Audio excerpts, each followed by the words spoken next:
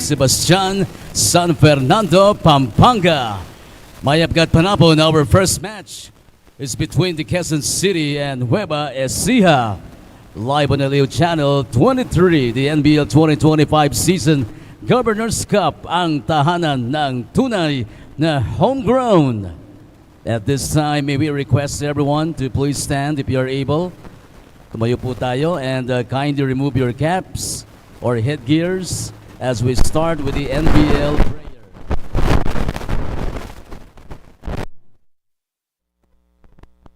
Let us pray. Almighty Father, we praise and thank you for gathering us together today for the start of the National Basketball League Pilipinas Games. We humbly come before you with grateful hearts for the opportunity to witness the talent, passion, and sportsmanship of all players of each team. Grant your blessings upon all the players and give them the confidence, strength, resilience, and the spirit of teamwork as they face challenges on the court. May they play with integrity, honor, and respect for their opponents. We pray for the safety and well-being of all players, coaches, staff, and fans. Protect them from injury, harm, and any obstacles that may come their way.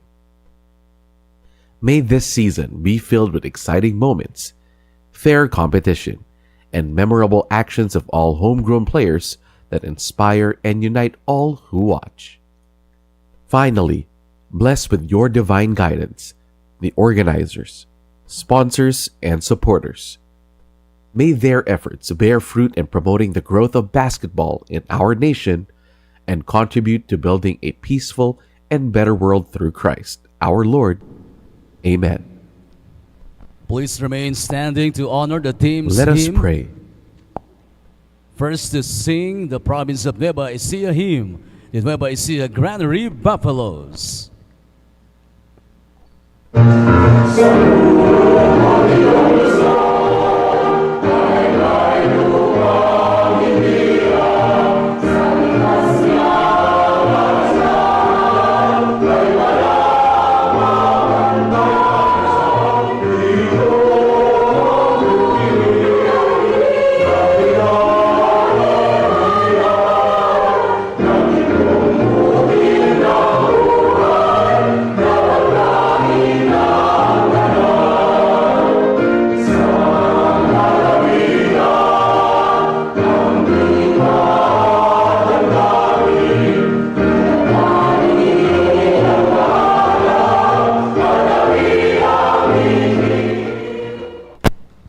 Thank you very much, Nueva Ecija Granary Buffaloes.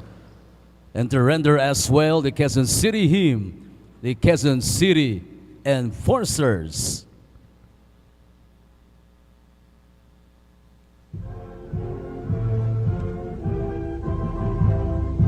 Lungsod Quezon aming mahal, araw mo ay saganang tunay, sa amin ang alab mo'y buhay, sa iyong sigla kami nagpupugay. Dito'y ilaw ang diwa mo, hiyas ka ng bayang sinisinta. Dito'y nukling mitiing banal, sa'yo ang pag-ibig namin nagdangal. Lungsod Quezon aming mahal, araw mo ay saganang tunay, sa amin ang alab mo'y buhay, sa iyong sigla kami nagpupugay. There you have it, the Quezon City Enforcers. NBL fans, you may now be seated. Both teams still have time to warm up before the tip-off.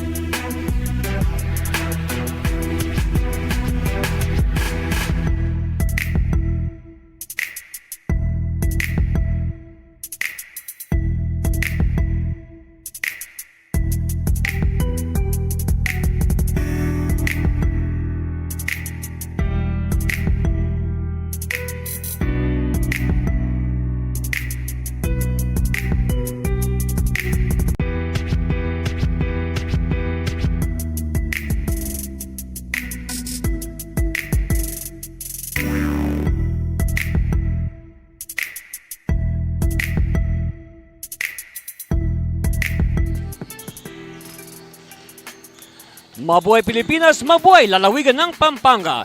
Welcome to the continuing action of the 2025 National Basketball League NBL Pilipinas Governors Cup, live and direct here from the Colegio de Sebastian Gym in the city of San Fernando, Pampanga. And for our first game today, it's going to be a good one. It's going to be two teams on opposite streaks. We have the Quezon City Enforcers going up against the Nueva Ecija Buffaloes. Good day, everyone. My name is Adi Servino. I'll bring you the action live as it happens right before your very eyes. So, again, I mentioned a good game today to open things up. The two teams on opposite streaks. One is striving to bounce back. The other one is striving to set up a win streak. So, let us first discuss their previous encounter. We're talking about the Nueva Ecija Buffaloes. They lost at home to the Taguig Generals 103-93 last May 16. And in that game, it was a good start for the Buffaloes. But at the end, the power of the Generals prevailed. And you can see the numbers from that game, of course. Good shooting clip for the Buffaloes. But Taguig won it because of the volume of the shots that they were able to manufacture. All right, and then of course, good transition defense also by the Generals. 34 turnover points as compared to only 28 for the Buffaloes. Of course, when you talk about the Buffaloes, you talk about this man on your screen right now, Juancho Tolentino. That's right. And in their last meeting against the Generals, Juancho scored only, I say only 31 points because in the previous game, he scored 42 points. So that's like 73 points in his two games here in the Governors Cup so far. That's right. Now let's talk about the Enforcers of Quezon City. They were victorious, that's right. So they want to start a win streak. They won over Manila MLB last May for 92-85. That was in their home court in SB Park. Of course, look at the shooting clip. It's such a big disparity, 55% compared to 23%. And if you have numbers like that, for sure, you will win in any league. Of course, when you talk about the Enforcers right now, all eyes on this guard on your screen, number 3, Bilshan Digno. Well, look at that. I said Tolentino scored 42 points. He's 2 points better, 44 points in their last outing against the MLB. 44 points. And you know what? Before that, Digno scored 33 points in their previous meeting before that. So again, another high-scoring guard. This is a good matchup. Digno versus Juancho Tolentino. Later on, you'll be seeing that. Of course, the Buffaloes, again, like what I said, they want to bounce back. But of course, we'll bring you this game after this break. Stay with us. You're watching the NBL Governors Cup.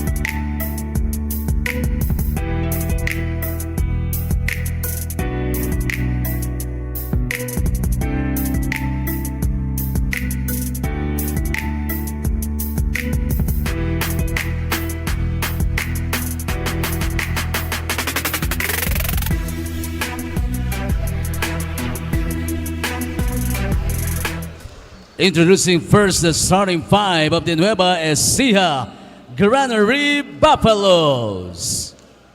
Playing center number 7, Kian Fontanilla. At guard number 9, Juancho Tolentino.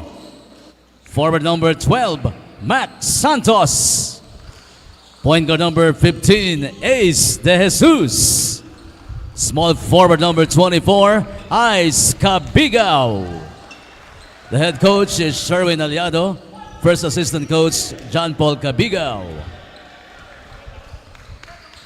Here's the starting unit for the Quezon City Enforcers. At guard number 1, Joshua Bringas. The other guard number 3, Bill Digno. Forward number 17, John Sonsona. Power forward number 23, Trick Acosta. Center number 31, Carl Tuazon. The head coach is Julius Manalo, assisted by Paul Aquilino. Referees for this ball game are There you have Alvin it, our protagonists, the Quezon City Enforcers and the Nueva Ecija Granary Buffaloes. You can see the starting fives on your screens right now. So I guess the only change I've noticed is, of course, the return of Joshua Bringas from injury. Bringas missed the first game, and they could have used his scoring sock. And Fontanilla, well, all right, so tap is won by the Buffaloes. Fontanilla, by the way, has to bounce back from his performance last time out. And before we go any further, I'd like to say hello to Mr. Kevin Williams, the president of the NBL USA. That's right, he's watching right now.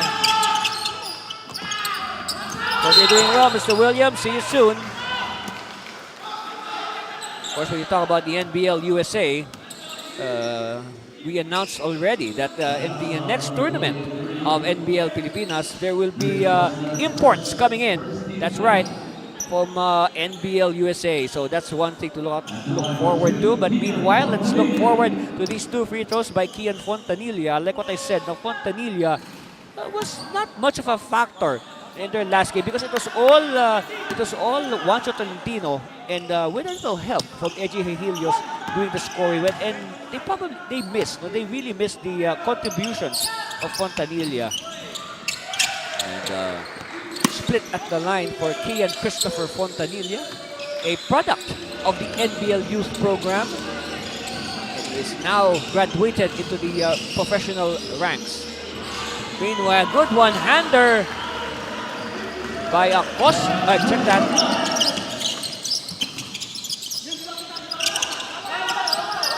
Ansa, who's played their first field goal of the game. No field goals yet for the Buffaloes. That might change underneath. Yes. That's Clarence Hill Santos. There are two Santoses on the Buffaloes roster. The other one is Mark Santos.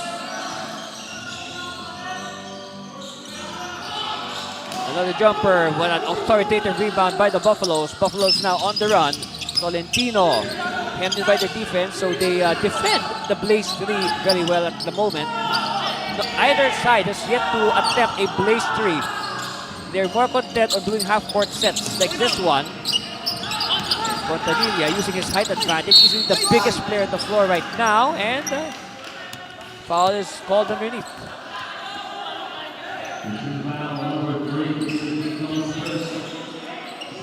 That will send Juancho Tolentino to the line. Of course, Tolentino, a top 10 scorer in our last tournament. Of course, that earlier basket by the Enforcers was courtesy of Rainer Kinga. That's right.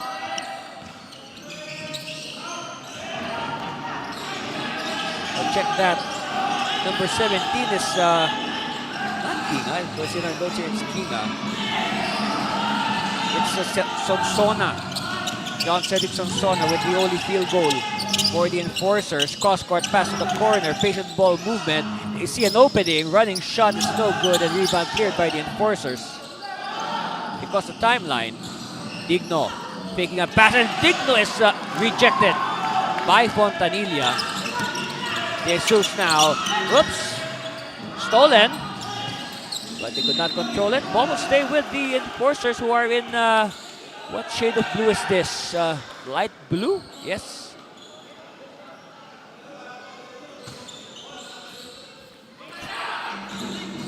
Acosta. First attempt from 3. Yes, clean as a whistle. Of course, Acosta has proven to be a good partner for Digno when it comes to scoring for the Enforcers. Juancho in the corner. One-on-one. Top of the key. Back to Juancho. And that's a foul. Yes, very clear. Referees are quick to whistle. It's not a shooting foul.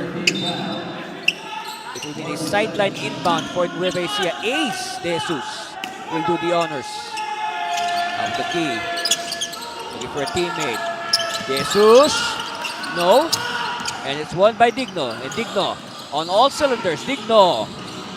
No. Again, good defense on the Blaze 3 by the Buffaloes. And again, that's another foul. Let's see if it will be deemed a shooting foul.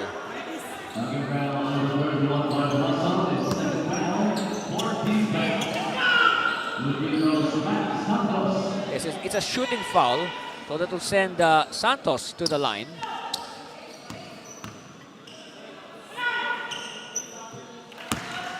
First one is good. We're looking here at Mark Carlos Santos, all right? This is, of course, the other Santos is Clarence Hill Santos. This is Mark Carlos.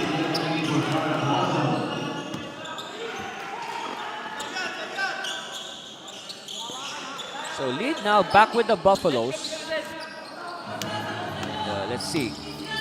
Digno crossing the timeline. Hand off. Using the screen. Little hesitation here. Digno's open. No. And another rebound by Fontanilla. And again, it's going to be a field day for Fontanilla, but they turn it over. Digno. No, and Digno is hammered. And let's see, that will send Digno to the line.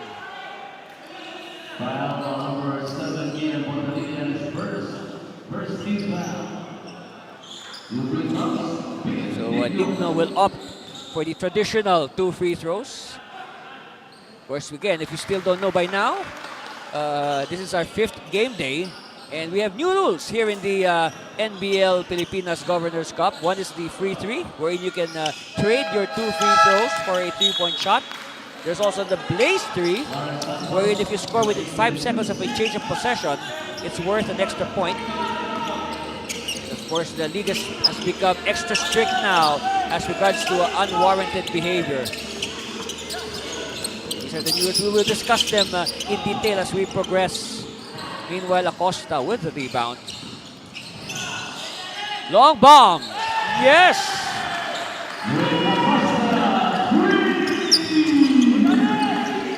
And that's back-to-back threes. 2 threes now for Direk Acosta. And again, that is his calling card ever since he was playing in college for St. Clair. All right, Enforcers now on the run. See, the key here is take a look at that lamp, all right? That lamp or that siren affixed at the top of the shot clock.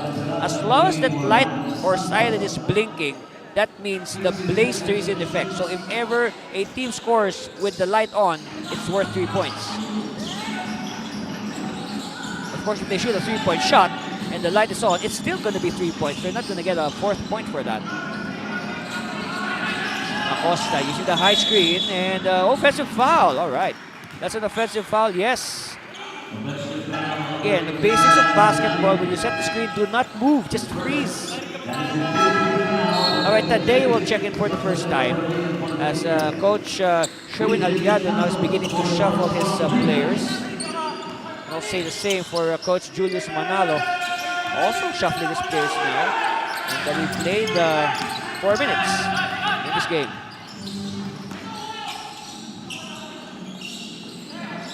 Shot, no. Ball tap, won by the Enforcers. Butalin, give it closer, no.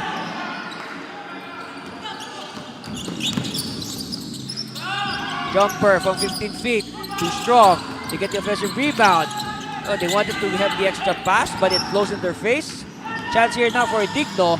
The light is on, and he is fouled again. This is the second time that Digno has been fouled while attempting a Blaze 3.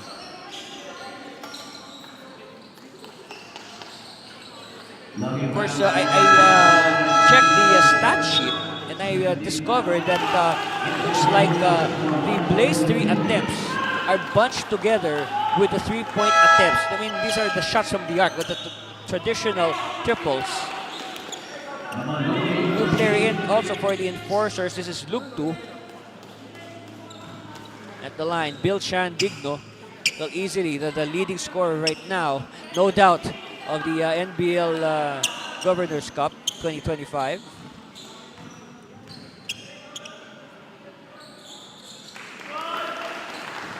And now that ups the lead of the Enforcers, 11-6. Let's see how the Buffaloes will respond with their new players. Tadeo, ball stolen. He was not ready to receive, and there was somebody prowling from behind. Oh, nice pass, but again, good defense by the Buffaloes on transition. Oh, another steal. And they could not control it. Let's see. Yes. And finally, the first place of the game, courtesy of Bilshan Digno. Yes, that is worth an extra point. And suddenly, the lead of Quezon City is up to 8. Let's see. Take a look at it again. Look at that. Extra pass and good hands here by Digno. Yes, he knew that the light was still on and he took advantage. All right, at the line, Tadeo, who is fresh in this game, one of the first players off the bench for Nueva Ecija. And he's also one of the tallest players on the team. Yes. Alongside Kian Fontanilla, who is sitting down. Good start by Fontanilla on both offense and defense. You can say he's really bent on recovering from his previous performance. And for sure, all these players will say, you know, they would rather trade their impressive individual stats for the victory. Baseline inbound, having trouble. They're taking too much time, forced to pass. Pop out. For 3, no. And rebound by the Enforcers.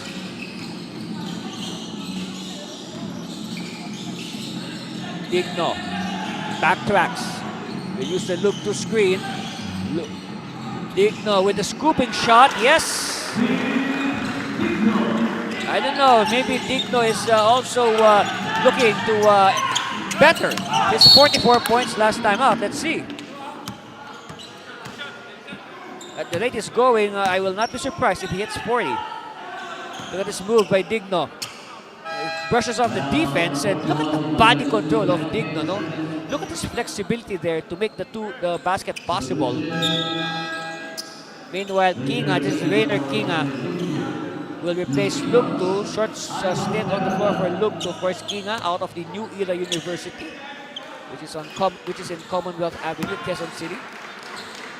Yes, a lot of these players are varsity athletes from the schools in Quezon City. And Ivan Peralta, good on his free throw. And we see now inching a bit. They're just behind by 7. Acosta. And a whistle halts play. Let's see.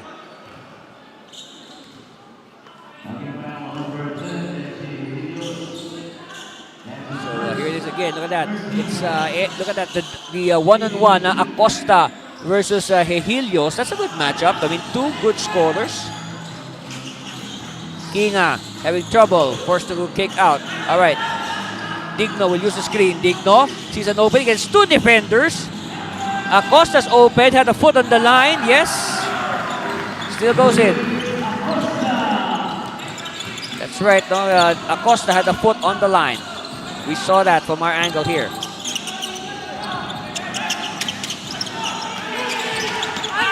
Bounce pass in traffic. Oh yes, well anticipated by the defense. Stop and pop 3. No. Tadeo now. Buffaloes on the attack. No good. Helter-skelter basketball by both teams. Inside. Series of fakes Forced to kick out. Kinga. No. No enforcer for the rebound. Eji. One-hander. Yes.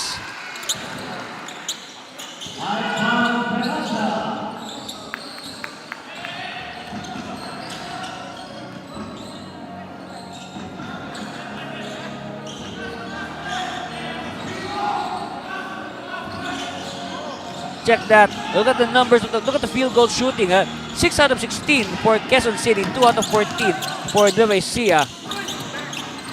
Meanwhile, and a lucky break for Peralta.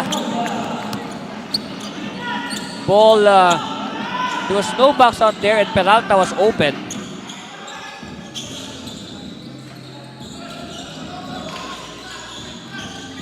Again, not much blaze threes. Both these teams are not talented much. Look at the free throws. 7 out of 10 for Nueva Ecija, 3 out of 4 for Quezon City. And with that in mind, later on, we might see Quezon City lapse into early foul trouble or early penalty, and that will be a factor in this game. Meanwhile, we have a timeout called. Oh. All right. We have a timeout call, then we'll be back. You're watching the NBL Governors Cup.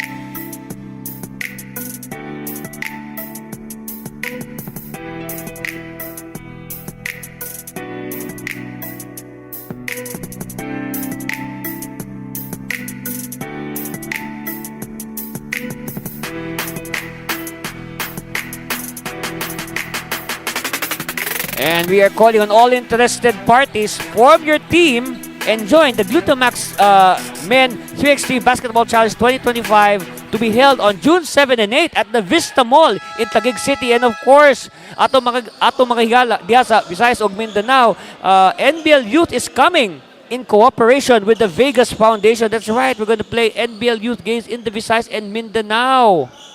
And of course, NBL Youth, not only in the Philippines, but it's now going to be worldwide. The NBL Youth will be forming teams to compete against the countries that you see on your screen right now. And we will announce more details as it happens on our official social media. So please like, follow, and share NBL Pilipinas on Facebook and subscribe to our YouTube channel.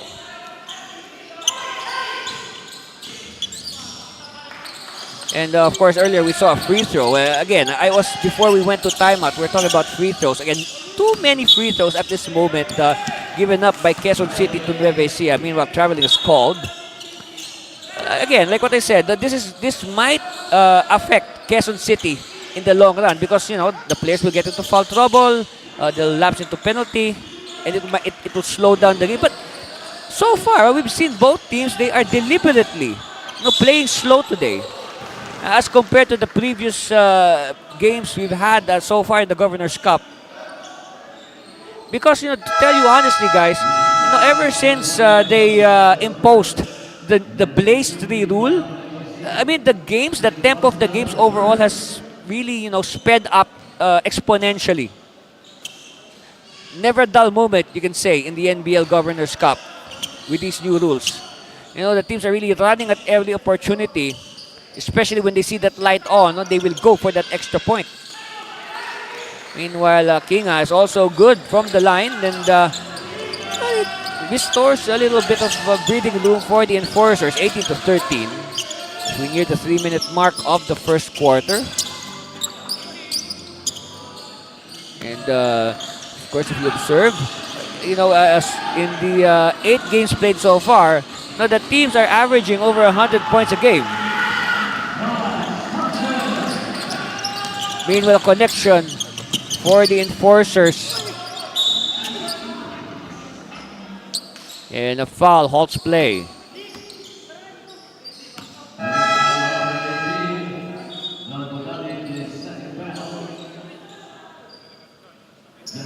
So again, more shuffling for Coach Manalo.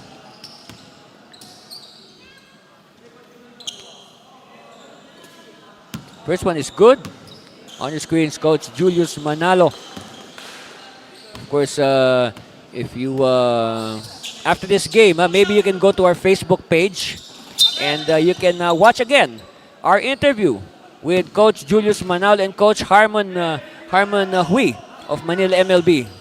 Yes, you can watch it again at your pleasure. Meanwhile, another free throw is good. Look at the turnovers. Wow, 7-1. You can say almost a perfect game for Quezon City. But again, these 7 turnovers is a concern for Coach Aliado. He has to fix this. Yes, he has to remind his players to take care of that ball. Oh, well, we talk about turnovers. Quezon City with their second turnover of the game. Yes, and no. Oh, good block. All right, in transition, the light is on. Look at the points of turnovers, 9 out of 9 to nothing. So again, Quezon City was able to translate those 7 turnovers into 9 points. Meanwhile, no choice but to give it a foul for Eji Helios. Again, renewing his matchup with Derek Acosta. Oh, well, that was an obvious foul. Even if it was in slow motion, you could feel the impact. Juancho Tolentino is back. At the line, Derek Acosta. Of course, let's see if Acosta, on your screen there, that's engineer Sherwin Aliado. Of course, he is a civil engineer by profession and a basketball coach by passion. Oh, free three by Acosta. No good. Oops. Referee says we will take another attempt. There was a violation there. Oh, a wet spot. Referees are pointing to a wet.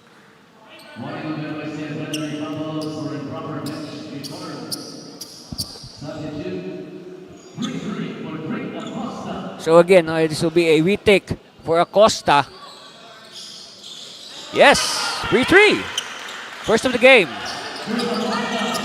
Of course, when you talk about 3-3, Drake Acosta has the distinction of hitting the very first 3-3 in NBL Governors Cup.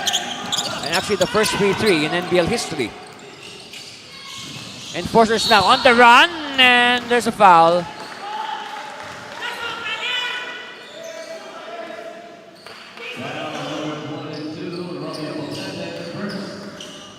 See, look at the effect of the free three. The lead of Quezon City has increased to 9 with just one shot. Slice of the crowd here supporting, let's see, I believe she is supporting the enforcers. Yes.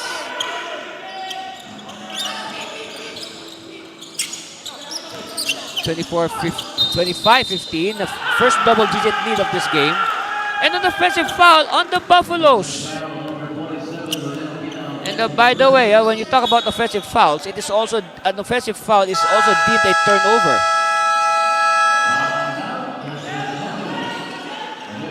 Oh, we have a challenge on the floor, and the light is on, meaning, let's see, this has been filed by Coach Manalo. So we will be back as the referees will sort out this challenge filed by the enforcers of Quezon City. Oh, check that. It was filed by Nueva Ecija. Yes. It was filed by Coach Sherwin Aliado. So we did not see the light from our angle. All right, so it's filed by the Buffaloes, okay? Just to clarify that the challenge was filed by Coach Aliado and the Buffaloes. So we will wait for the verdict of the referees as they review the video.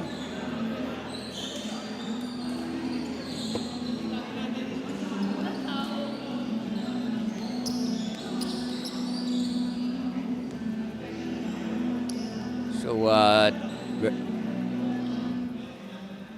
coaches are taking the chance for some quick instructions, because unlike in other situations, the players are not allowed to talk to their coaches. Upon review, the challenge made by Nueva Ecija is successful. It was not an offensive foul. Nueva So it is a Ecija, successful challenge basketball. by the Buffaloes. Let's see what happened here. All right, Tolentino with the ball. 14 See. seconds to shoot. Oh, yes. Clearly, that is not an offensive foul. Yes, that is not an offensive foul. Ball will stay with the Buffaloes. So the offensive foul is overturned. Here's a chance. Now here's a reprieve for Nueva Ecija. Juancho using the screen. Nice roll, but they don't give it to Tolentino.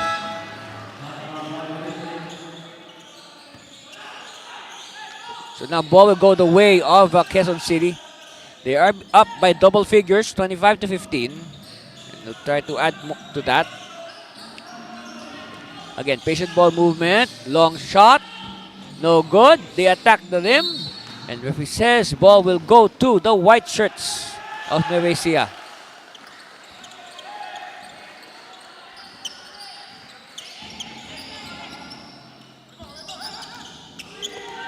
So again, a lot of half-court sets in this game. Huh? They drop it inside. Again, well read by the defense. Enforcers on the run. They apply the brakes. And the 5 seconds is off. Light is off. So no more blaze tree in effect. Oh, Kinga, good position. They did not mark Kinga. They were all focused on the ball carrier. And good vision to spot the open Rainer Kinga.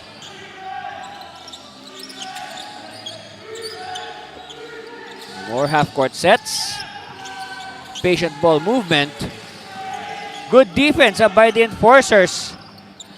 They are denying the passing lanes, but a triple breathes life into the Buffaloes. High screen. Fake. Step back three. No. And whistle holds play. Oh, a double foul. On, let's see. On Gib. Is this Sonsona and Giba? Okay, let's look at the shot. The shot will not go in. Look at the wrestling underneath. Oh, all right.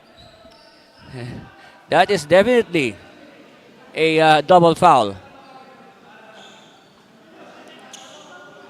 So the double foul will cancel each other out. We'll continue.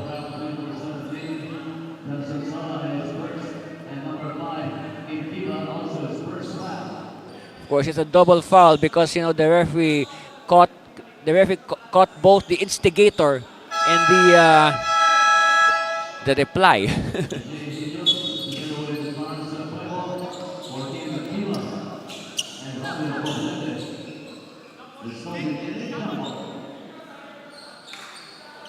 So it will mean a jump at center court.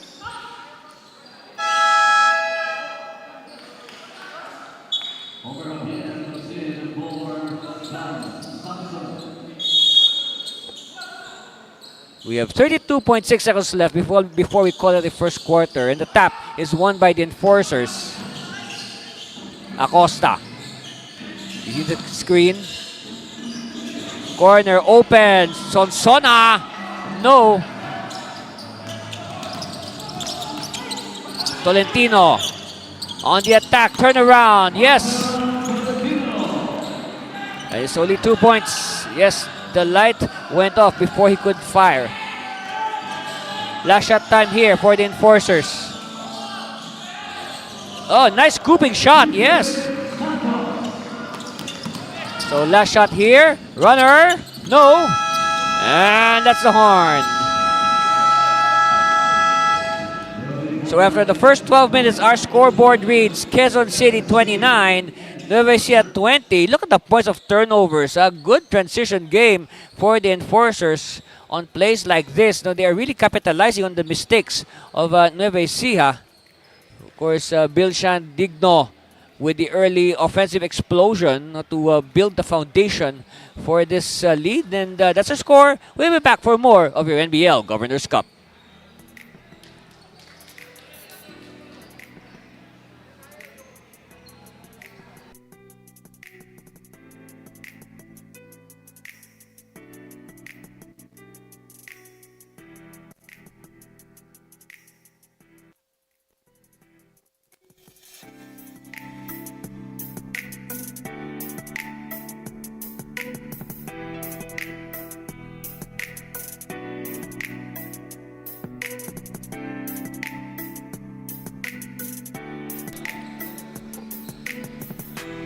Hey, I know this guy. That's my friend, Coach Christian Calagio, and he has been appointed to head the NBL Youth Program in Region 1, particularly his home province of Pangasinan. And also recently, the NBL has appointed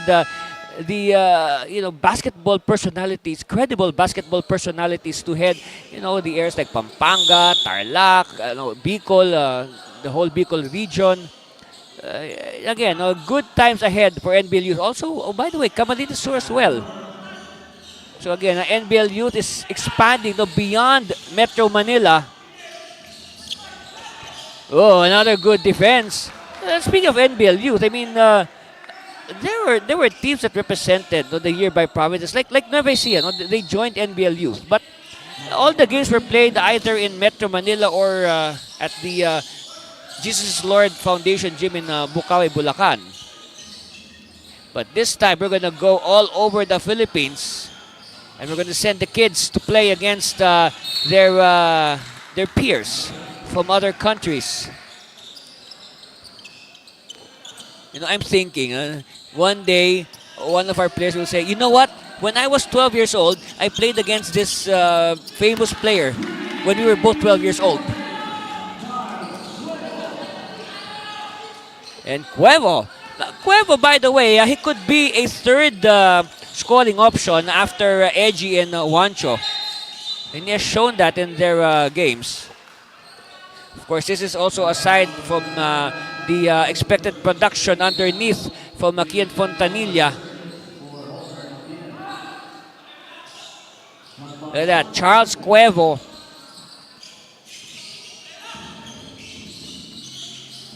(29-23). So no score yet for the Enforcers. And another turnover in transition. Yes. And that's a blaze 3 for Juancho. And we have a timeout called. Look at this again. Look at again. That light. I think that light has an effect on the players. When they see it blinking, it ignites something inside them. And we'll talk more about that after this timeout. You are watching the NBL Governors Cup.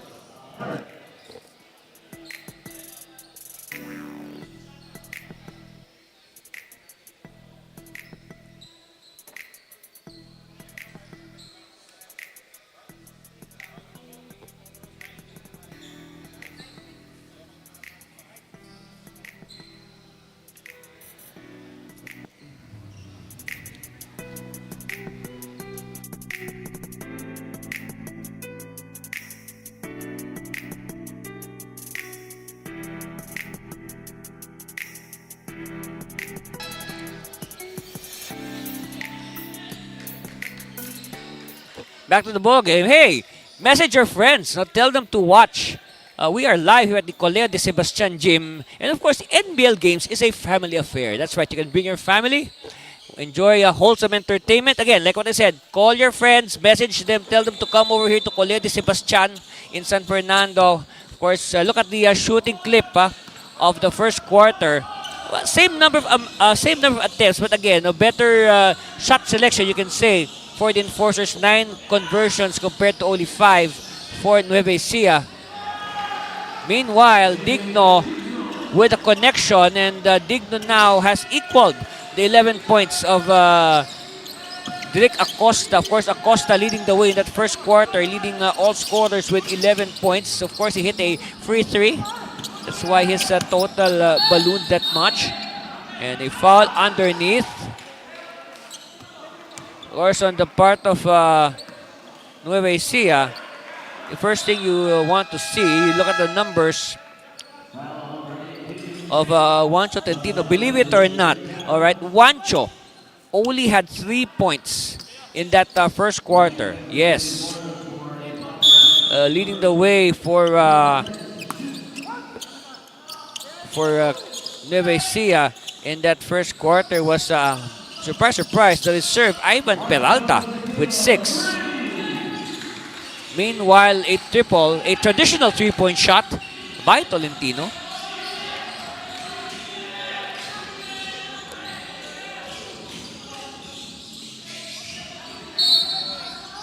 Foul on the scoop.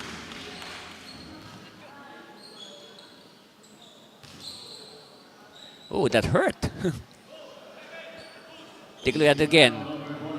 Look at that. Juancho Tolentino. The defense was 1 second too late. Or we can say probably 2 steps beyond. Meanwhile, look at the retaliation. Very unselfish play.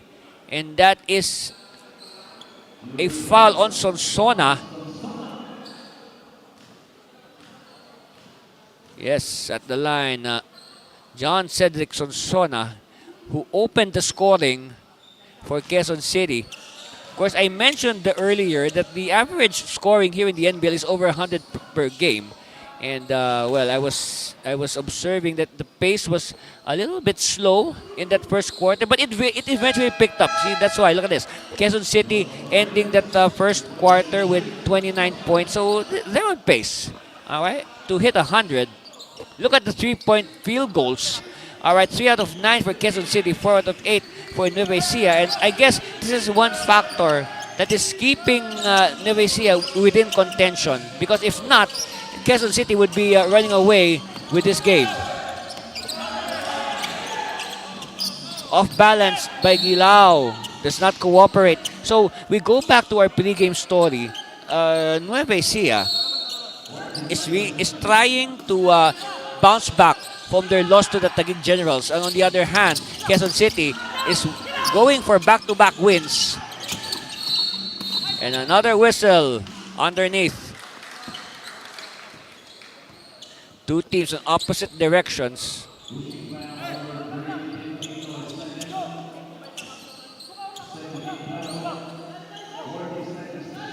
So sideline inbound for the Buffaloes.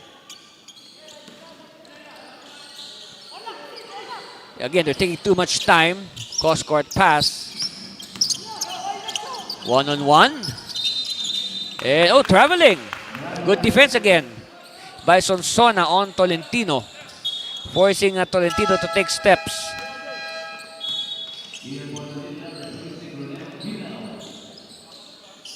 Meanwhile, Fontanilla will report back to duty. Started this ball game.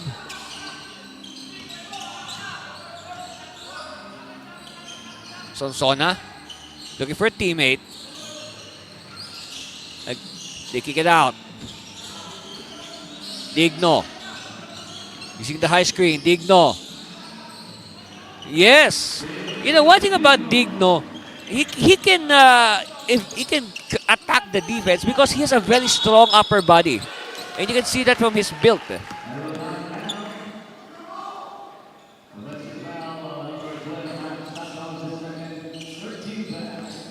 So again, even if the defense is swarmed on Digno, his strength will help the ball go in.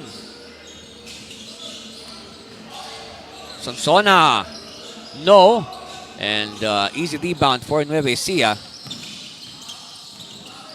Juancho, no look to the corner. Step back, no. Another offensive rebound, extra pass, baseline, another extra pass. I don't know, a case of overpassing, you can say.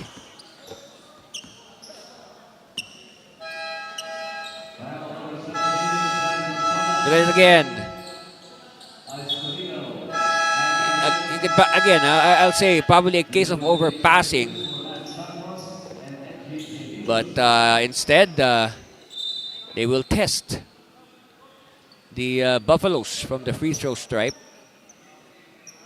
And it looks like they will attempt. That's right. Juancho Tolentino will attempt a free three.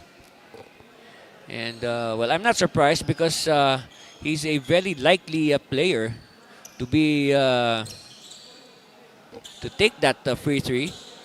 And to remind everybody, a player cannot just take a free three if he wants to. The free three has to have the approval of the head coach. So the player cannot just walk or stand there. I mean, it has to be the head coach who will signal the free three.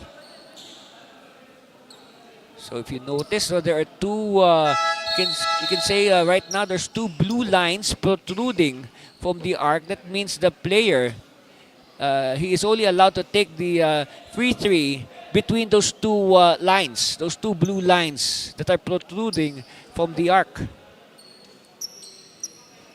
Oh, they will, well, they changed their mind. They're going for two free throws instead. All right. More sure thing. And look at that. They're just behind by 4. Make that 3. So suddenly we have a ball game. The double-digit lead of Quezon City is now history. Acosta, another triple.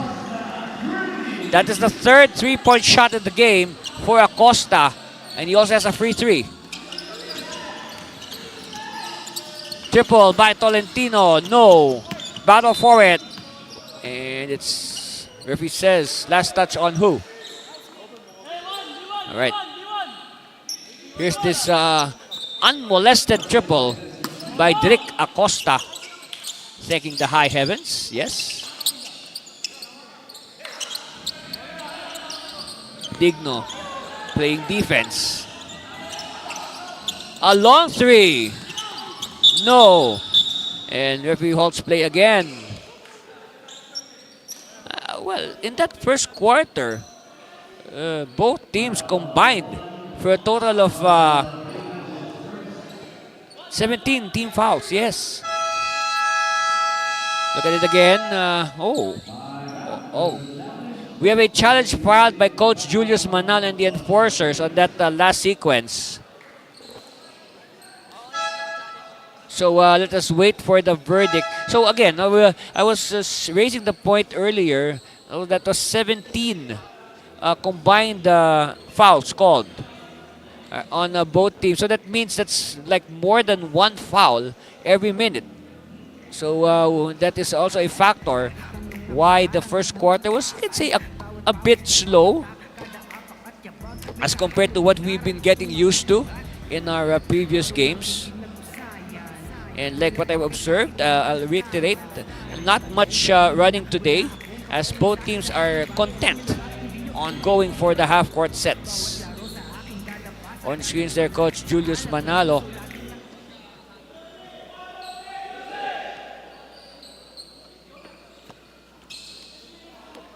And again, you can say a very articulate... The challenge of the Quezon City was unsuccessful. Oh, unsuccessful challenge. All right, let's see.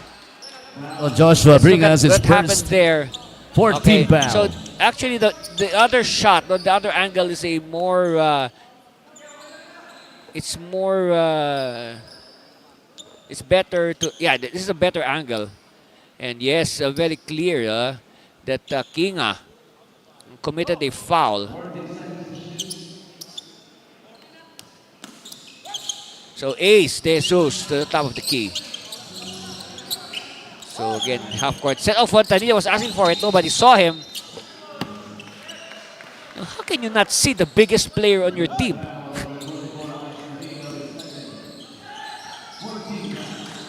Another turnover for Nueva Ecija.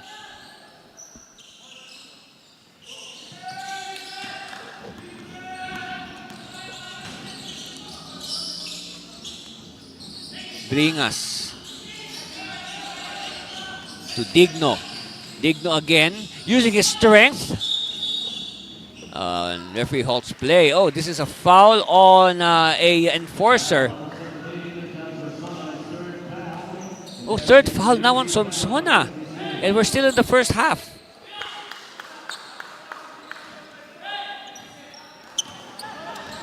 (37-31). Of course, Nueva Ecija has been threatening, but they have yet to grab the lead.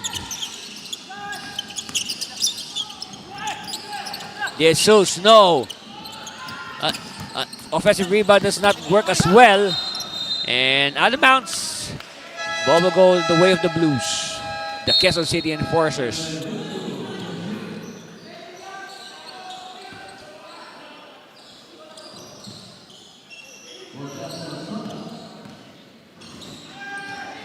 Bringas, bring it down. Of course, Bringas was the teammate of Kinga at New Era University. So we have two alumni of the Hunters here on the floor. Here's the attack by Juancho. Oh, let's see if he will be given continuation. All right. They will count the basket and they will send Tolentino to the free throw line. Oh, very obvious. That's an obvious foul there. Yes. So a bonus in the works for Juancho Tolentino. And of course, I said earlier that Tolentino only had 3 points in the first quarter, but now I guess Tolentino is back to his usual scoring pace.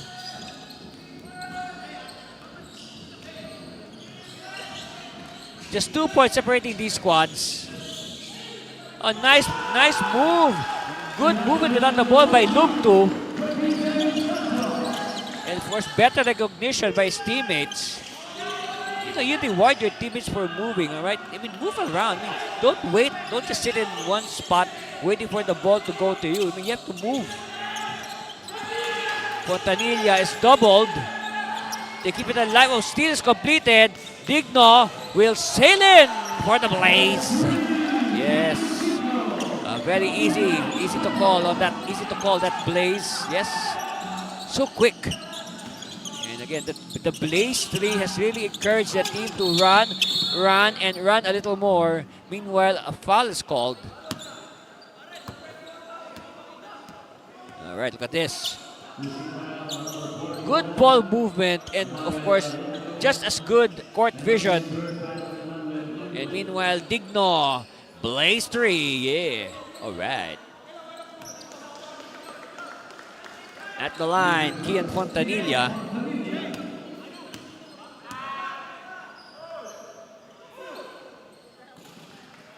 Good.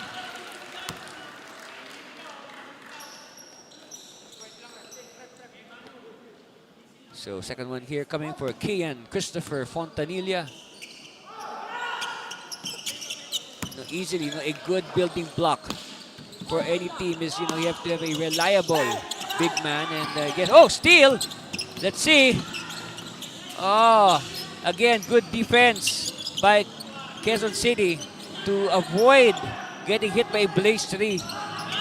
Fontanilla posting Lugtu. Turn around. Fontanilla hook shot. No. Fontanilla gets his own miss. Kicks it out. Tolentino is open. Yes.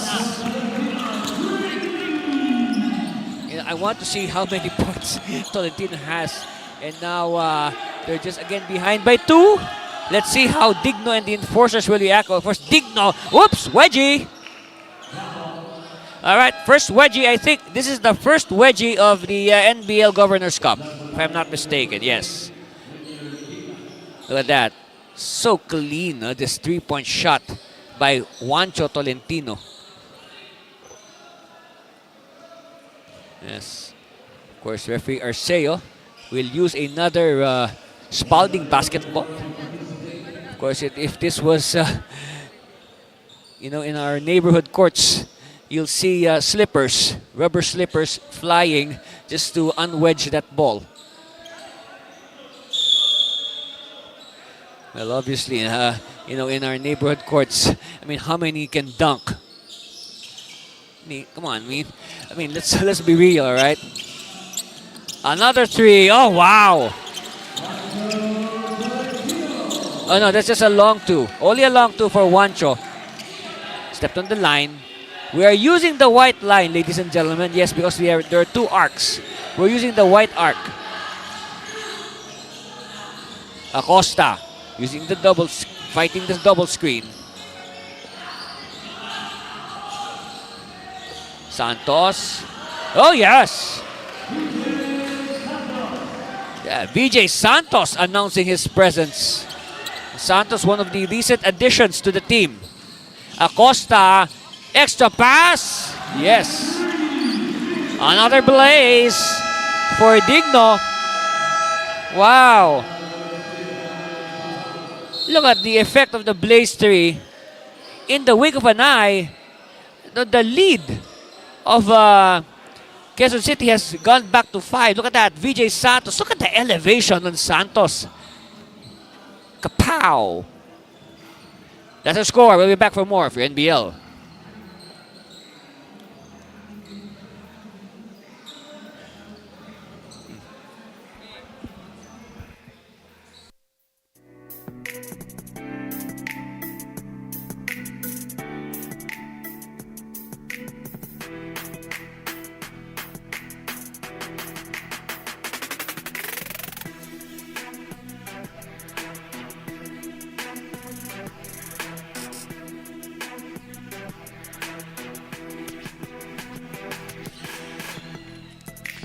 On the screen, that's Bill Shan Digno.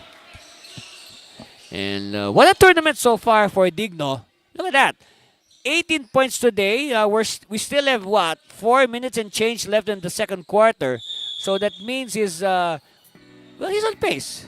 If he continues to play this way and he doesn't sit down that much, he might hit 40. Yeah, he might hit 40 today. Back-to-back 40-point games. Tolentino to the corner, nobody marked. And good rebound by the enforcers. Acosta all the way on, smothered by the defense. Oh, nice cut. Nice cut. And unsuccessful, but they'll go to the line.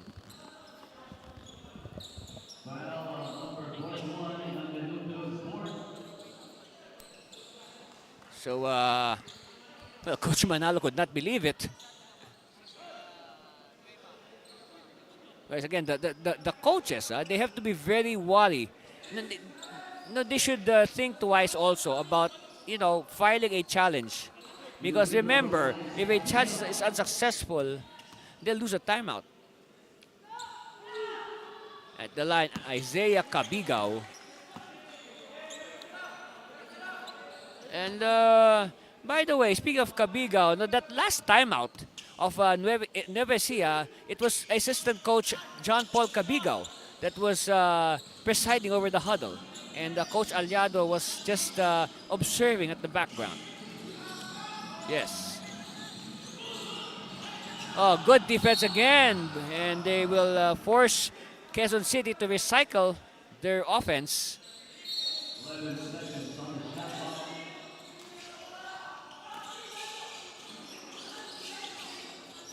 Santos.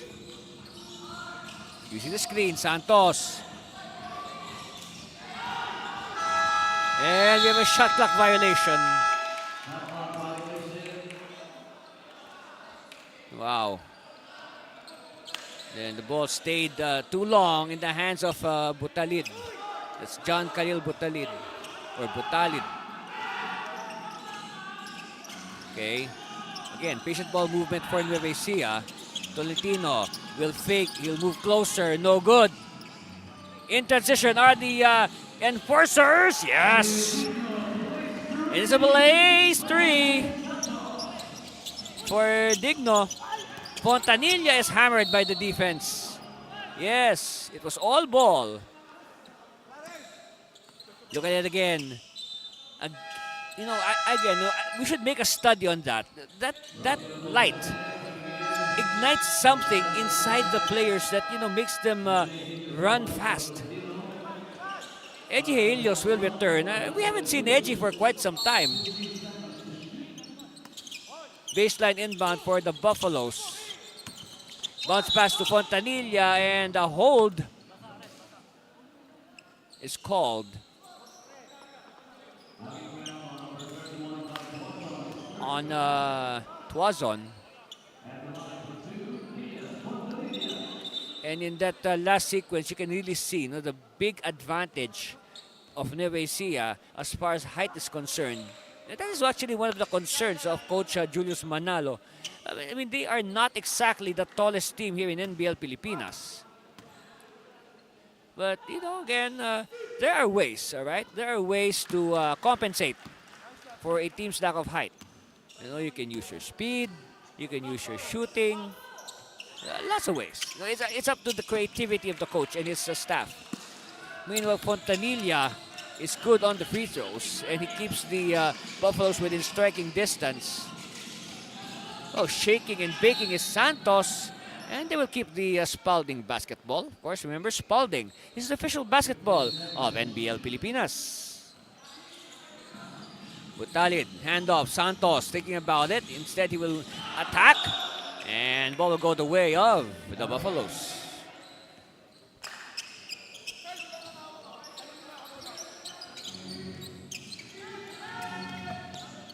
Chance here for Nueva Ecija.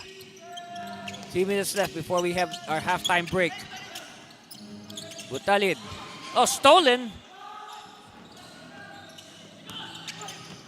Oh, they slipped. And what gives here? Oh, got it on the face. Cabigo getting hit on the face.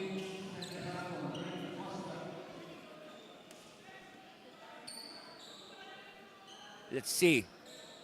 You know, sometimes the slow-mo replay is really painful to watch. Oh yes, look at that. He got an elbow. Yes, very clear. Well, that's not really no malice there. It was just accidental. Yes. Here's another angle. Yes, look at that. Oh wow, an elbow to the face. Meanwhile, lead stays at 5. Acosta causing the timeline. They'll set it up again. They post up.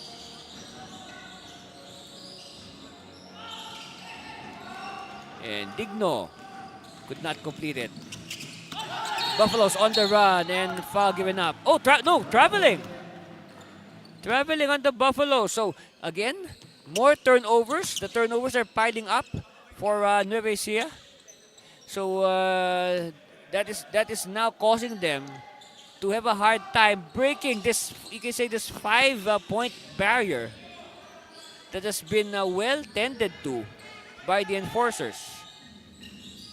High screen. Santos. Bounce to the post. De Jesus against Acosta. Turn around. Won by the Buffaloes. Buffaloes now on the rampage. Yes! They had options. It's a blaze 3. But then again, you might lose precious seconds, so might as well take it yourself. Remember, it's only 5 seconds, folks. The blaze 3 is in effect for 5 seconds only, and that 5 seconds runs very fast before you know it. Santos now with the miss.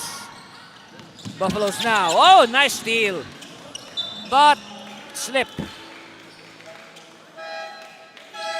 But admire the effort being shown here by Santos.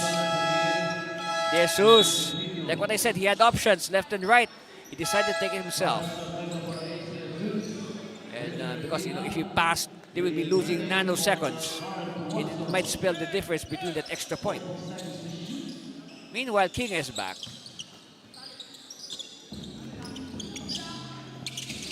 King, one of the believe it or not, King is one of the taller players on the enforcers lineup. No. Kept alive by the Buffaloes. Long 3. Long rebound. Ball is loose. It's won by Quezon City.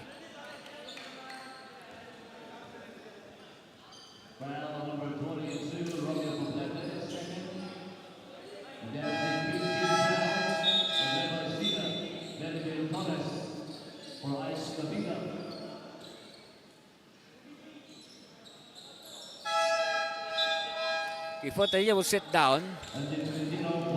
And the other Tolentino. This is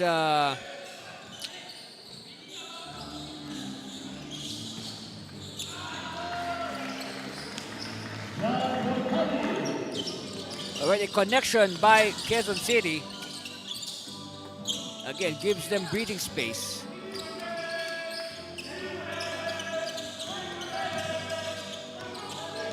Okay, by the way, this is Mark Jude Tolentino, the other Tolentino. Acosta. Acosta with the Euro, and he draws the foul. Of course, the Buffaloes demanding for a travel, but referees will not agree. So it will send Drick Acosta to the line. Look at that, 14 points. Only 3 points, huh? Well, make that, did it go in? Anyway, 11 of those points of Acosta were made in the first quarter. So his scoring clip has gone down considerably here in the second quarter. But again, we still have the second half. Who knows, Acosta might score 30 points with this pace of his.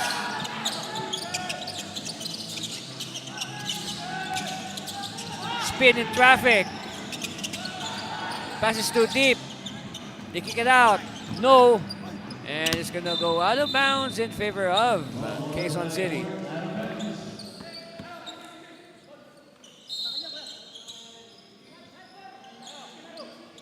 Of course, we are back here at the Colegio de Sebastian. This is where we played our opening fixtures last April 24.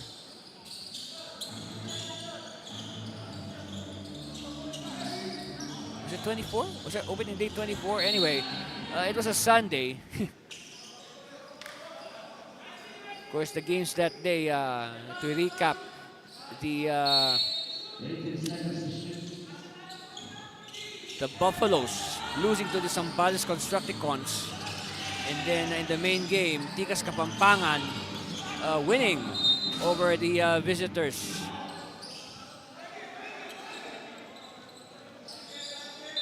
They won over Manila MLB by 20 points. And now Botalit with the connection underneath. Lead is up to 8 again, possibly more. Let's see. Kinga. And that's just 2 points. That's just 2 points, but this is for the Blaze. Yes.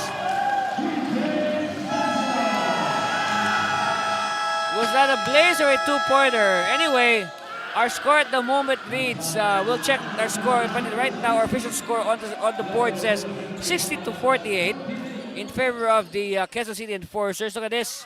Well, this is not a Blaze 3. The light was already off when Kinga executed his hook shot. And then after that, a steal. I don't know. Will that count? Did that count? Anyway, let's see. But you know, it's good. It's a good effort. And well, the clock was off. You can see in our replay that the clock was off. So our score after 24 minutes, 60-48. We'll be back with our halftime analysis, of course, in the second half. Stay with us.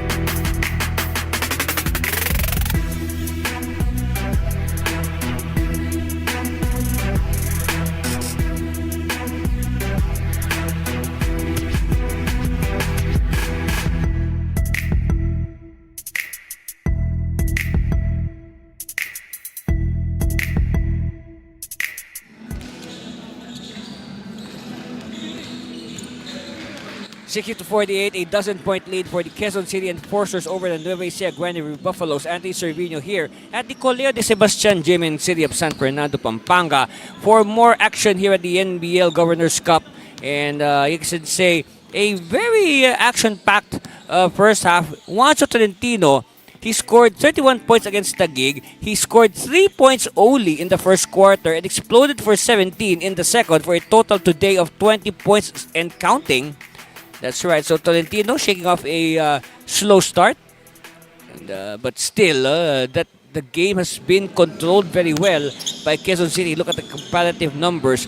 The field goal shooting itself is very, very indicative of how well the Enforcers have been played. 49% compared to 25 for Nueva Ecija. Of course, a lot of errors also for the Buffaloes. Meanwhile, look at this, a shootout between Digno and Tolentino. 21 for Digno, 20 for Tolentino, and then Acosta with 16. And I guess you can see after Tolentino, Peralta with 6. So this is the thing for Nueva Ecija. Tolentino needs help, all right? At least for Quezon City, they have a 1-2 punch in Digno and Acosta. Look at some highlights here. Like what I said, good start for Quezon City. Nice pass inside to Rainer Kinga. And of course, Digno doing Digno things with that scoop. And kick out. Unselfish play. Nets 3 points for Drick Acosta. Meanwhile, Tolentino, he only had 3 points in this first quarter on that Blaze 3 and 29-20. That's a score after 12 minutes. Come the second. Look at that. Defense. And a little bit of defense results in a Blaze 3. And you can see the effect of the Blaze 3. That double-digit lead of Quezon City simply evaporated so quickly. But unfortunately for Nueva Ecija, they can only come to within 2. Of course, a nice play there by the new addition, VJ Santos. And that's a score at halftime, 60-48. And we need 24 more minutes to decide the outcome. And like what we mentioned earlier, 20 points total for Juancho Tolentino. You can say well in pace. If he continues to play, Coach Aliado does not sit him down, he will score 40.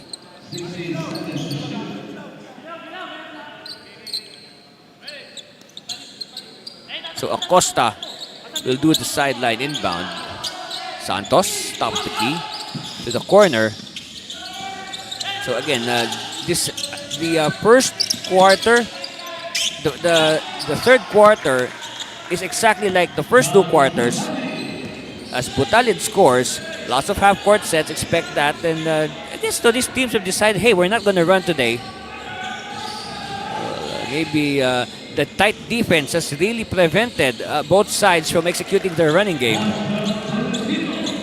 Meanwhile, 22 points now for Juancho.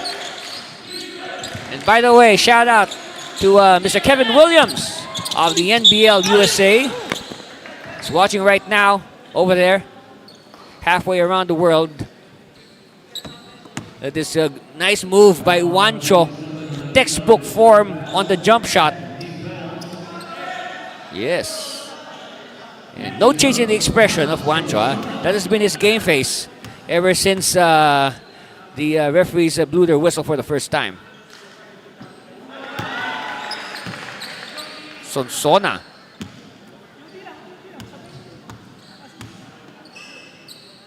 Second one on the way. Split. And let's... Oh. One more free throw for Sonsona. A premature entry.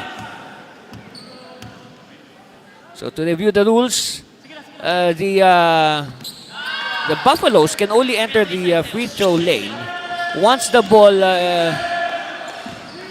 is now off the fingers or the hands of the shooter. And then the shooter can only cross the line once the ball hits the ring. Jumper. No. Ball tap to Juancho. 24 points here for Juancho. He has all the points of Nueva Ecija in this third quarter. Digno. Jumper rims out. Cleared by Tadeo. To Ace. De Jesus bunny hop. No. Juancho. Oh, yes. And of course, credit to have that basket to that good screen that prevented the defense from covering Tolentino. Down to 10. Santos. Against 4 defenders. Somebody's free. Kick out. Sonsona. No. Buffalo's now on the run. Ooh, good defense. Santos. Shows a pass. Acosta for 3. Yes. So that is a good example of what I was saying earlier. The light was on, yes. They hit a 3-point shot, but it will only be 3 points, okay? So it will not be 4 points, just to clarify.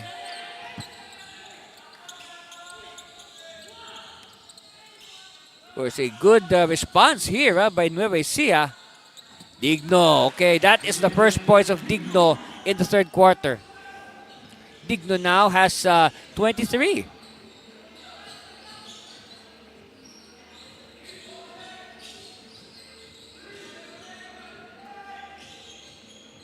Eji, no. Butalid. It's to Santos. Santos. Against 4 defenders. Somebody's free. And again. That is one way. That is actually the best way to break up a zone defense. Far away from the outside. And when you start filing away from the outside, the ball is going in. That will force the defenders to pop out and make the shaded lane not that crowded as before. Again, Juancho continuing to wax hot. It's now a baker's dozen lead. Down to a baker's dozen. It was as high as 15. And Santos will get continuation. Caught the basket, plus the foul for VJ Santos. Take a look at it again. Look at that.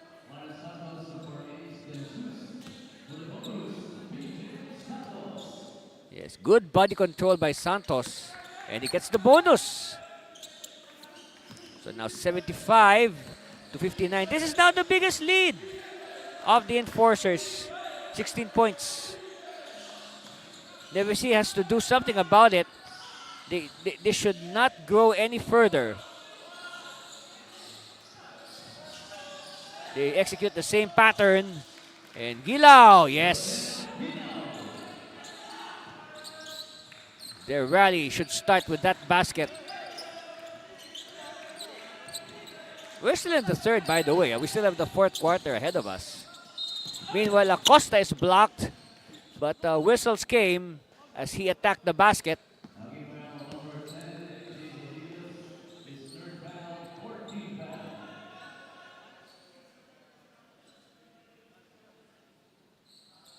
Okay, again, back to the line. Derek Acosta for 2 free throws, yes.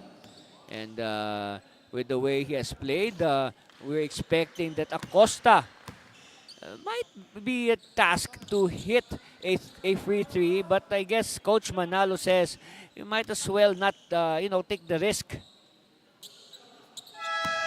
It's like an all or nothing thing when you take the free 3.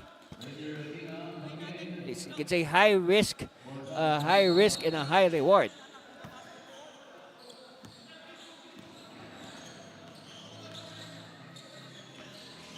So back to their half-court set is the Nueva Ecija, Granary Buffaloes. Tadeo hemmed in well by the defense of Butalid, and foul is called. And a little bit too playful there.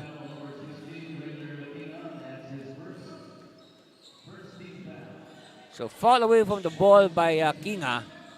Let's see how that developed. So look at the wrestling on the right side of your screen.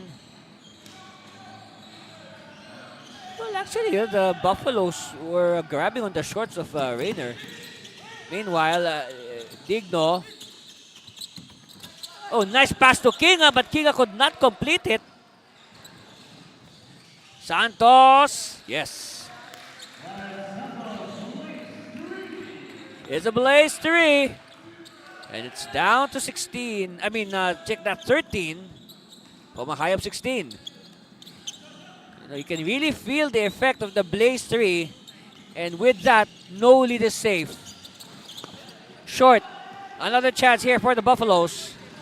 Buffaloes. Oh, good defense again.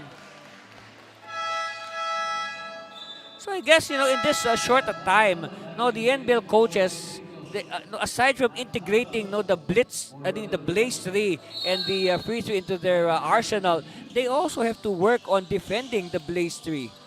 And the two teams today that you're watching are, they are putting up a good example of how to defend the blaze 3.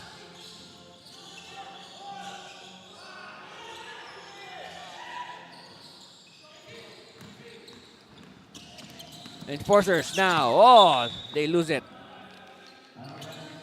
So that opens the door a bit for Nueva Ecija.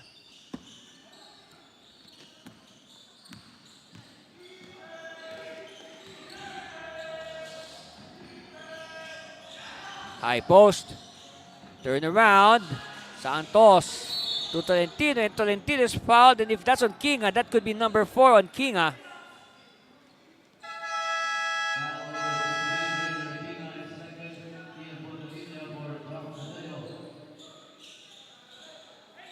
And Fontanilla is back for more size. Tolentino. Yes. And of course, Fontanilla did a good job of preventing the defender from getting close to Juancho. Meanwhile, Santos spinning in traffic. Too much spin. And again, good transition defense. Yes, that is the lesson for today. Huh? How to defend the blaze 3. And these two teams are showing us how, and they're doing it very well.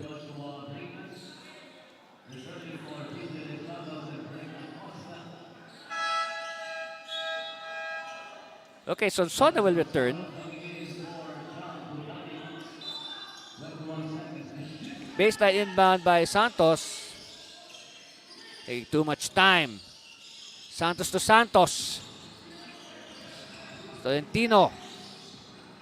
To the corner. Edgy. No. Oh, from behind. Juancho with the offensive rebound. Juancho. Yes. And he will not be denied the 2 points. Down to 8. From a high of 16. Digno. He has to move closer. Met by the defense.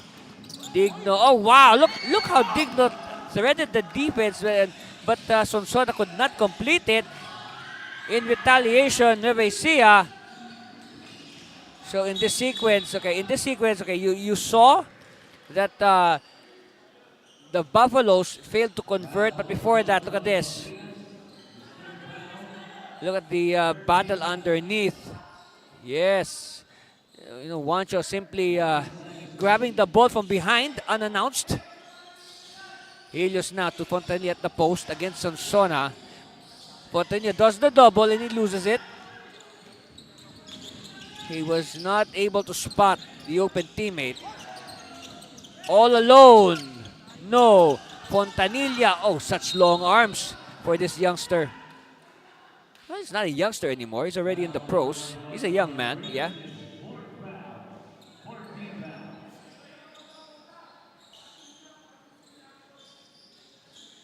Okay, so Fontanilla will start things.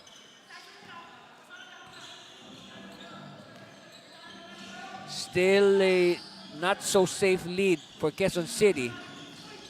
Several blaze series and maybe a free 3 or so will simply erase this 8-point gap. Kinga to Digno. Digno bounce pass inside. Sonsona against 2 defenders and he is snuffed by the defense. Tolentino. Back pass to Santos. And Santos completes the play. He did not embarrass Juancho. And we wait timeout called. But before that, look at this.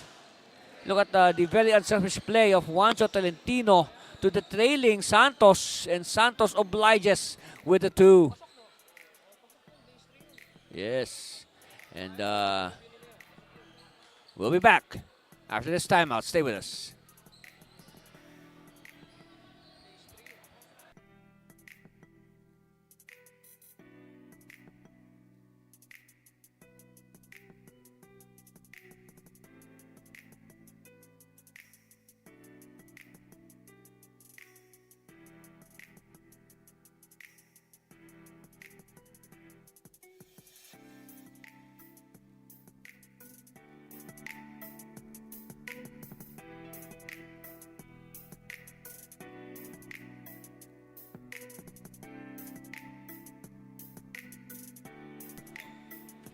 And you saw in the earlier frame the huddles of both these teams. Okay, here's the numbers of Acosta. 21 points already for Acosta. Yes, they should put a man, they should put a defender on this guy. He is simply bombing away from the outside. That's right, Drake Acosta, a good running mate, you can say, for Bilshan Digno as the 1-2 scoring punch for the Quezon City Enforcers. Digno crossing the timeline. Well, it seems that look at the points this quarter. Nueva Ecija has outscored the Enforcers 23-17, so they have chopped off 6 points from the lead at halftime. Meanwhile, look at that. It's a blaze 3. See, look at that. In a snap of a finger, only 3 points now separated. Oh, here's a steal. This is for the tie. Yes. And count the blaze 3 for Isaiah Cabigao. Digno. We are tied at 77 all. Kinga to the baseline. Sonsona answers the call.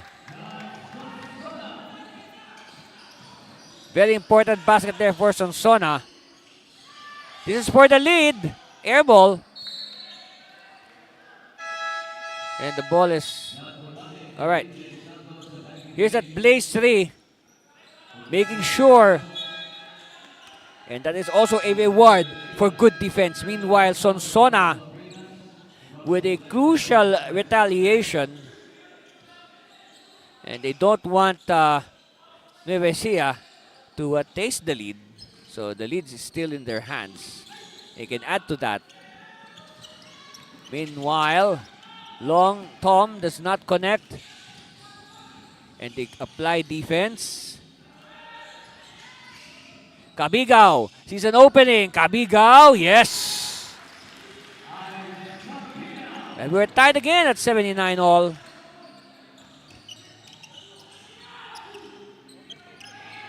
Santos for 3.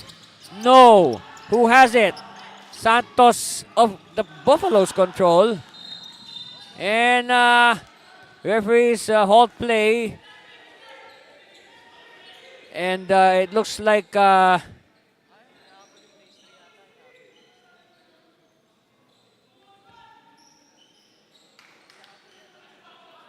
coaches have, you see both coaches on the screen.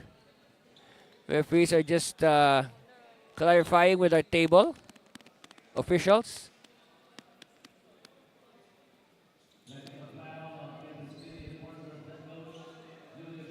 Okay, so yes, it is a technical foul on Coach Manalo. Yes. So it will mean free throws for the Buffaloes. A chance now for Nueva Ecija to grab the lead. here in the third quarter. And you can see a very emotional Coach Manalo. For the lead, yes. And Cuevo gives the Buffaloes a 1-point lead. And if you're joining us only now, this game has been totally dominated by the enforcers until now. This is the first lead in a long time for Nueva Ecija.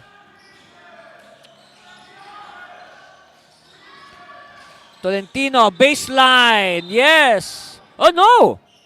Offensive foul. There's an offensive foul away from the ball on Isaiah Cabigao. So it nullifies the basket of Tolentino. Oh, all right. Meanwhile, back to live action. 2-minute warning for the third quarter. Oh, too deep. They are forced to pass on Sona with interception. It's with Digno. They want the lead back. Digno with a fancy move. Too fancy. But instead, he draws the foul from Santos. Look at it again. A playground move, you can say. Well, we know the intentions of Digno in that shot. Unfortunately, the ball did not cooperate. And the ball continues not to cooperate as he misses his first free throw. So he will now settle for a potential deadlock. 1:45 left, and of course the whole 12 minutes of the fourth quarter after this. So we're tied at 80 all, and look at that, 32 points. Yes, 32 points for the Buffaloes. They have arisen here in the third quarter. You know, when you think about it, they scored. They scored 20 in the first, 28 in the second. So now they're scoring 32 and counting. Still 32. Okay. The 12-point lead. Remember, Quezon City held a 12-point lead at halftime, 60-48. Now we are tied at 60 all. Cabigao. Met by the defense. Somebody's free. They see an opening and a foul is called. If you recall our discussion early in this game, we noticed that Quezon City was giving up too much fouls early on, and we opined that that could hurt them down the stretch, and I think it is manifesting itself right now. The early fouls of the enforcers.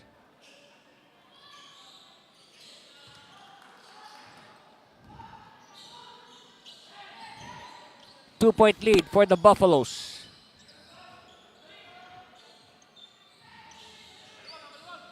Let's see how the enforcers will respond. Oh, and traveling. No.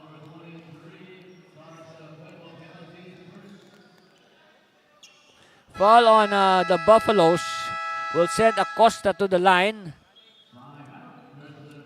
And before we continue, there's a challenge filed on the floor. There's a challenge filed by Coach Aliado and the Buffaloes. So we'll review. Well, of course, the story right now is the big surge for Nueva Ecija here in the third quarter. They have made this game quite interesting. When Quezon City was threatening to turn this game into a laugher.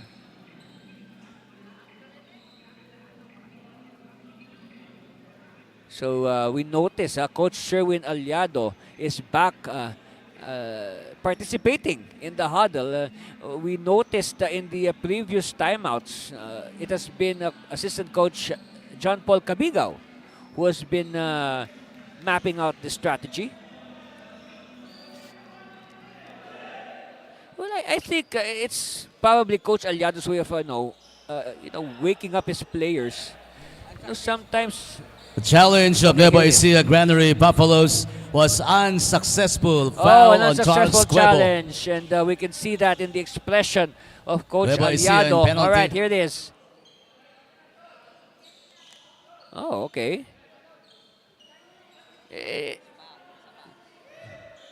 It's a good defense, and it's not a travel. It's not a travel. So it was a foul on Acosta. He'll go to the line and hopefully try to knot the count at 82 all. Yes, okay, he can knot it with this free throw. On your screens, Coach Sherwin Aliado. So this is for the tie. Wow. Never a dull moment in the NBL Governors Cup. Now, when you thought this game was going to be a runaway, no. We have a game, folks. Stay with us until the final buzzer because you might miss something. Stays with the Buffalo. Steal. Clean steal. Santos. Yes. It's a blaze 3 for Santos. Under a minute left. And look at that. 85-82. A 3-point lead for the Enforcers. 5 straight points. Tolentino, yes. The upper body strength of Tolentino is quite underrated. No, he is proving to be quite strong, pound for pound. Jackknife in midair. Does not go in, but still, Bison Sona. They recover now. Digno. Spinning in traffic. One-hander, yes. And now, chance here for Nueva Ecija. Oh, that's a travel. Yes, that is a travel. Very clear.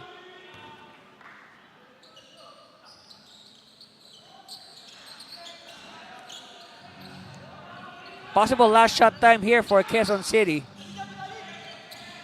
They're ahead by 3, 87-84. Kick out. Open. No. Battle for it. Won by Butalid. Still no go, and that's the sound of the horn. But what a comeback, huh? What a comeback here for Nueva Ecija in the third quarter. They were behind by 12 at halftime, but look at that.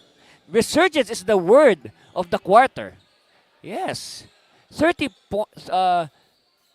out of 25 here in the third quarter alone compared to 12 out of 48 in the first half. Look at that. A place like this by Cabigao. Some of these layups you see are blaze threes. All right. 87-84. We have an exciting fourth quarter coming up. Stay with us. You're watching the NBL Governors Cup.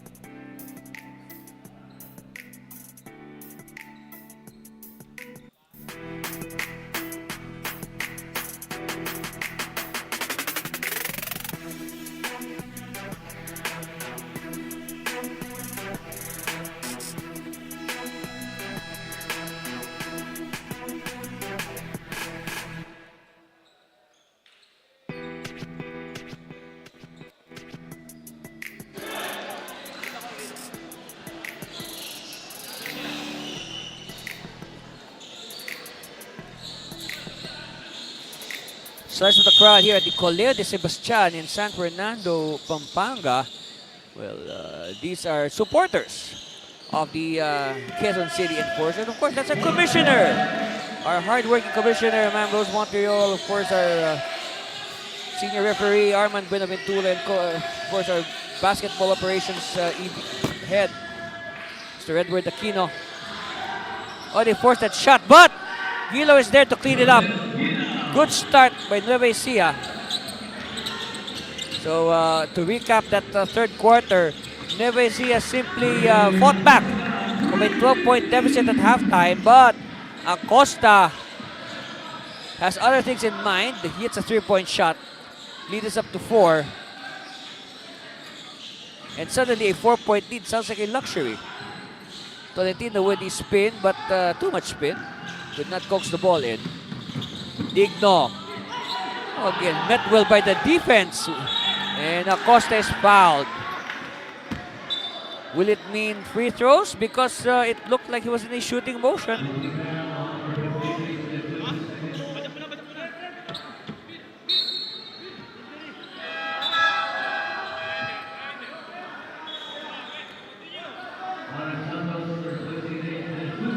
Okay, Santos will check back in.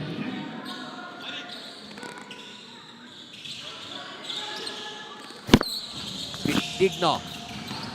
Santos, backtrack. Santos, no. Rebound, Juancho. And preemptive foul given up. Of course, in our Juancho watch, Juancho Tolentino now has, yes, 35 points through the first 3 quarters. And he is, well, actually, he's the only Buffalo in double figures.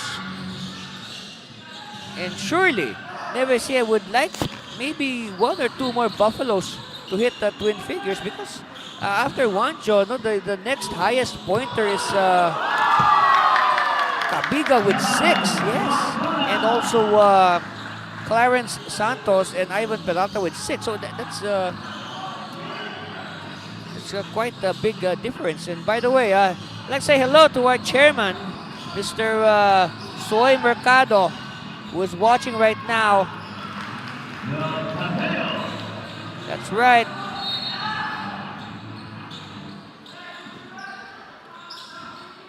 Well, hopefully he visits us one of these game days. Look at that, a nice reverse. Oh, this is a... How many feet away was this? Low percentage shot. And it's won by Quezon City. Santos decides to apply the brakes. They're on top by 4. They have to be very careful about giving up that ball. So here's the defensive stop that Nueva Ecija wants. Tadeo with the leaner. Down to 2. On the other hand, by talking about the enforcers, 29 points for Digno and 23 for Acosta. This could be the second game that both players will score 30 or more at the rate we're going. Both of them scored over 30 on opening day. And I'd like to correct myself, okay? It was Quezon City that lost to Tikas Kapampangan, alright? Because I said earlier, Tikas Kapampangan won by 20 points over Manila. No, I'm sorry. It was Quezon City. I covered that game. How can I forget? I covered that game on opening day, right here at the Coleo de Sebastian.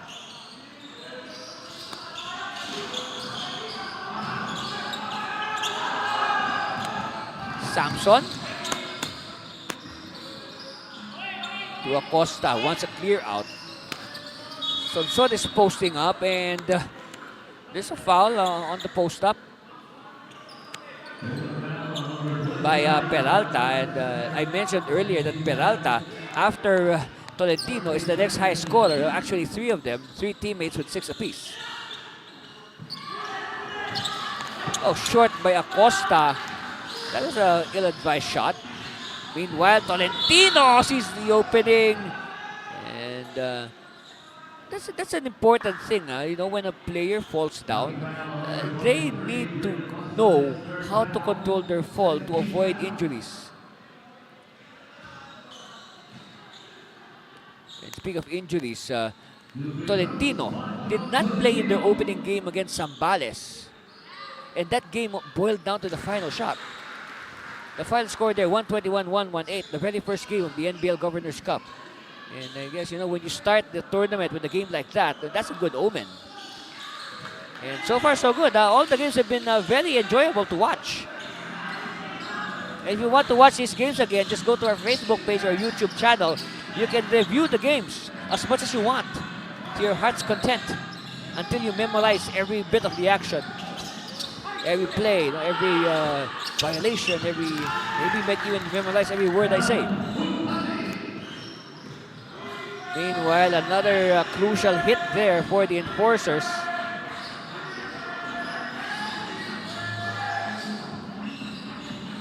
Juancho. And they really have to defend Tolentino. And Santos with the connection. That's Clarence Santos. Again, two Santoses. Two Santoses on Nueva Ecija. One Santos with the ball for Quezon City, and he connects on the reverse. Lots of Santoses in this game. Huh?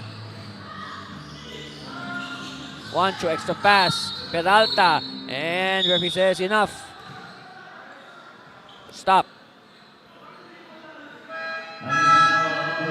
All right, here's the replay. Look at the beautiful reverse by VJ Santos. I'll repeat, he is a recent addition to the lineup.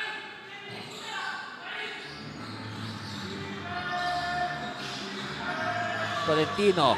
They are now defending Juancho. Oh, Helios. Never leave Helios free because he is a reliable shooter. Meanwhile, Santos, baseline, stolen. And a counter steal completed by the enforcers, but stepping on the line by Samson. Let's see. All right, Juancho spots the open edgy Kapow, 3 points. Never see on top by 1. They want to add to that. 7 minutes left. And look at the 3-point field goals. 13 out of 30, 11 out of 27. So let's say 2 3-point field goal difference. Ouch! That's a body check.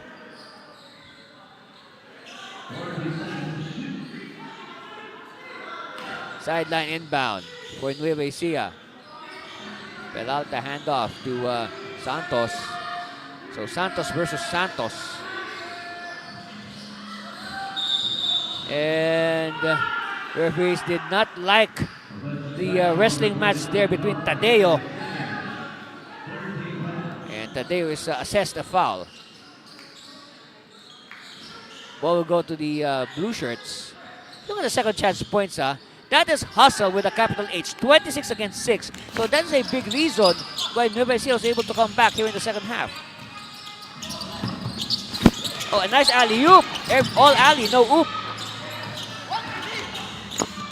They fake the 3-point shot. Sonsona, no looker. No shooter.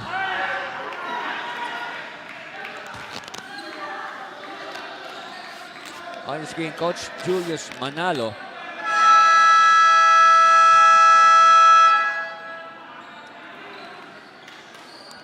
So we have a challenge filed by Coach Aliado, as they are, even if they are ahead by a point. So referees now will evaluate the challenge.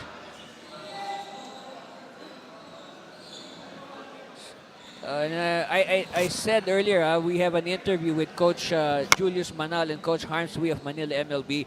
We also have an interview with Coach Sherwin Aliado and Coach Sultan Celis of Zamboanga of the Zambales Constructicons. Yes, you can also watch that interview on our YouTube, on our Facebook page, and please share the that video. A lot of insights, a lot of gems shared by our two new coaches, two new coaches in the NBL Pilipinas, Coach Sherwin and Coach Sultan. And also the same, we also had an interview with the other two new coaches, Coach Manalo and Coach Wee. Please also share and like those videos, because again, also the interview with Coach Julius and Coach Harms, a lot of learnings, a lot of inspiring words from both these these young and articulate coaches who I found out they're also very good communicators, which I believe is a very important aspect in being a sports coach. You have to be a good communicator. You know all the strategies, all the plays, but if you cannot communicate them to your players, it's useless. Okay, and they're taking some time to look at this challenge. All right. Of course, they want to make sure that the decision will be correct. Especially now that we're in the fourth quarter, only a point separating these teams. I mean, this might go a long way in deciding the winner of this game. Yes. So they have to be very careful with their decision.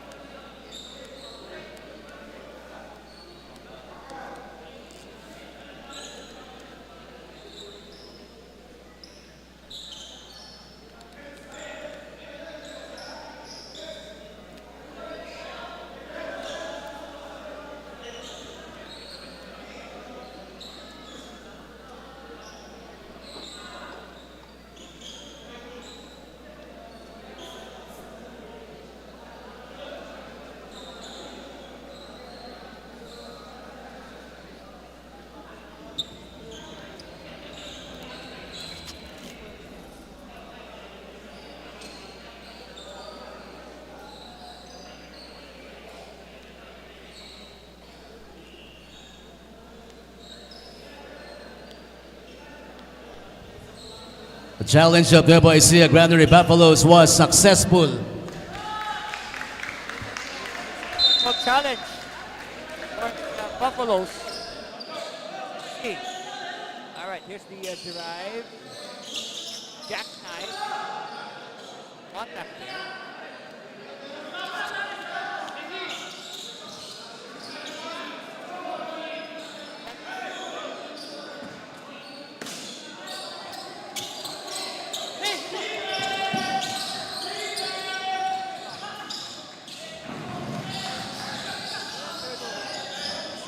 Having double the turnovers.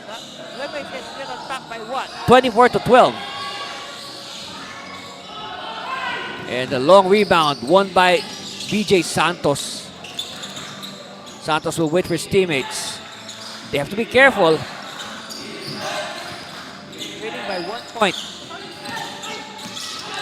And Digno loses it. Uh-oh, this could be a crucial turnover. We're at the halfway mark of the fourth quarter. 6 minutes left. Peralta against Sonsona. Peralta makes his move, and we can see in the motions of Peralta, he was also trying to fish a foul from Sonsona.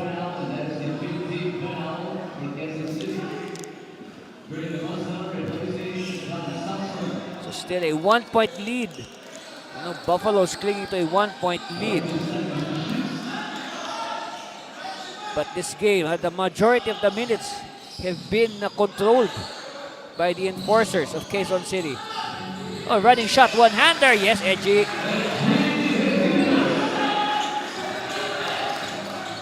And this is big, a 3 point lead. Santos, taking the pass. Santos takes himself. It's down to 1 again. Hold on to your seats, folks. This is, I sense, a thrilling ending. Tolentino from 15 feet. Oh, he's fouled. Count the basket as well.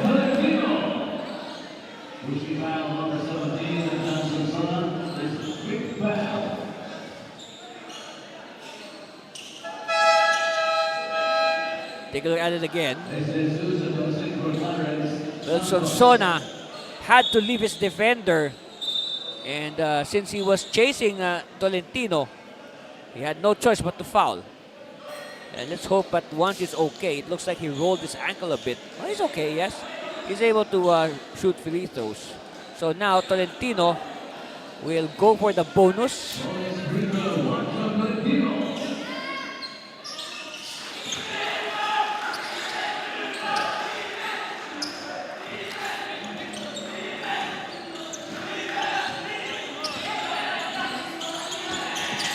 Acosta, baseline, stretch layup, 2 points. 5 minutes left. Still no clear winner. Tolentino. Times like this, you give the ball to your best player. Not this time. But they keep it alive. They throw it to the post. Tadeo. Cross court. Open shot. No. It's with the enforcers.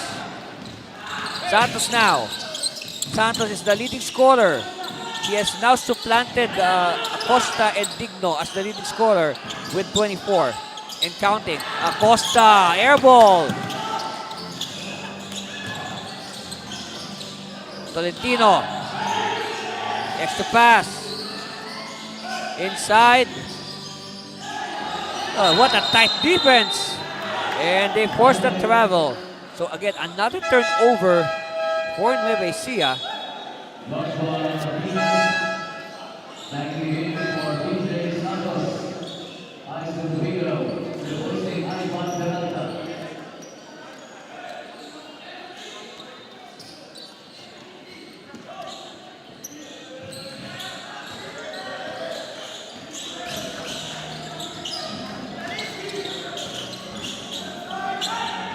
Patient ball movement. Digno.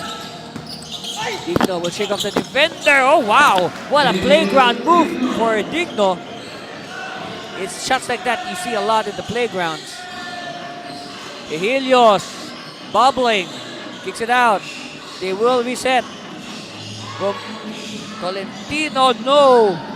And a big rebound for Sonsona. This will be a major possession for Quezon City. This possession might say who will win this game.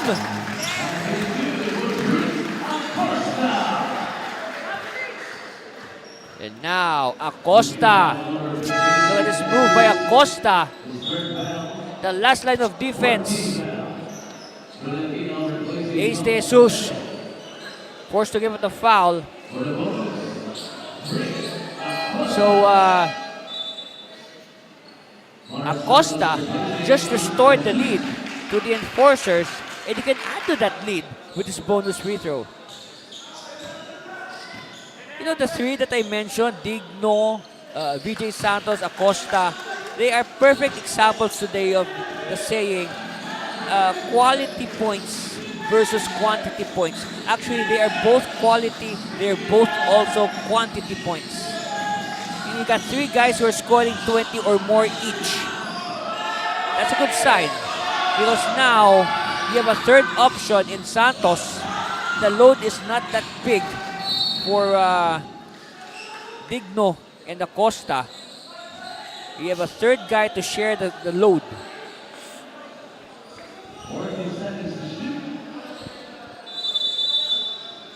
But then again, you know, these are good individual numbers. It will mean nothing if Quezon City will not go home today with the W. And we have about 3 minutes to find out. Let's see if Nueva Ecija can reverse the trend with this timeout. And we'll be back for the conclusion of this ball game. Stay with us, please.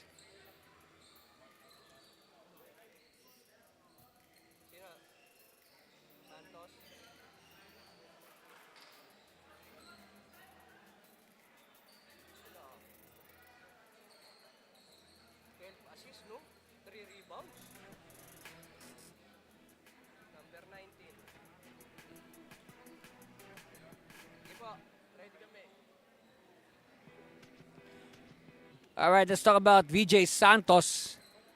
Look at the numbers of Santos. Well, I looked at the wrong column. He only has 13 points, but, oh, check that, 17 points, but this is the number that strikes us. 12 assists, so double-double for Santos. And remember, those 12 assists translate to at least 24 points.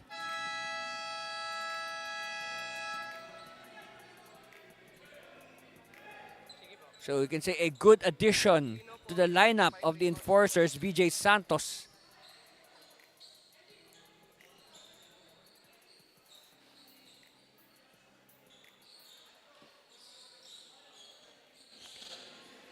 About 3 minutes and change left before we determine the winner.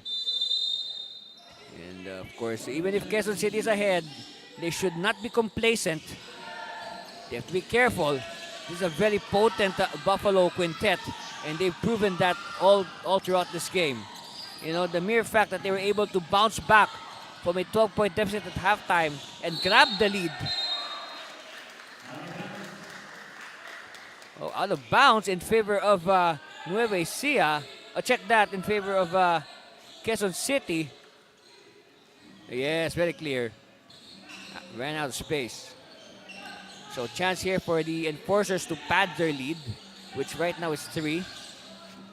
So one possession game. Here's the scoop. Oh yes, the patented scoop by Bilchan Digno. 5 points difference separating these teams. Tolentino against the entire enforcers. Like Tolentino against the world. Look at this sequence. Look at Digno. He has made a living with that shot. And until now, the NBL has yet to find a solution how to defend that shot.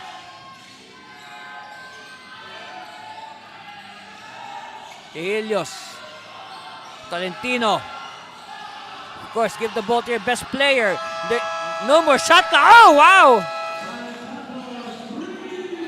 They beat the shot clock with that 3-point shot. What a lucky break for the Buffaloes. It's down to 2. We have a ball game. Hang on. That's right. Last 2 minutes, it's winning time in the NBL Pilipinas. Sonsona could not complete. And it's gonna be deemed a shot clock violation. Yes. The shot clock continued to run. There was no clear change of possession. Yes. Look at that, a bailout, huh? At the buzzer of the shot clock.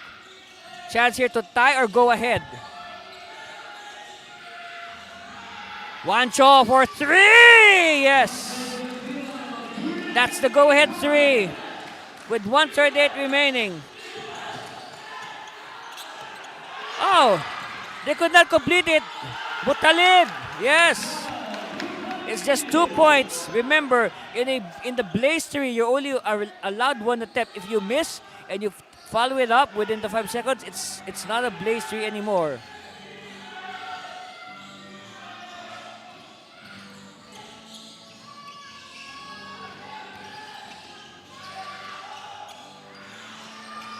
Eji, no. Big offensive rebound, back to Helios. Extra pass to Santos. Yes.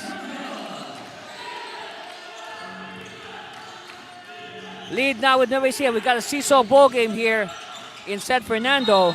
Digno is fouled taking the long shot.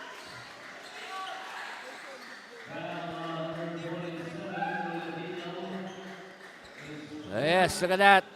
That big 3 by Juancho. And here's the response. The no-quit response from Butalid. And extra pass. Yes. At the line.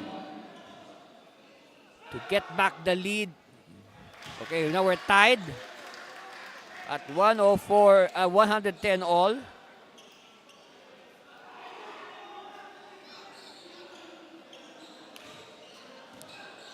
Second one. Whoa, a miss. So this is for the lead. All right, it's for the lead. 110 all. 2 misses. Wow. So 1 out of 3 on that trip to the line for Digno. This is not the time to wilt under pressure. He has played very well today.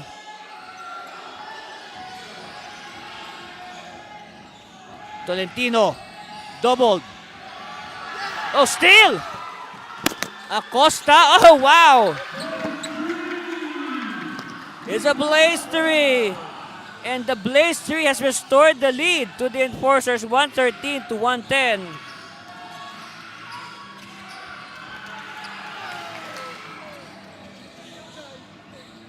Chance now for Quezon City. And no choice but to foul to stop the play by Ronel Gilao. Look at this again. A well-timed steal. And a nice finish, huh? Nice finish there, huh, by Acosta.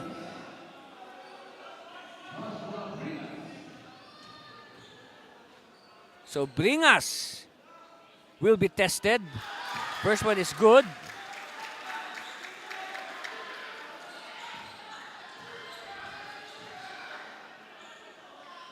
Second one on the way for Bringas with 20. Oh, what a miss! Door still open for Nueva Ecija. Oh, they draw the foul, and in this situation, there's a big chance that Coach Aliado might go for a free three. Let's see. All right, we have a challenge. We have a challenge filed by the Quezon City Enforcers.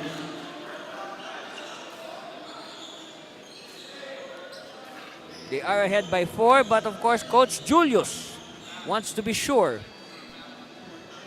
Because if the ball goes the way of Nueva Ecija, they will surely capitalize on the opportunity.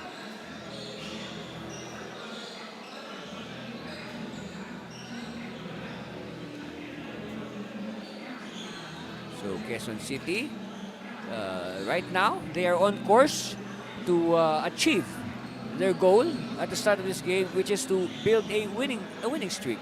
So the first back-to-back wins in team history.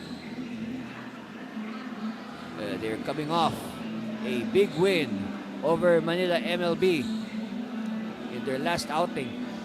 And by the way, after this game, we're going to have the home team, Tikas Kapampangan, playing host to the Camso Express. That's right, this is only the second game of the Tikas Kapampangan after they won over Quezon City on opening day. That was like last April. We've had 8 game days already. This is our ninth. We had 4 game days. This is our 5th game day already.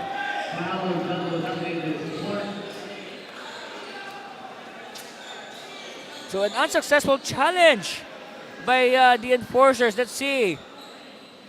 Oh yes, it's a foul. Yes, it's a foul. It's a foul. Yes. So that will mean free. Oh, they'll go for the free 3. All right, as expected.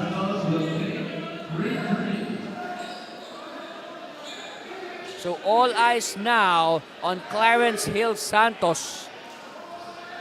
A crucial free 3. He has to make this.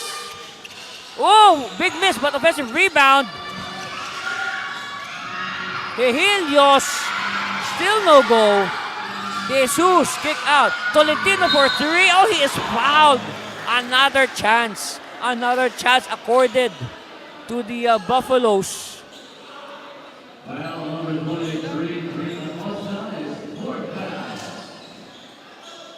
The Enforcers have yet to lock the door. They're keeping it open with plays like that.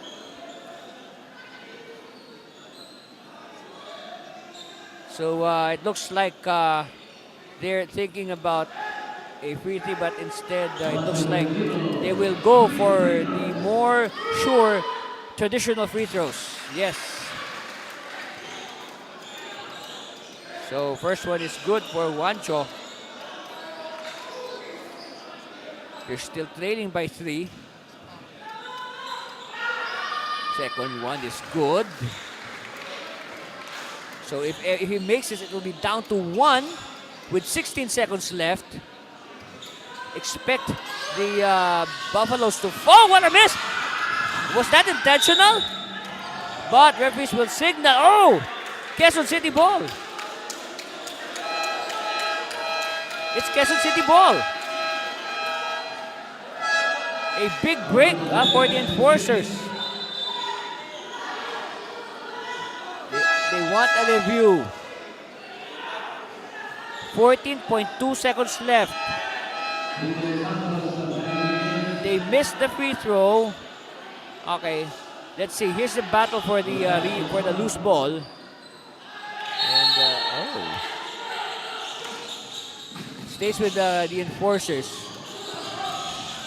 Enforcers they might just run the clock, but instead, Nueva Ecija gives up a foul. So now they will send. Here he is again.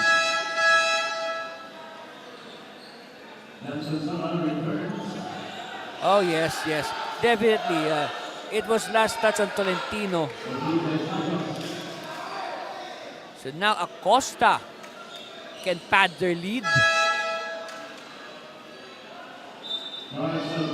Making the more safe difference.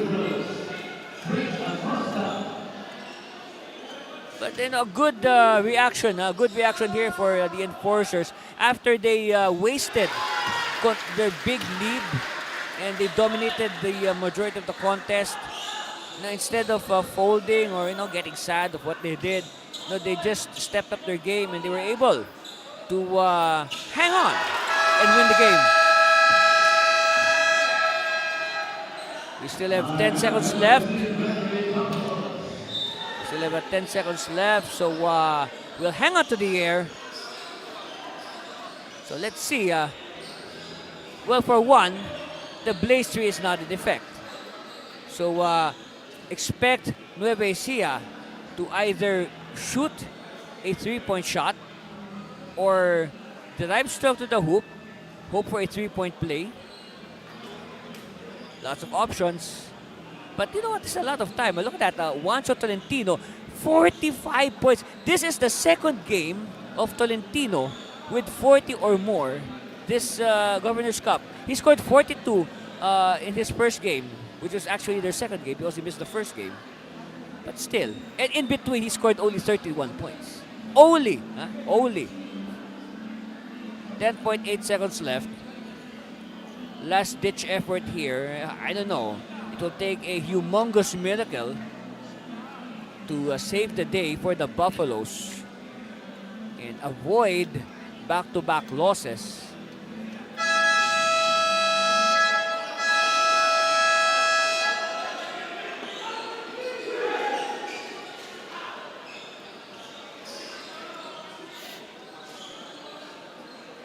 So again, this is, look at that. 16, the biggest lead of So it means from that, when Nueva Ecija managed to lead by 4, they outscored Quezon City by 20. But again, a good bounce back here for the enforcers. They did not fold. Oh, that's a foul, yes. And the thing about that, it only took off a second from the game clock.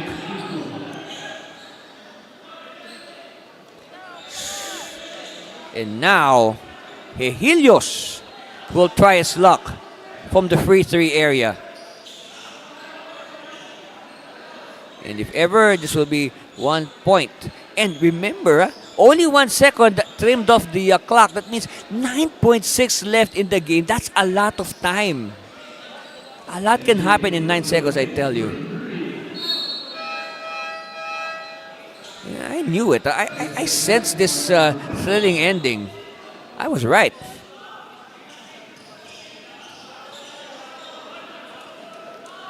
So all eyes now on Ecija for the free three. Oh, yes! It's down to 1. And a quick timeout by the enforcers. Uh-oh. It's down to 1. So we will again hang on to the air for this exciting finish. Look at that, huh? Nice arc. And very clean. It's 3-3, Ecija Helios. Okay, ball is with Quezon City. First things first, they need a good inbound. And 9.6 is a lot of time, I tell you.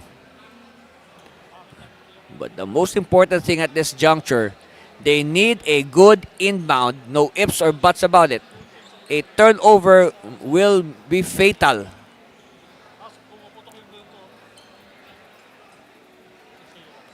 That's right. If you could only lip read the instructions of Coach Julius.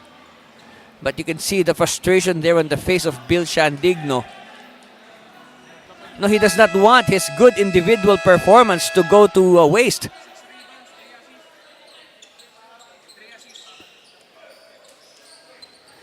So let's see. Again, they need a good inbound first. Okay, Helios with 11 points after that free three. Number 10, puti. So here's the inbound. It will be performed by who's? Let's see. All right, 11 points up for Edgy after that free three. Well, again, it's not how many score, it's when you score that counts more. And that free three of Edgy really has a lot of weight. No, number 3. So who? Let's see. All eyes now on the inbounder. Stack formation by both teams. Tolentino to provide the defense. They're having trouble, taking too much time. It's with Acosta. Oh, steal! Oh!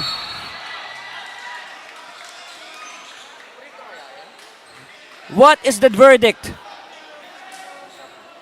That was a steal. That was a clean steal. No doubt about it. Yes.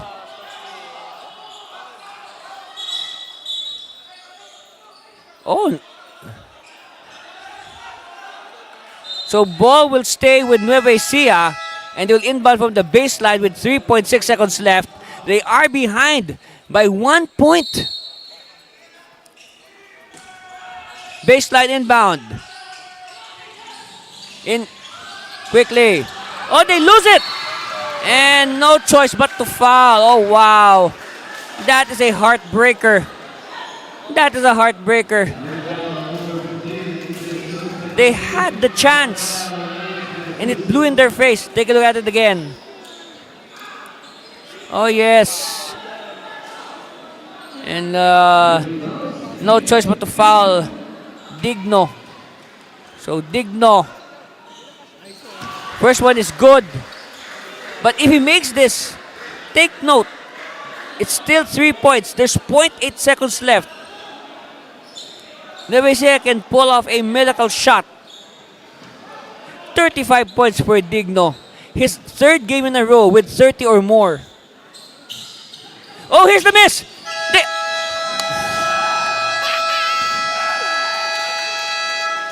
And what an ending! Quezon City escaping by the skin of their teeth, 117 to 116. Yes, what a well-played game by both sides. A very entertaining contest to kick off our doubleheader here at the Colegio de Sebastian as both teams exchange pleasantries. Of course, yes, we will be picking our best player of the game, and your guess is as good as mine on to his identity. Yes, who is our best player, by the way? And it's no other than, of course, Bill Shandigno. 35 points with 3 steals, excelling on both offense and defense. No doubt, Bill Carl Digno of the Enforcers is our best player of the game. Yes, and of course, he hit the, you can say, the insurance free throw that set our final score. Again, congratulations to Bill and the Enforcers. They are now back-to-back winners. 117 to 115 over the skidding Nueva Ecija Granary Buffaloes, who are now going back to the drawing board. They have now lost 2 in a row. All right. Let's look at some highlights. Let's see how this game unfolded. So, good start actually. Good teamwork by the Enforcers, and Digno doing his work early. That's his already soon-to-be patented scoop shot. And then Acosta started to wax hot from the outside. Also hitting a free 3 along the way. well, Juancho with his lone blitz three of the first quarter. And Quezon City on top, 29-20. They caught fire towards the end, by the way. Now, Nueva Ecija. Juancho this time. It's the turn of Tolentino to catch fire in the second quarter. Started hitting from the outside and also notching those blaze threes. Meanwhile, Acosta somewhat neutralized the hot game of Tolentino with shots like this. Of course, VJ Santos, the new addition, also making himself known with famous shots like that. And that's our halftime score, which is 60-48. So they're ahead by 12. Now, slowly but surely, Nueva Ecija came back in the third quarter and they erased the 12-point lead of Quezon City. Of course, Helios played a big part in that. And of course, as expected, Juancho Tolentino. And timely shots like this kept Quezon City within distance. And it became a seesaw battle at this point, 87-84. So that sets the stage for this exciting finish. Oh, look at that. A nice fake by Santos. And then this could have been the game changer. They beat the shot clock with that desperation triple. And then Juancho tying the game. But a blaze... No, but Botalid, well, that was a blaze 3, but it did not convert. Instead, he settled for the 2 points. And then here's the blaze 3 by Acosta, a crucial blaze 3. And that is our final score, 170-115. The Enforcers, winners over the Granary Buffaloes. And that's our first game. Stay with us for our main offering today. It's going to be a good one. The home team, Tikas Kapampangan, testing the mettle of the visitors. The camps were expressed and we'll bring that game to its entirety after this break. Stay with us. You are watching the NBL Pilipinas Governors Cup.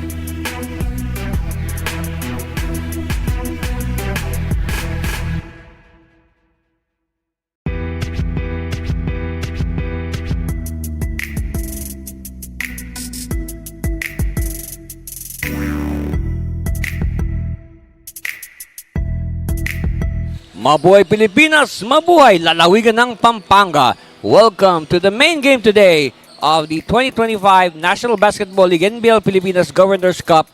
Live and direct here from the Colegio de Sebastian Gym in San Fernando City, Pampanga. Our game at hand, it's going to be a good one. The home team, Tikas Kapampangan, testing the visitors, the Camsur Express. Good day, everybody. My name is Anthony Servino, and I'll bring you the action right as it happens right before your very eyes. And of course, in the last game, actually, look at this.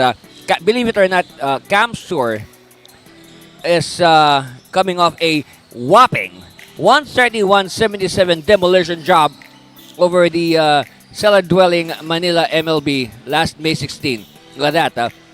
49% field goal shooting compared to only 20% field goal shooting. And then look at that. Big disparity in rebounds, 83-50. I mean, just reading these numbers, you won't be surprised that the final score is like that. Look at that, a total domination by the Express in all major statistical categories. And of course, Kyle Philip Dumagtoy, top scored that day with 22 points on efficient 8 of 13 field goal shooting. And then, take note, he only played a little under 15 minutes and he scored 22 points. That's how efficient he was. No wasted energy for Dumagtoy. Okay, so on the other hand, let's talk about the home team, Tikas Kapampangan. Okay, they are coming off yes, that's right, a 21-day layoff. They played last April 27. That's the opening day right here in Colegio de Sebastian. So they have to, it's like talking about removing the rust, all right? 21 days is 21 days. But they played very well against the Enforcers. They won by 20 points, 128-108. And again, they dominated the major statistical categories. But the challenge here for the Tikas Kapampangan is to sustain. And they had a 21-day break. Of course, one player who introduced himself very well in that game was Jenmar Bragais. 24 points, 6 assists. And I remember saying that that's the first day that the Blaze 3 was implemented. Jenmar Bragais is one player whose style of play is tailor-made for the Blaze 3. I mean, he was all energy from the get-go. So before anything else, we'll turn you over to our Coliseum announcer to introduce our starting lineups and our pre-game festivities.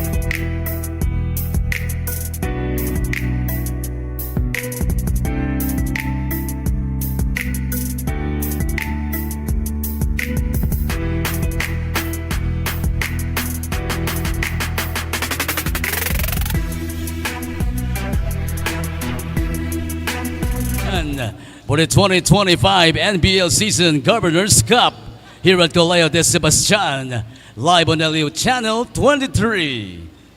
Let us all stand, ladies and gentlemen, if you are able, and kindly remove your caps as we call on to bring in the Philippine flag, your very own, from San Fernando, Miko Santos, and from Magalang, Jake Munoz.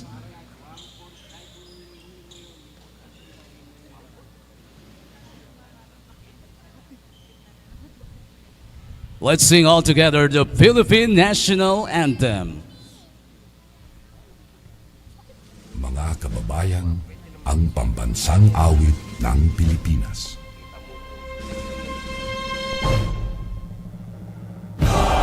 magiliw, telas ng silanganan, alam ng puso, sa titik mo'y buhay.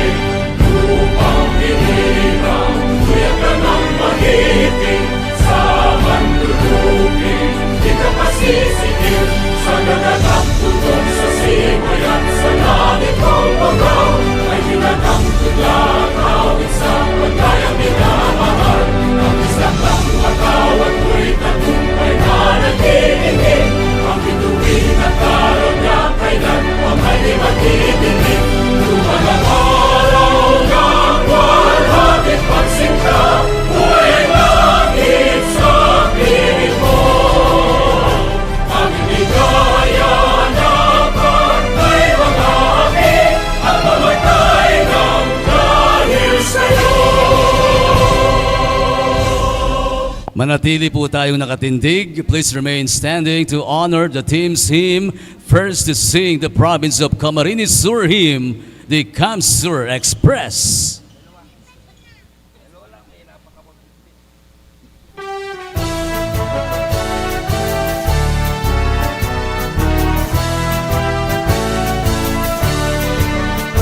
Camarines, land of glory, when the warning songs and stories, hear us sing, we sing to thee, voices of a people free, heard of hills and azure mountains, with the roofs and flashing fountains, in the lovely pleasant land, as red seas break on the sand.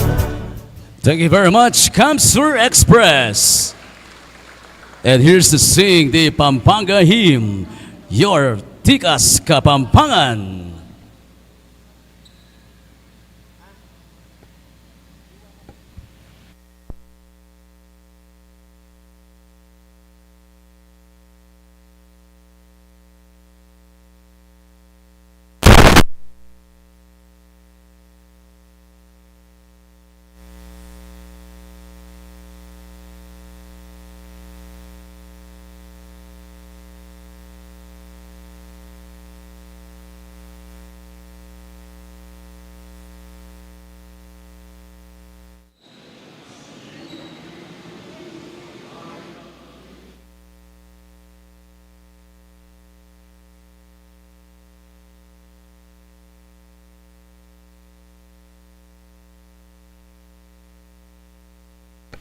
Wala kasi dito yung ano eh.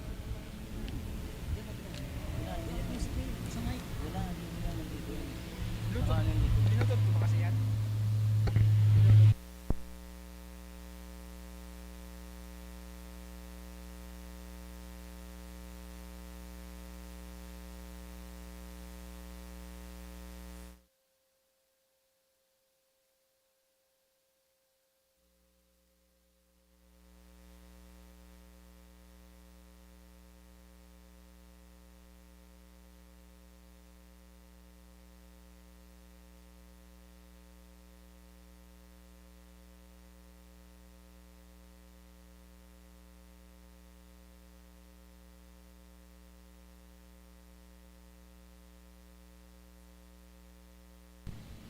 Thank you very much, Kapampangan. NBL fans, you may now be seated. Both teams, you still have time to warm up before the game starts.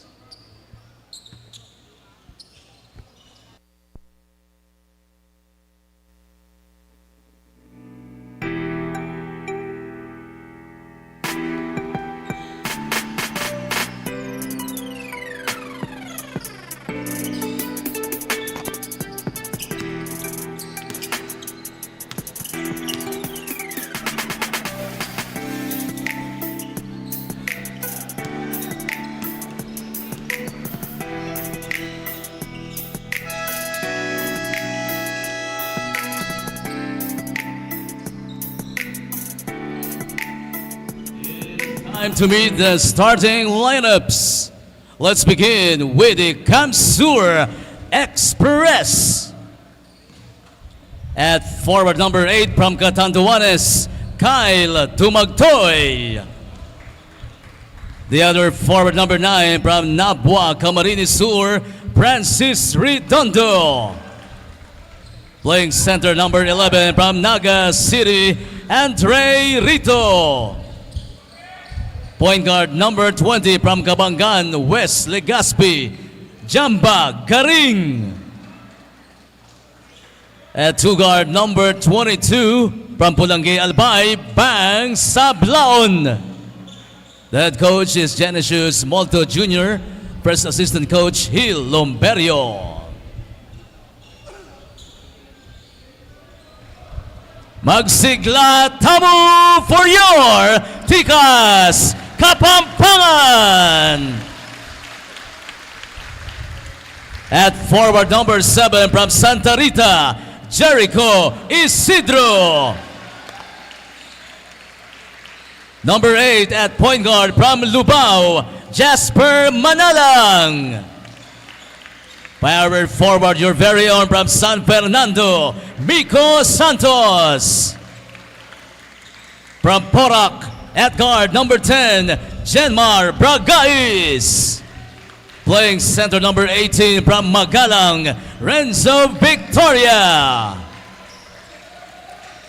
Tikas Kapampangan is led by the Negros sniper, Jeff Chan. First assistant coach, Kingsman Brando.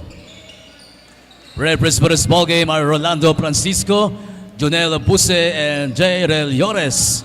This game is under the supervision and regulation of on the your games. screen, the And starting fives for both teams. The home side, Tikas Kapampangan against the visitors, Camsur. Of course, Camsur in white.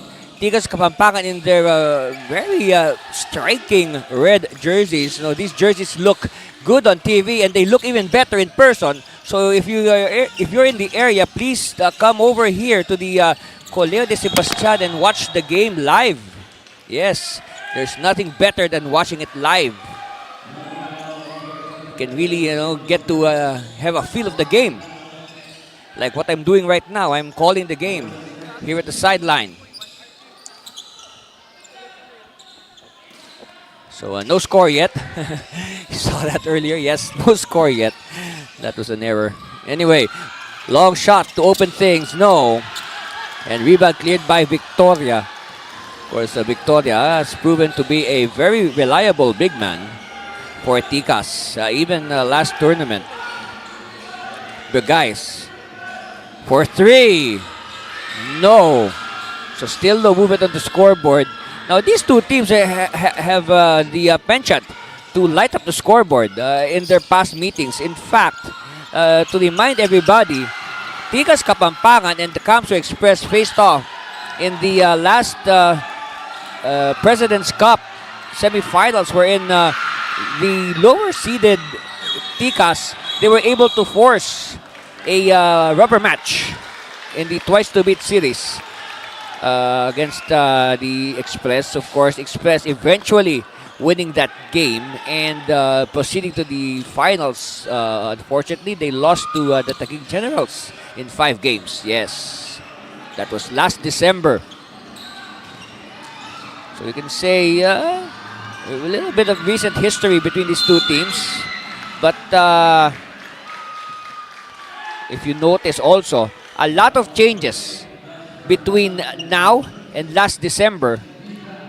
Well, for one, biggest change you see on your screen right now, Tikas Kapampangan has enlisted Jeff Chan as their head coach. On the other hand, a lot of new players for the Camsur Express. At the line, Jamba Galing. First one is good, so finally, first points of the game from the free throw line. We played a little under 2 minutes. Second one on the way. Yes, 2 for 2 for Jamba. So let's see which team will score a field goal first. Isidro, one of the more veteran players on Tikas. Bragais. Fancy dribbling in traffic. One-on-one, step back. Bragais, yes!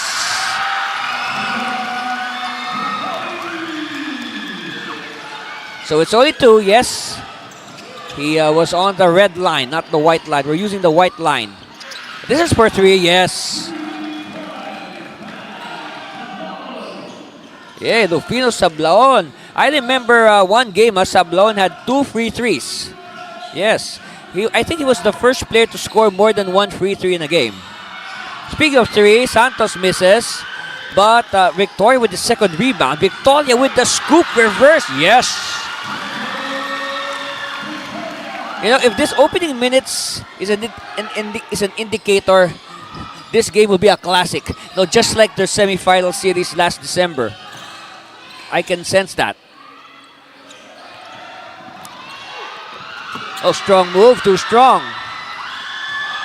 Of course, one thing going for Tikas, they are playing at home. Oh, wow, nice pass to the trailing Miko Santos. And it's a blaze 3. And quickly, a 2-point lead for Tikas. Well, going back to that series last December, actually both games were played at a neutral venue, no, the Dueñas Gym in Signal Village, Taguig. So, both teams were not able to play in their home courts. But then again, what a series that was. Especially game 1, wherein Tikas forced the winner take all. Look at the Bragais. What a whip pass. How many passes? I think everybody on the team touched the ball in that sequence. Huh? At the line, Francis Redondo. By the way, hold that thought. We'll talk about Redondo when we return. And we have a challenge filed by Coach Chan and the Tikas. We will be discussing this challenge. Oh, by the way, since we have a challenge, it was Francis. By the way, it was Francis Redondo who was chosen as the best player in their last time out. He had a double-double, 15 points, 10 rebounds. But it was Kyle Philip Dumagtoy who top scored. So we featured Dumagtoy in our pregame. See there the huddle of Tikas as we await the decision of our referees.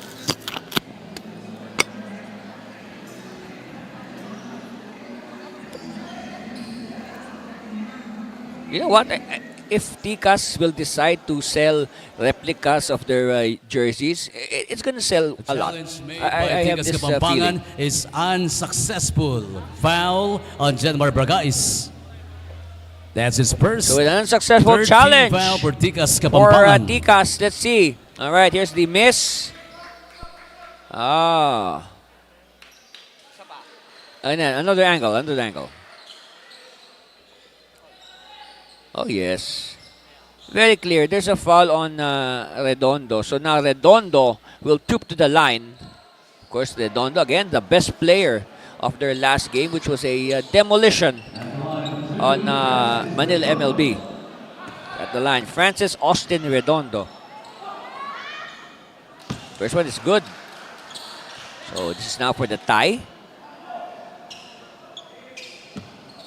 By the way, I'd like to say hello to the president of NBL USA, Mr. Kevin Williams.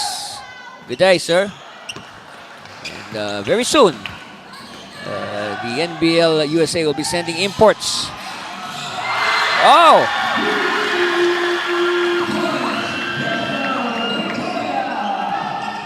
Look at that. Back to a 4-point lead on that 3-point shot.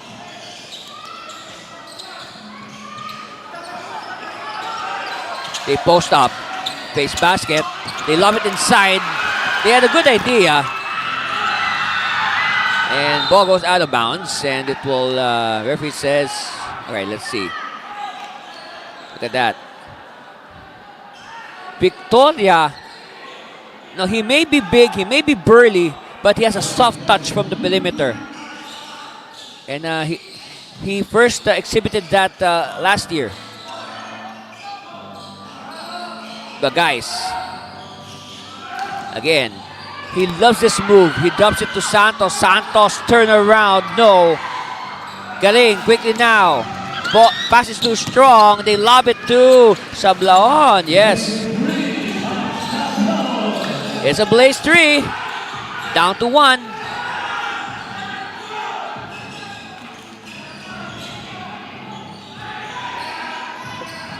Oh, nice matchup. Rito versus Victoria. Almost the same height, almost the same body type. Maybe almost the same weight. Rufino, no. It bounces to Dumagtoy and we have a whistle.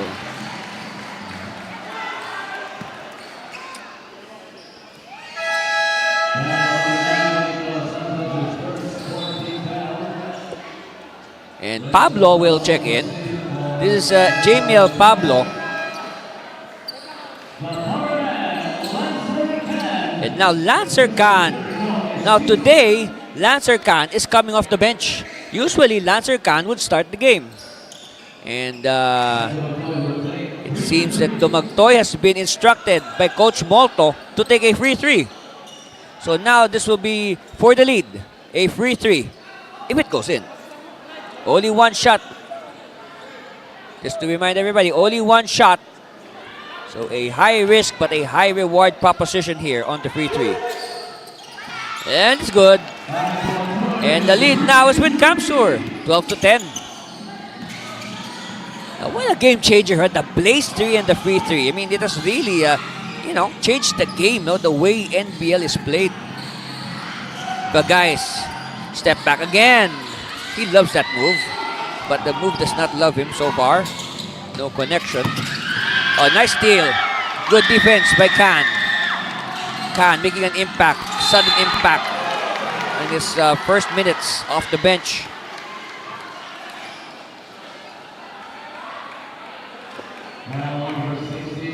By the way, Monsalve has replaced Pete Andre Rito at the center position. And Monsalve announcing his presence by fouling Khan, who is also fresh off the bench. And now another player who would start before Verman Magpantay is coming in as a reserve, and also Jerome Almario. I noticed lately in the recent 3 games of the Express, Coach Molto has deviated from his usual starting 5 and his usual substitution pattern. So it seems like every game it's different. So for sure, he is out to confuse the scouting report of the opposition. Khan now for his second free throw. Good.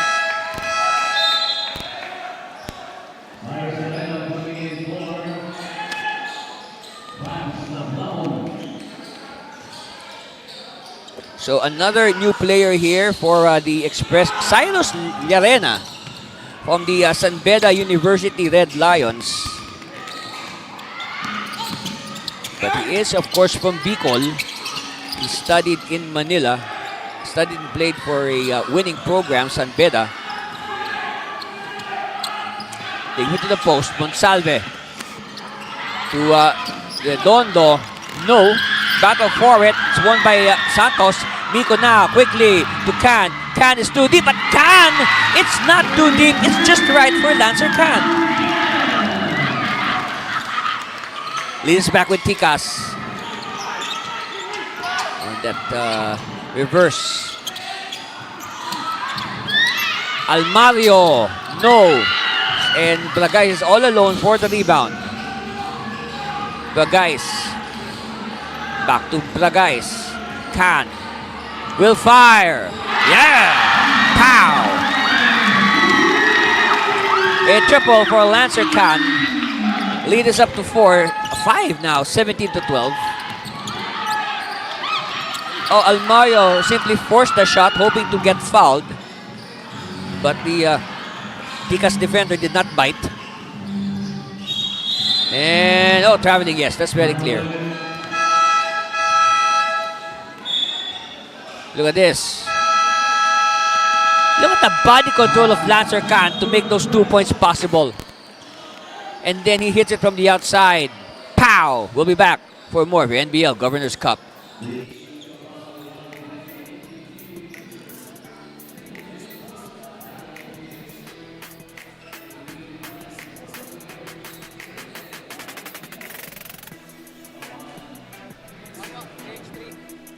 Lag natin 3x3. Brian Barbers. calling all interested parties, form your team now and join the Glutamax Men 3x3 Basketball Challenge happening this June 7 and 8 at the Vista Mall in Taguig City. That's right, over 100,000 worth of prizes awaiting the champion.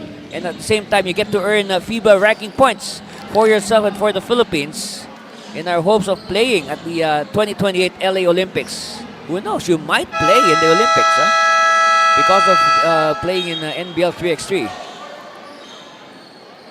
Anyway, that's 3 years away from now. And let's talk about Lancer Khan now. Look against the Enforcers. 16 points. Well, you could say not the usual Lancer Khan numbers, but then again, so many new weapons introduced by Coach Jeff Chan in their debut game 21 days ago.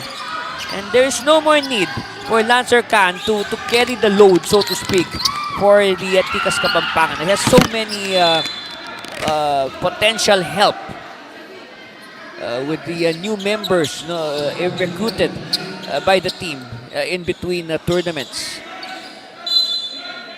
And one of the newcomers is on the floor now, CJ Ganya, wearing jersey number 3. He's defending Malyapre at the post. Llarena, short. Monsalves there, and Monsalves blocked by Pablo.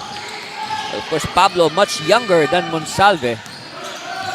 Because Pablo is a product of the St. Clair College Saints. And Ganya skying for the rebound. Fresh shot clock here for Jake Munoz and Tikas. Patient ball movement. Jumper. No. Battle for it. Won by the Express. Oh, there was hesitation on the pass. We saw that. And it resulted in interception. Oh, behind the back. Oh, but Pablo could not complete it. And look at the hustle by Munoz. Oh, check that. That was Neil Gomez. So, Pablo could not complete the assist. So Pablo is replaced. And Munoz is in back for the first time. That was a Gomez, by the way, not Munoz. But this is now Munoz. He's in the game for the first time. Ganya on defense. Look at that, bench points, Tikas 7, Kamsur none. So I guess they heard us. That's the first bench points of Kamsur, courtesy of Verman Magpantay.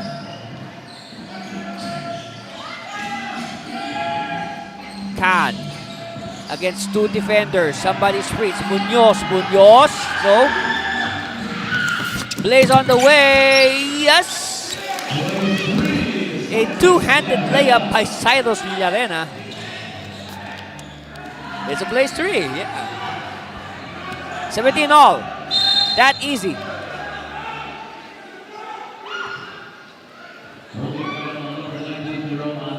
Look at this again. A 2-handed layup. That is old school, all right? That is old school, that type of layup. It was popular during the early days of basketball. I think it's only recently when they really went for the one-handed layup. Meanwhile, Ganya gets the lucky bounce on his long shot. Now, talking about Ganya, we were expecting Ganya to do his his aerial acrobatics. As we speak, an aerial acrobatic on defense. No, we were expecting Ganya to do his dunks last time out, but it seems on opening day, Ganya, instead of dunking, was displaying his improved long-distance shooting, like that one that we saw. But then again, look, Ganya using his hops to his advantage with that beautiful block. So at the line, Cyrus Llarena.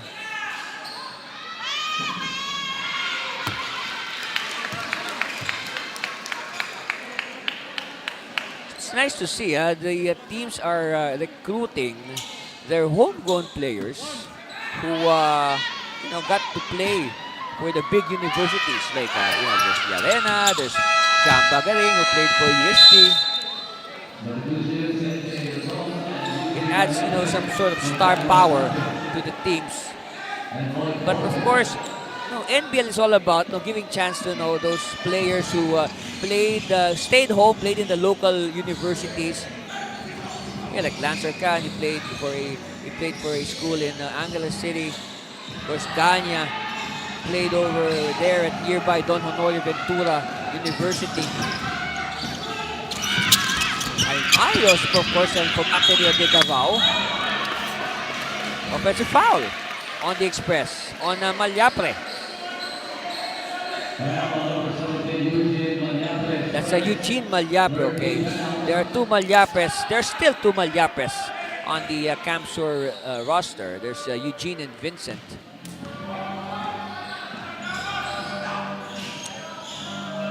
Gomez.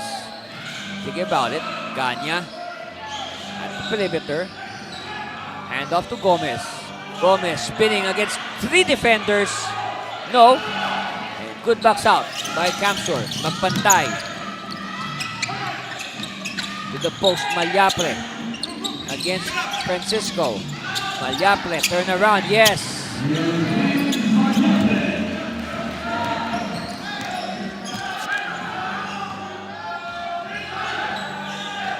Gomez to Munoz. Munoz, leaner, yes.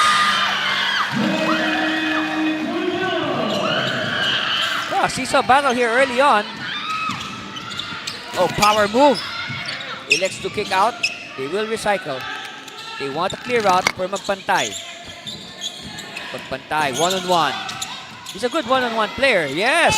Look at it. Look at him shake off the defense, but that was a good help by Tikas. Here's a turnover. Khan sidestepping and connecting.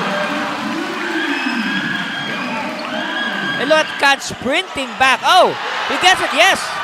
It's with Khan. Khan, another sidestep, but not this time. Not this time, young man.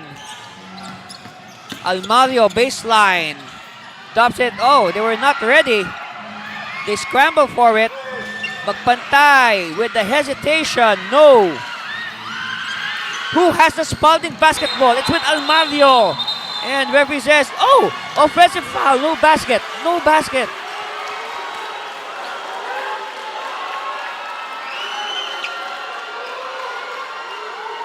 What action we have? And we're still in the first quarter. Look at Lancer Khan. Look at the sidestep. Look at the conversion. And then look at Khan sprint back on defense. Okay, all right. Let's see. Wow, look at look at him simply erase. Look at Malyapre simply erase Ganya, and we have a challenge filed by Coach Molto and the Express. Let's see.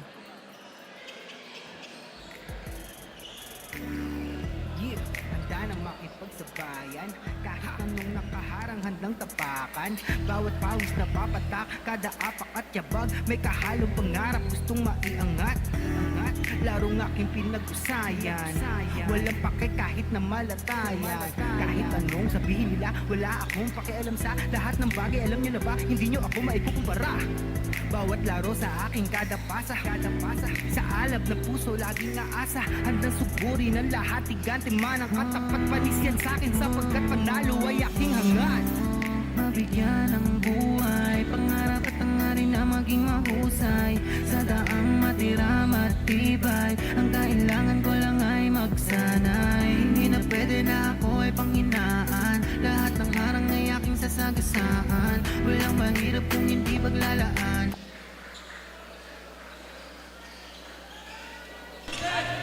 The challenge of Camsur Express was unsuccessful. All right. Offensive So foul on Eugene unsuccessful Malyapre challenge is of second. Coach Molto and the Express. 14. Let's see what happened here.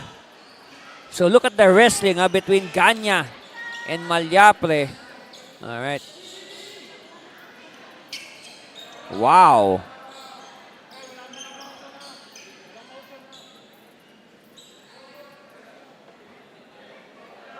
Yes, it's not the ball. It's the wrestling match that occurred underneath the basket. So ball will go the way of Tikas.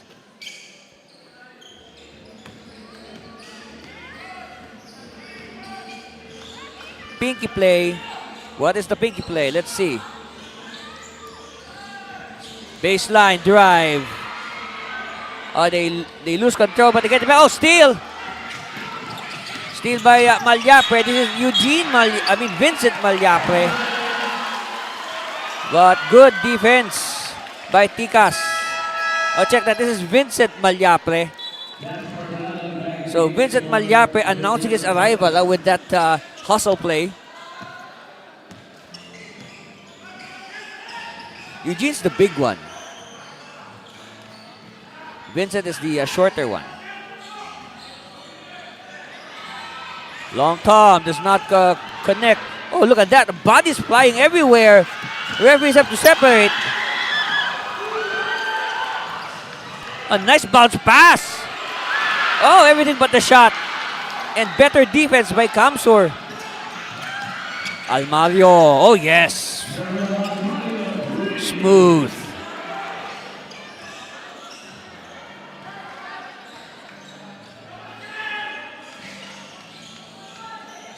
Ganya for 3. No. Almario now. Almario still. Almario elects to pass to Magpantay. No. Alright, Tikas now on the warpath. But referee holds play.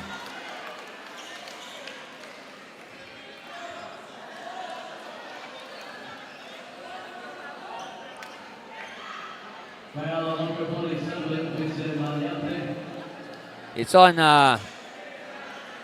Eugene Malyapre.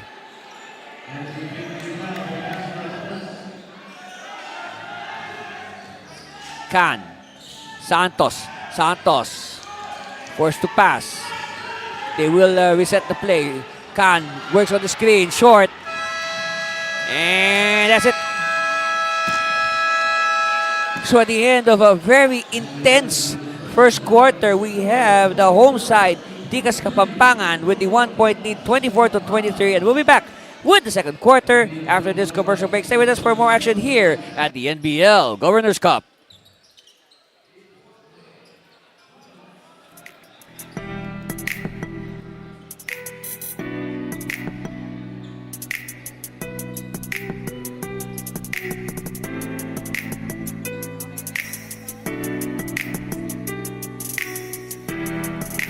And again, congratulations to the newly appointed regional and provincial heads that will handle NBL youth. See, they got their Coach Chris Calagio in Pangasinan. There's Tarlac, Bicol, of course, including Kamsur. Yes. And of course, you can see our basketball operations head, Mr. Edward Aquino, and our commissioner, Ma'am Rose Montreal, with all the newly appointed, provincial and regional heads. And of course, look at this, a packed house. Yes, a packed house here at the Colegio de Sebastian in San Fernando, Pampanga. They have come in droves to support their Tikas Kapampangan. Hey, see, look at that. I see some, are those Tikas Kapampangan shirts? They look nice, huh? That's a good idea. You know, merchandising is a very good idea, no, for these NBL teams, no?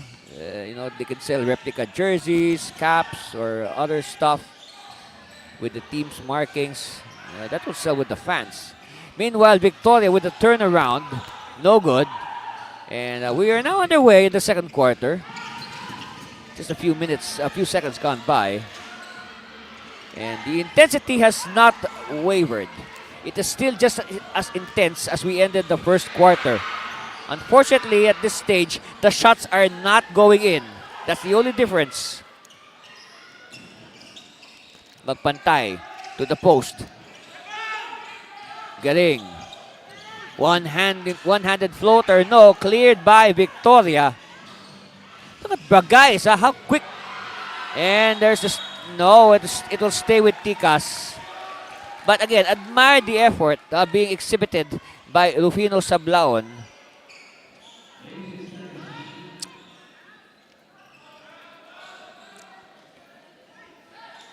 Let's let's digest some statistics from that first quarter, and quickly Can leading the way. Can leading the way with 10 for Tikas, and he's followed by Renzo Victoria with 5. On the other hand, it's Sablaon with 6 as a top man for Camsur, and the rest of the team like one field goal each. You can say balanced attack. But then again, the key here, a 1-point lead only for Tikas. And there's a big gap in rebounds at 20-11 in favor of Camsur. And assist, it says, a little edge only for Tikas, 4-3. But that's a surprising number at the rebounds. A plus 9. That means 9 more chances, at least 9 more chances for Camsur to score. Unfortunately, they were not able to capitalize. That's why they're still they're still behind by 1, as either side has yet to score, and still no score after 90 seconds in the second quarter.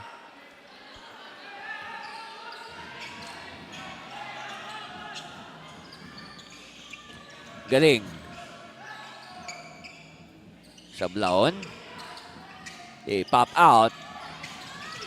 No.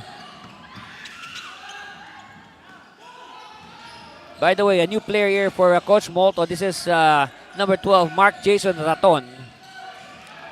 Did not play in the, he played sparingly in the first quarter. Oh, wow. So, Rosendo Acabado Jr. with the points. Lead now is with Camsur, 26-24. Jumper on the way, no. And good box out, but it's going to stay with the red shirts. Take a look at it again. Look at that. Nice pass by Jamba to Rosendo.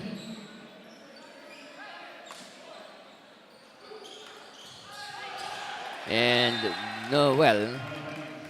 miscommunication there for Tikas.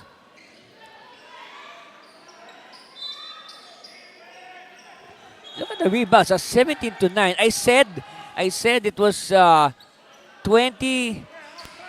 It was 20-11 after the first quarter, but look at that, 17-9. I think that's for the second quarter alone. Or what? Well, let's double check. A good defense. They're forcing the ball too far. They save it, and they save it to the wrong person. They tried to give it to assistant coach Jerry Flores.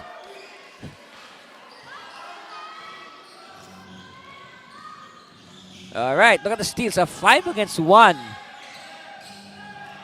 Because that is the trademark. As Ganya connects from the outside, it's a three-pointer. That is just simply an example of the hustle being shown by Tikas. And a reach and foul from behind by Isidro. Look at the three-pointer from Clifton Ganya. And again, if you are looking for dunks, unfortunately, it looks like Ganya is more focused on three-point shooting. As we look at the turnover story, 7-2. I mean, that's 5 more turnovers for Camsur.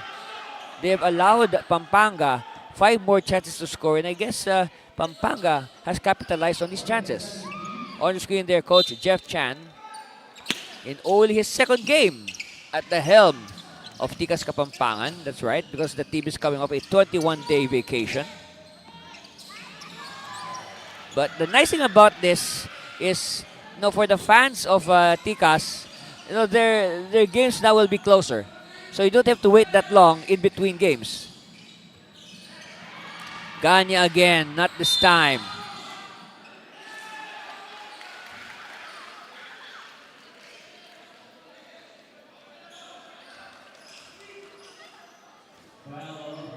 So it's on Acabado. Sideline inbound for Tikas. But guys, kick out. Nice line. No. Offensive rebound. Yes. By Victoria. And Victoria, believe it or not, is silently, leading Tikas. No, he's doing it through plays like that. Putbacks. The unheralded work. Oh, what a crispy block. That is so crispy.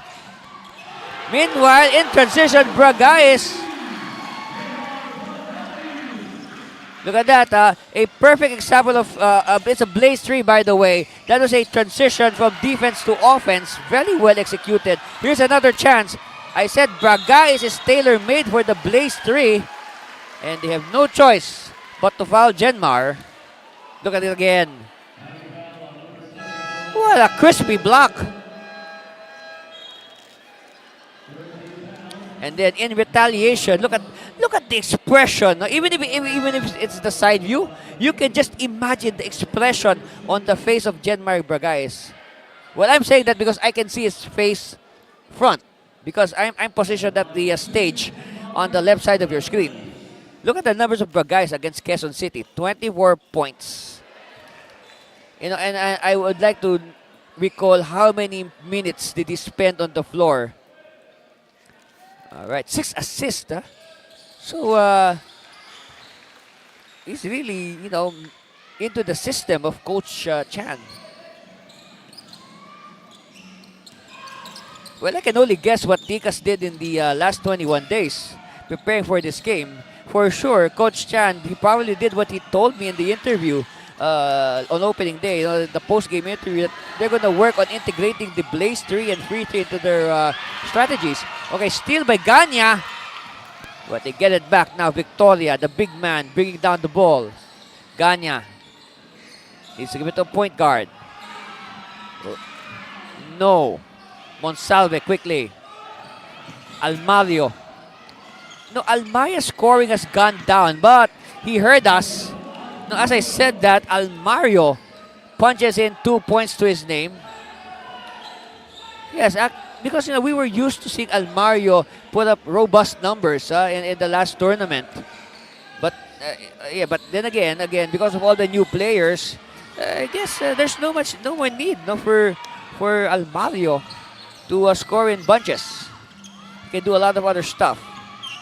Llarena, scoop shot, yes.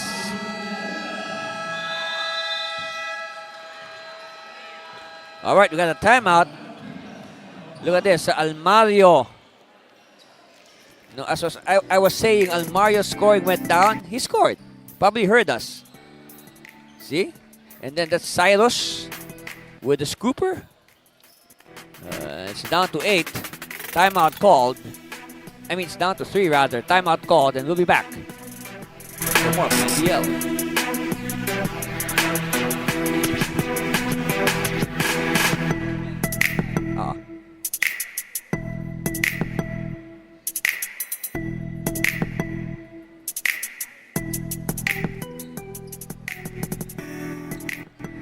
Hey, sa atong mga higala diha sa Visayas ug Mindanao, NBL Youth coming soon.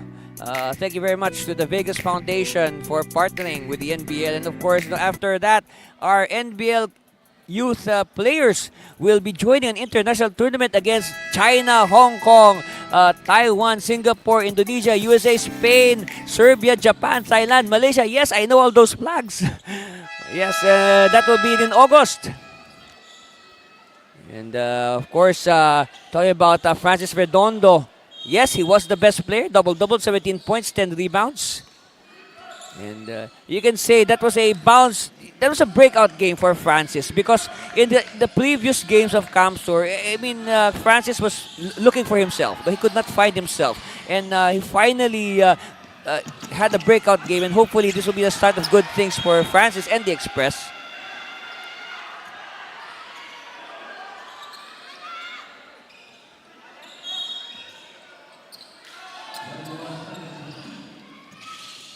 Almario, oh yes, nice line.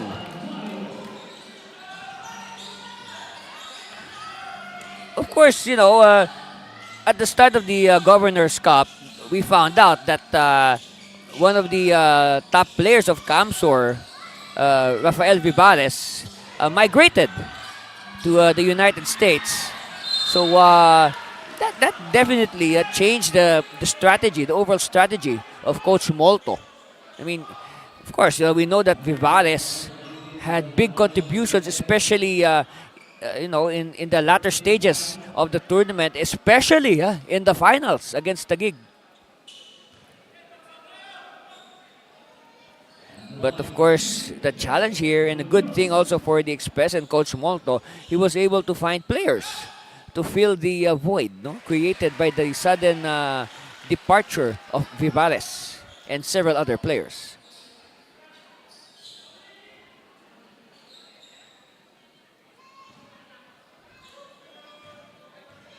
All right, free throw time again. Short, battle forward. It's won by Redondo. Let's see if we can have a double-double again today. But it's saved by Tikas. Cross-court pass. Oh, look at that. Changing hands in midair. By Jake Munoz.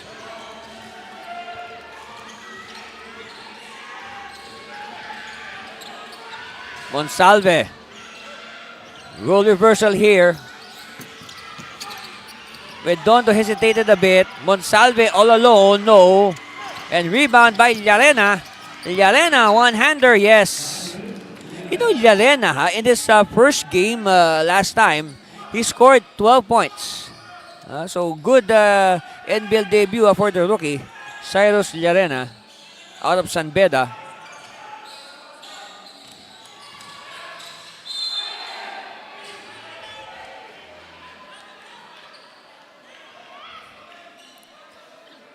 Okay, whistle halts play.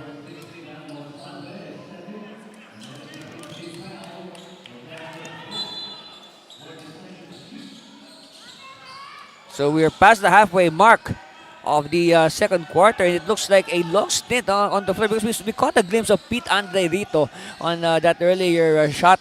We noticed that Rito has not returned ever since he sat down. Referee says play on. Llarena, no look to the corner. Quick release. Domagtoy, no. Chance now here for Tikas to pad their lead. Ganya for three. No. And it's going to go the way of the Express.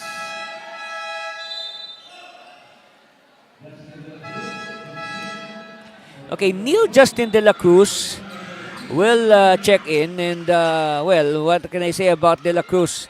Hot and cold, and in fact, there was a game he was not even used.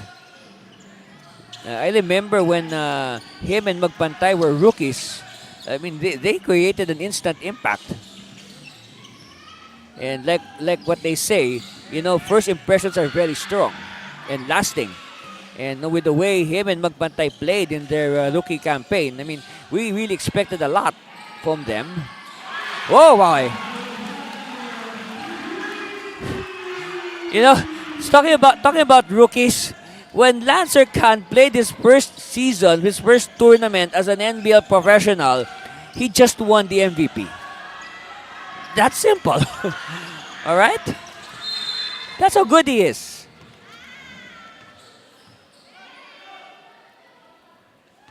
All right, they got a foul again.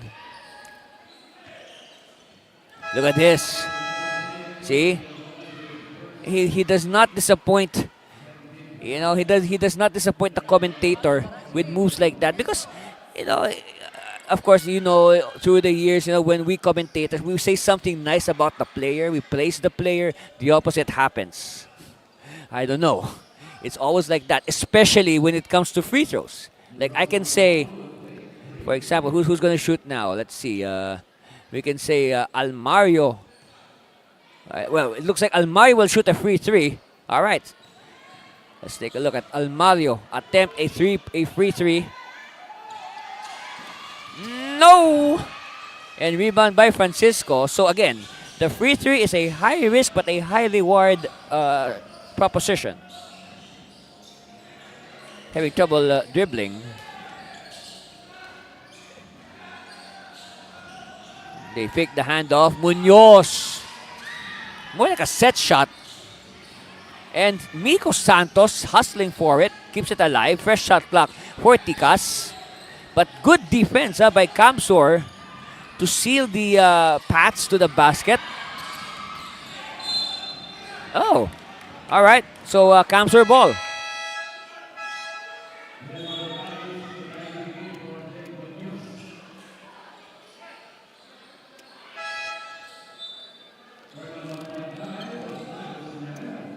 Okay, Bragais is in action. It's a nice matchup, Bragais versus Magpantay.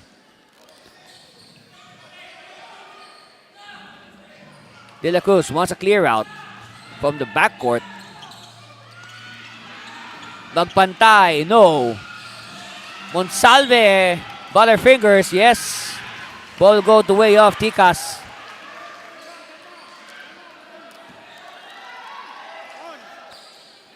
So we notice for today, it looks like Coach Flores is doing more of the coaching than Coach Chan. At the moment, Can, air ball. And last touch on, let's see, number 9, Miko Santos, yes. De La Cruz, play number 1. Again, wanting a clear out. It looks like he wants to challenge Can one-on-one. But instead, there's screens. Redondo is open. No, too strong. Scampering for it is Bragais. Bragais. Try to read his mind. What is on his mind? Oh, spitting in traffic. And no. That is an offensive foul, yes. That is an offensive foul.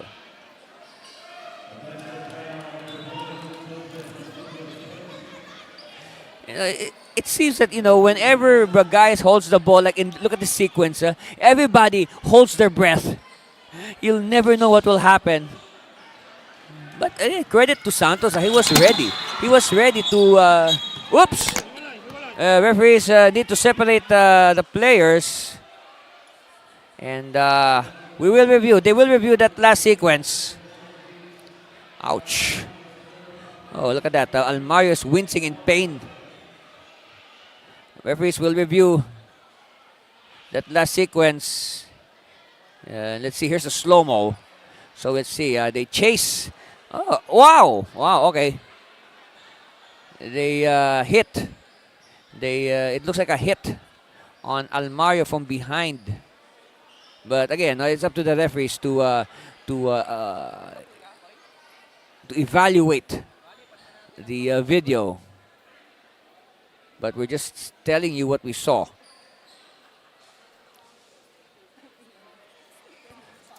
No wonder. Look at that. By the way, Almario is still on the floor. He has yet to stand up. So it was 2 against 1, and it was the trail defender. It was the trail defender who fouled. Okay, that's nice. Almario is able to stand up, and he is able to walk on his own power. That's good. That's a good sign. Yes.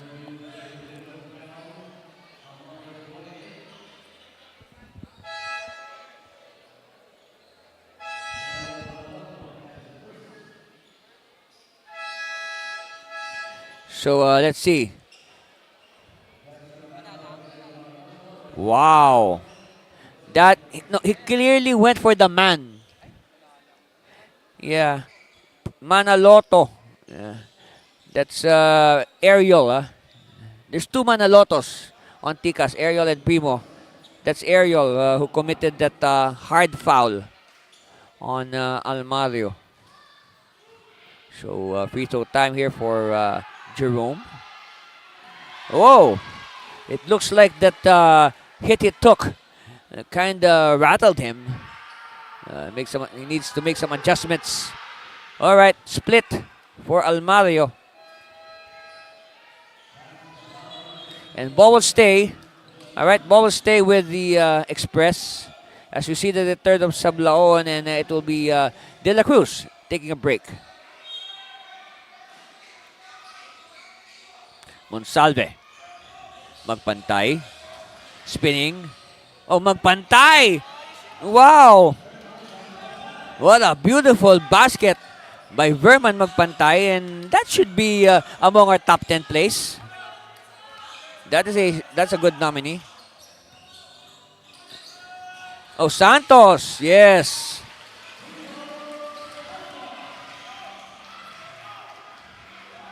Santos getting 2 points back. No. Rebound magpantay. Chance again for Kamsor. 90 seconds left. Kick out. Sablaon. No. Khan with the rebound. So Khan doing a little bit of everything. Scoring, rebounding, assist, and defense. Like steals. Khan now. Bounce pass to the outside. Thinking what to do. They finally shoot. No. Won by Almario. Almario. Extra pass. Nobody marked him. Everything but the shot. Ball tap. It's won by Kamsur still. Shot clock says 13. And we have a foul. Who's it against?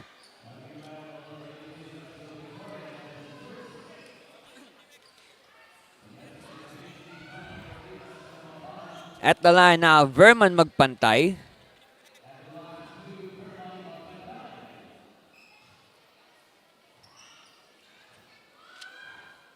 Okay. Down to 4, possibly 3. Make it a 1-possession game.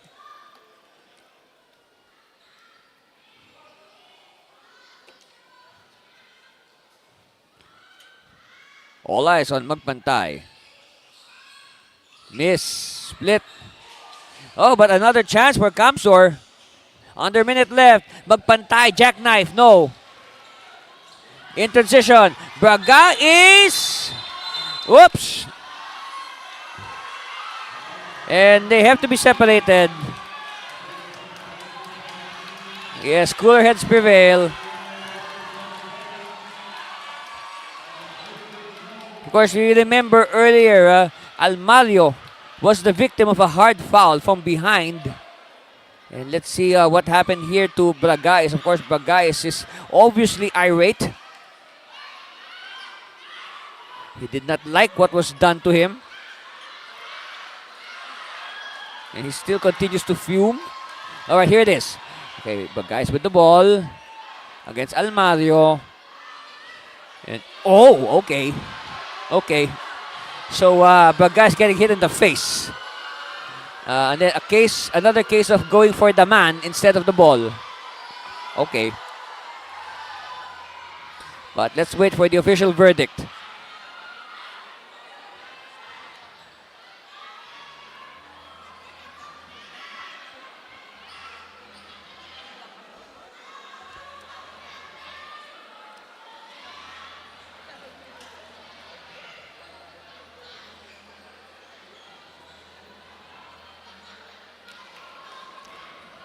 Shot there of the Tikas coaching staff.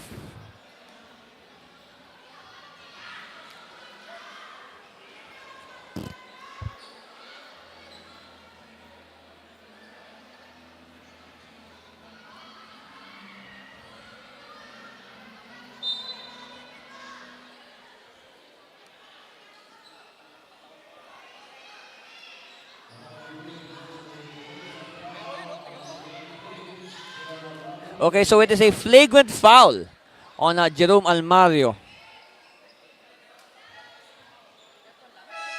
So, CJ Ganya comes in for Miko Santos. lucky for Almario, he will stay in the game. Oh no. Two Looks free like throws. Almario Delmar is- Bragais. We will check with our officials later. Meanwhile, Braga is unable to make the free throw.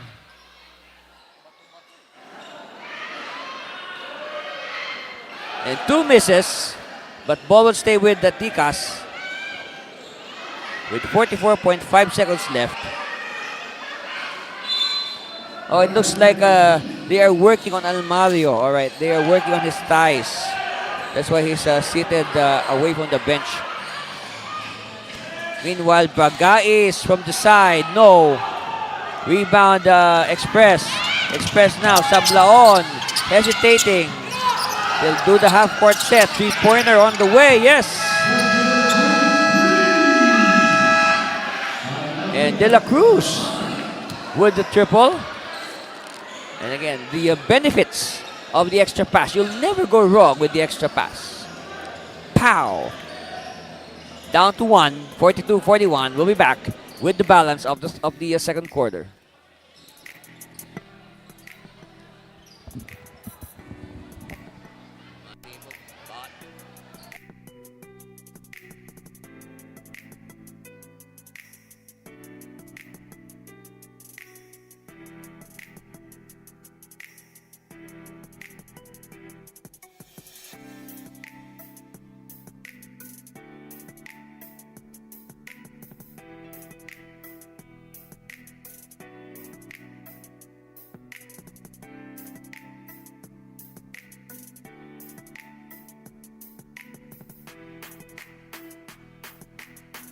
Again, look at the massive, I don't know, massive, yes, massive crowd we got here at the Colegio de Sebastian.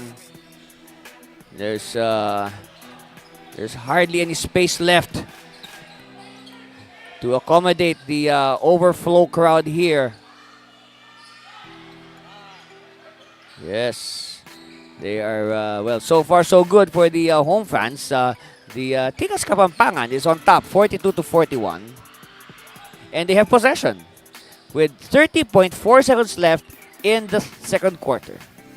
Andy Cervino here calling the action as it happens. And I hope you enjoy watching this game as much as we enjoy bringing it to you.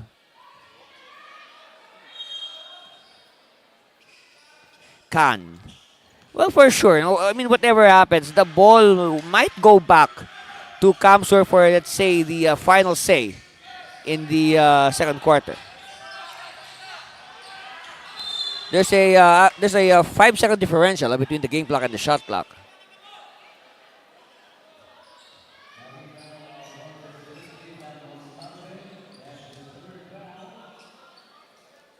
So at the line, Lorenzo Victoria. Well, I don't know if Coach Chan will agree, but I don't know, but it looks like if ever the need will arise, it looks like Victoria has the potential to be a good free three shooter because he has good range for his size. It's very rare for burly big men to have a good touch from the perimeter. So we have a timeout called. And let's see, there's 19.7 seconds left. A 3-point lead, and we'll be back with those 19.7 seconds after this.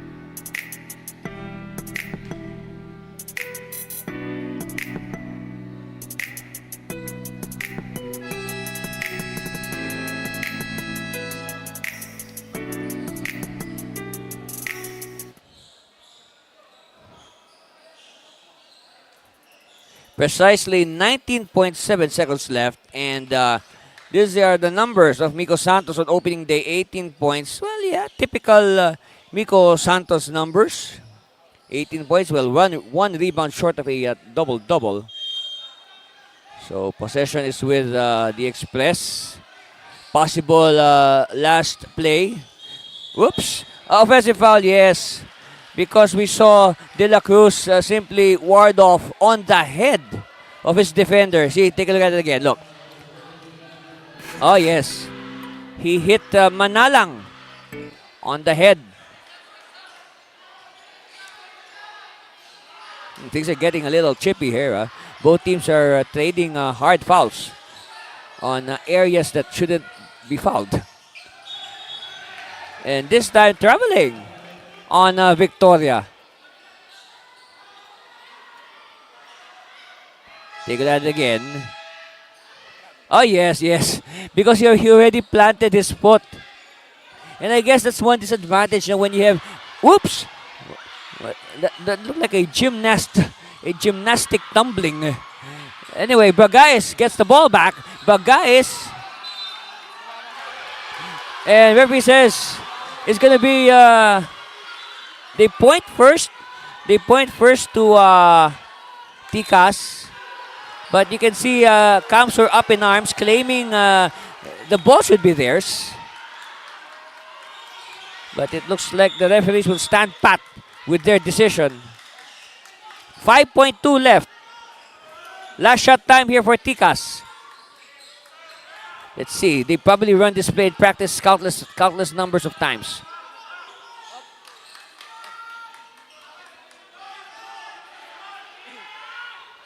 Referees are watching the jockeying for position as the ball is to be put in play. They bounce it inside. Wow! Talk about positioning. That is a good example of positioning by Victoria. No, simply confusing the defense with a simple pivot. So at the line for the bonus, Renzo Victoria.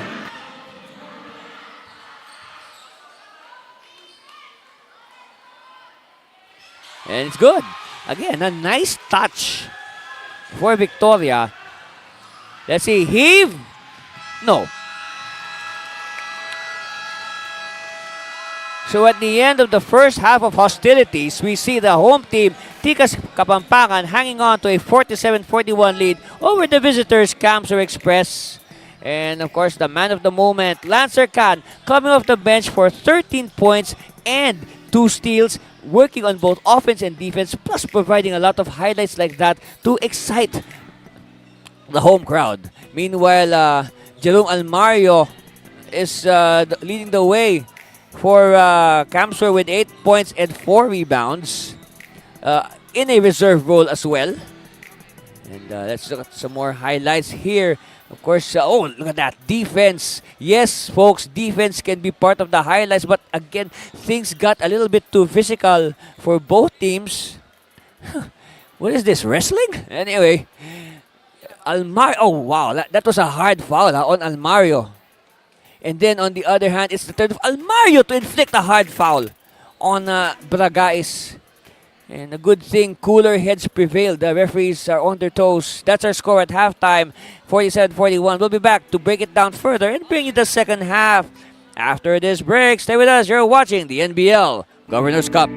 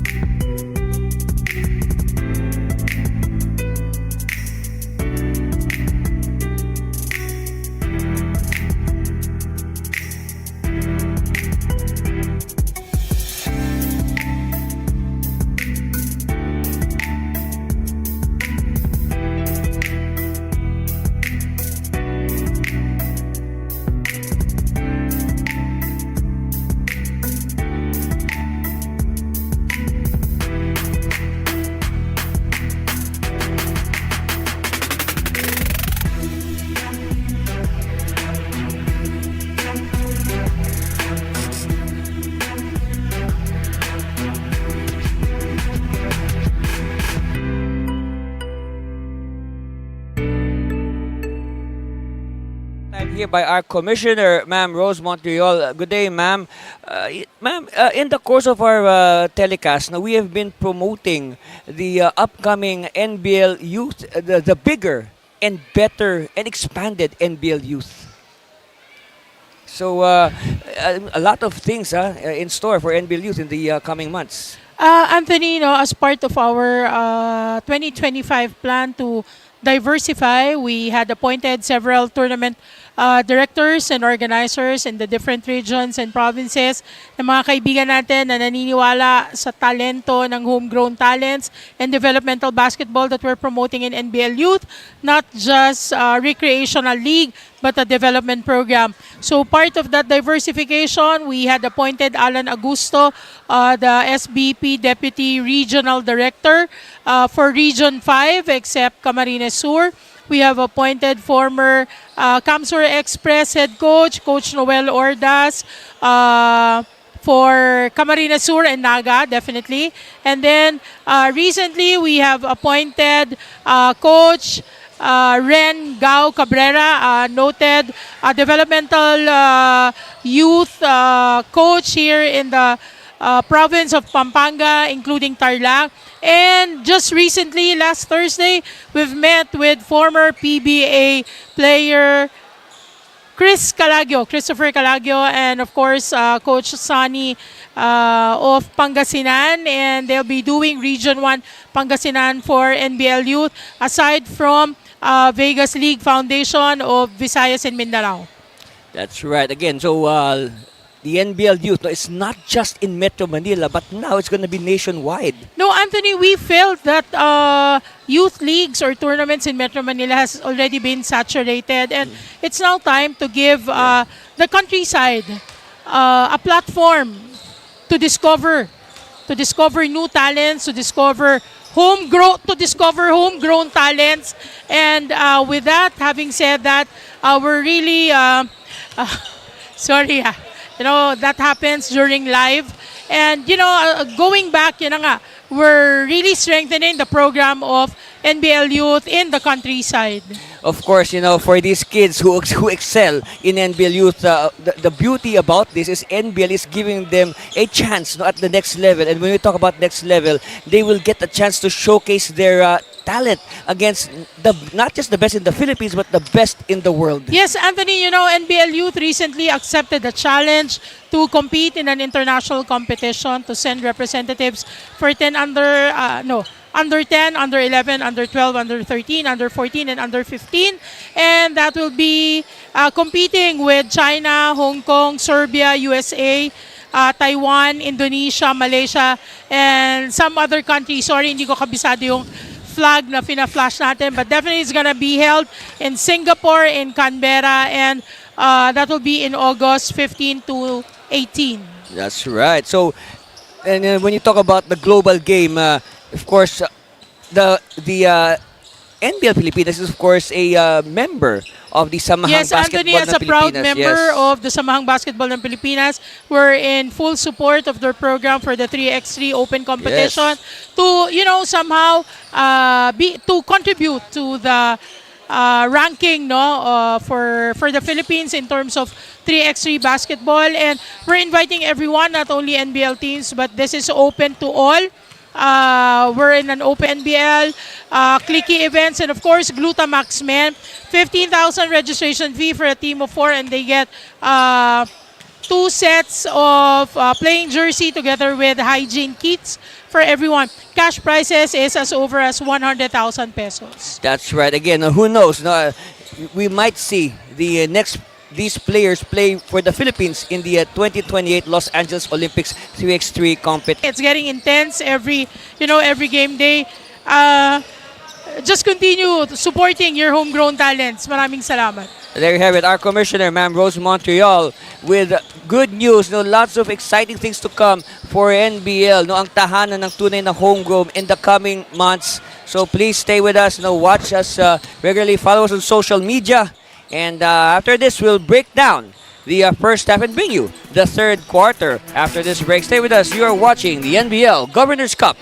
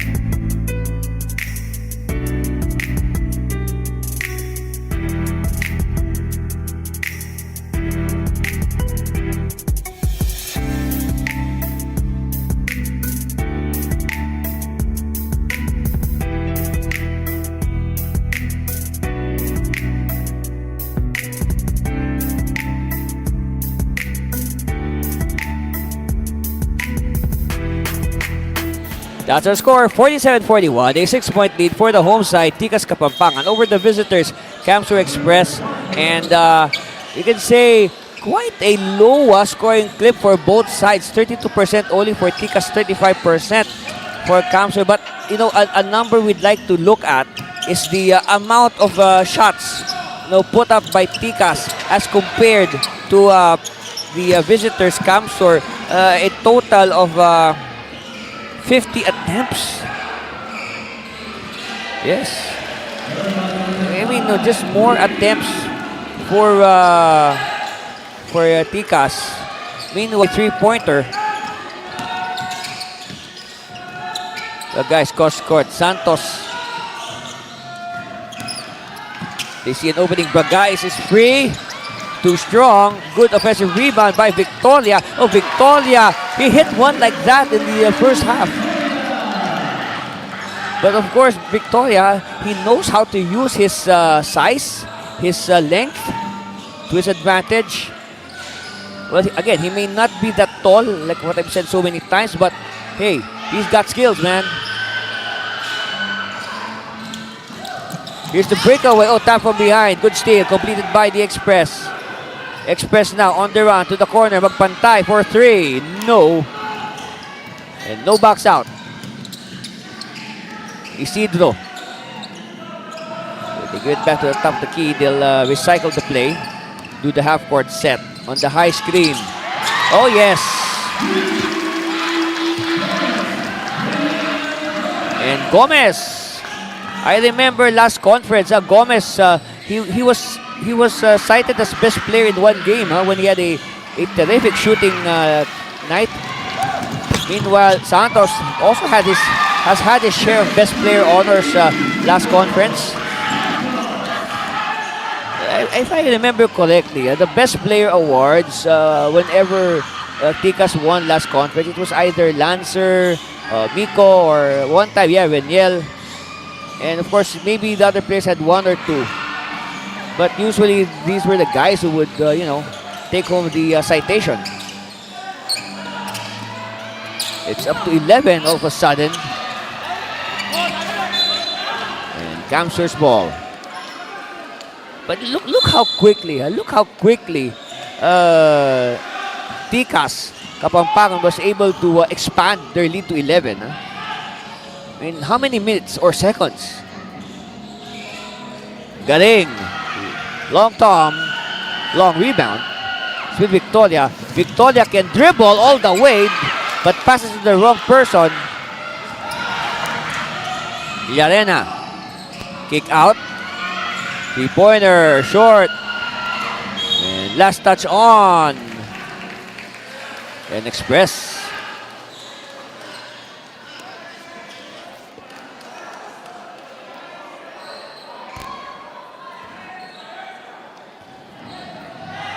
It's a new play.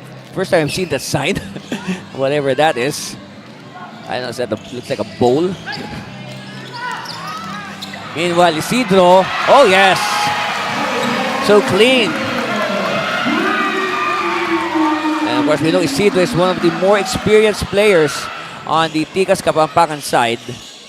I remember when they were a new team, well, of course, they were laden with youth, but of course, you need a veteran, well, a relative veteran like Isidro to provide, you know, leadership or, you know, to be a big brother on the team.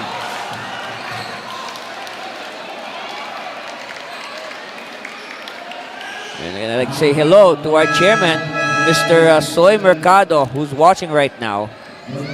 Good day, sir. Hope you could visit us at the games one of these days.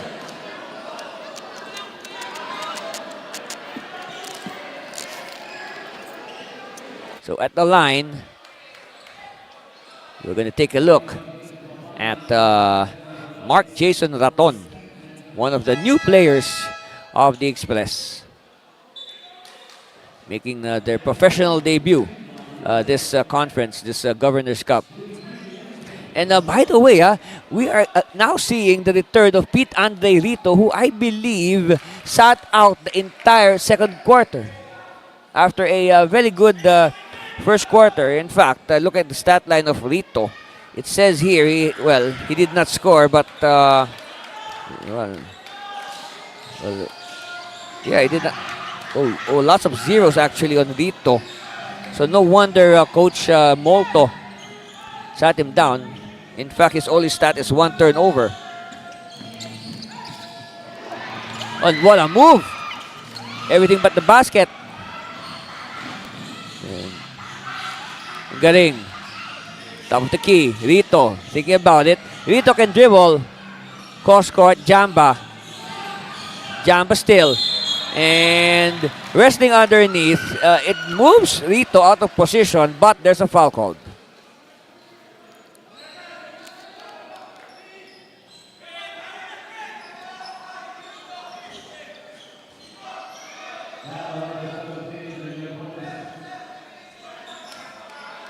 So sideline inbound for Jamba. Rito pops out. They want him at the low post, but look at Francisco denying him the low post. Finally, Rito at the low post, but they're not giving him the ball. He instead sets up the screen for Jamba. Magpantay, off balance. No. Oh, they keep it alive. Nice one. And Rito underneath, but Rito was too deep. And is controlled by the men in red, Tikas Kapampangan.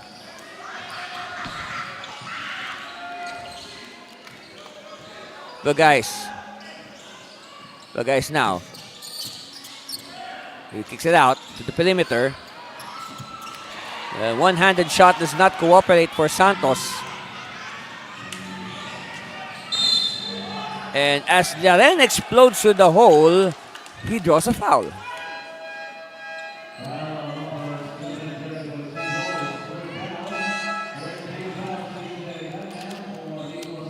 Jerome Almario is back. So again, Almario, only a flagrant foul 1. That means he will avoid being ejected from the game. He is eligible to return, and that is now. They just work on his thighs as he is sat down before the end of the second quarter. Baga is now. Baga is too strong.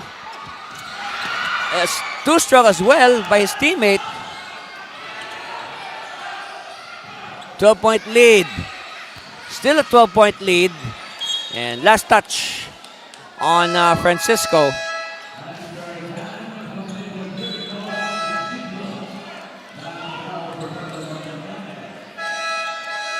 I like this strategy of, alternating Francisco and Victoria. But I doubt if Coach Chan, I don't know if the need may arise, but I have yet to see them play together at the same time. Because, if you put them on the floor at the same time, it will definitely slow down the team as a whole.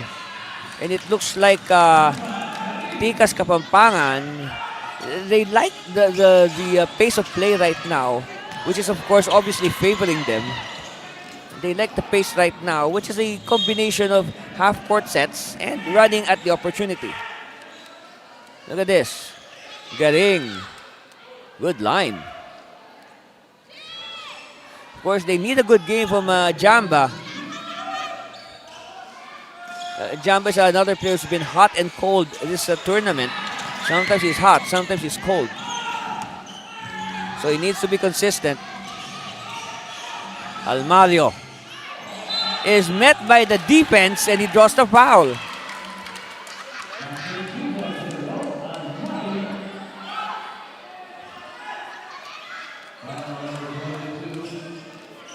Look at this.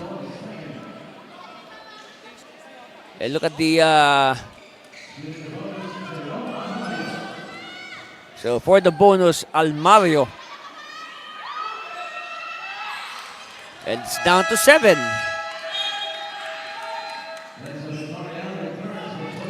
Okay, Victoria will return, and well, we guessed it right. It's Francisco who will sit down. So again, these guys have yet to share the floor together.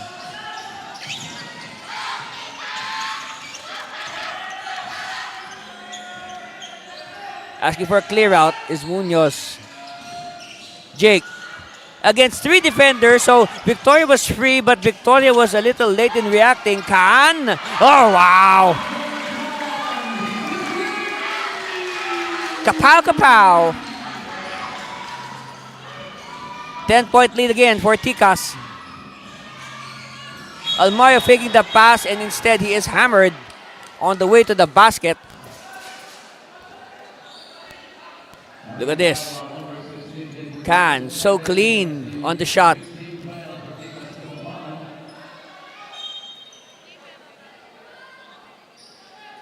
So again, focus is on Jerome Almario. Well, let's look at the numbers of Almario. And in the first half, Almario had 8 points. So for sure, Almario has hit double figures by now. As you see on your screen, their coach Jeff Chan, who is on his second game. This is his second game as coach of the team. And his first after 21 days. And speaking of Kamsur, this is also a very important game for them because earlier the Quezon City Enforcers won over the Nueva Ecija Granary Buffaloes in our opening game. So because of that, the Enforcers and Kamsur, they are now tied at 2-1. So Kamsur would like to win this game, so they will move half a game ahead of the Enforcers. Of course, right now, as we speak, leading the pack is Taguig with 2 wins and no losses. And then there's Tikas Kapampangan. Because they only played 1 game, so 1 win and no loss. Tikas Kapampangan at number 2. And then Quezon City and Kamsur tied for 3rd and 4th. Oh, wow. Kapow, kapow. I told you, if the need may arise, you can let Renzo Victoria shoot a free 3. They want the 3 points back. Not yet. And it's won by the Tikas. Munoz breaking away. Yes, that's a blaze. Don't look now. The lead is 15. Oh, Almario gets the 3 points back.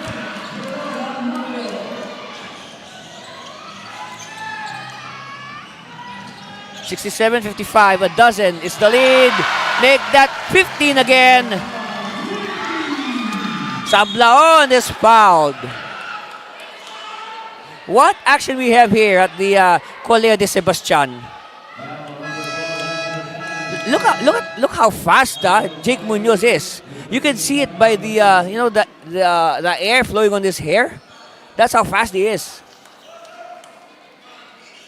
And we're looking at the slow-mo, not the original footage. Oh.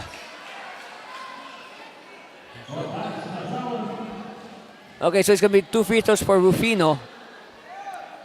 He will not go for the free 3, although he has the distinction of being the first player in NBL history to hit more than 1 free 3 in a game.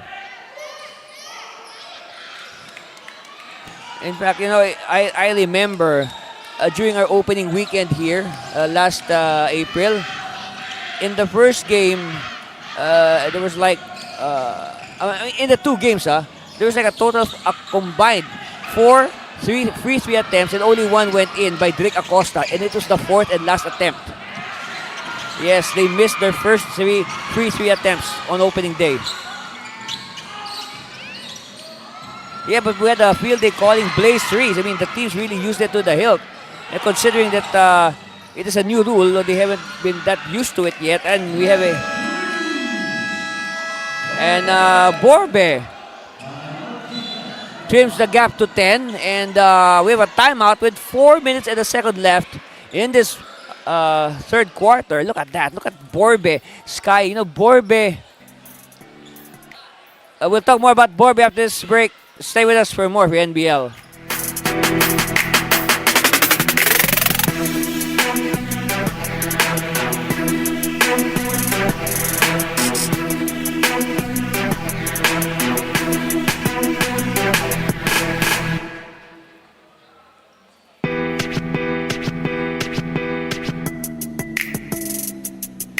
That's right. Thank you very much, Love Mobile, Franchising and Food Hub, for supporting the NBL Pilipinas. That's right.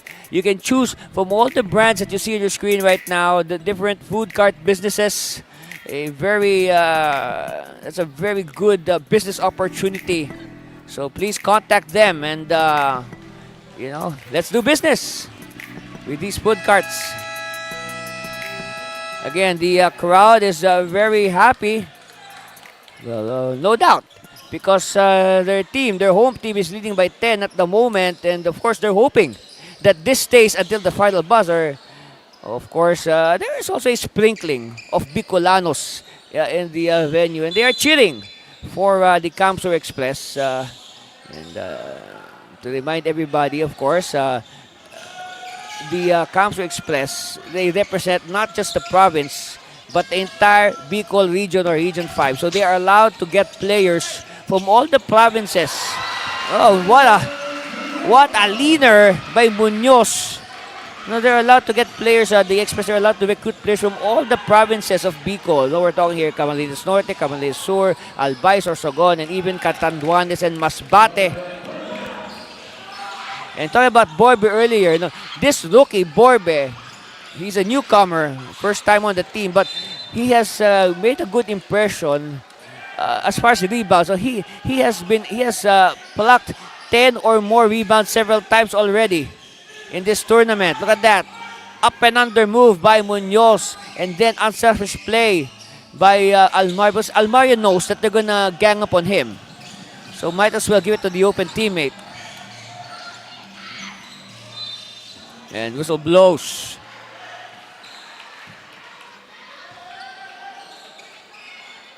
It's on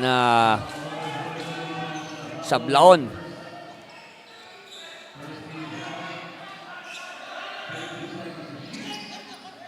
Sideline inbound for Tikas.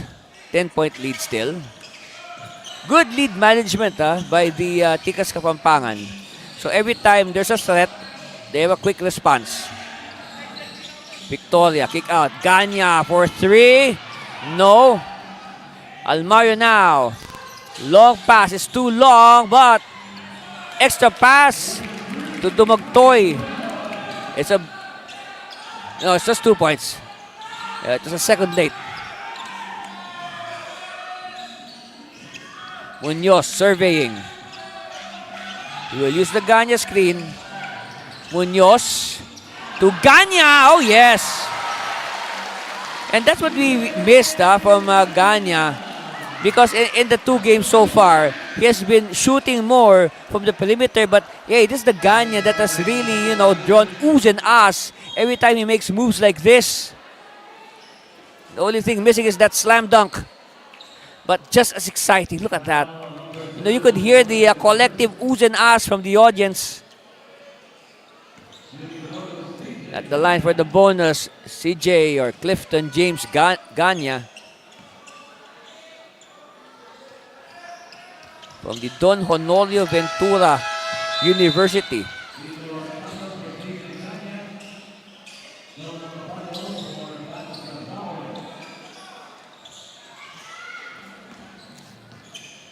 Almario. Oh, Almario is playing point guard, That's new. Almario for 3. No. Battle for it. It's won by... Oh, it's going to stay with the Express.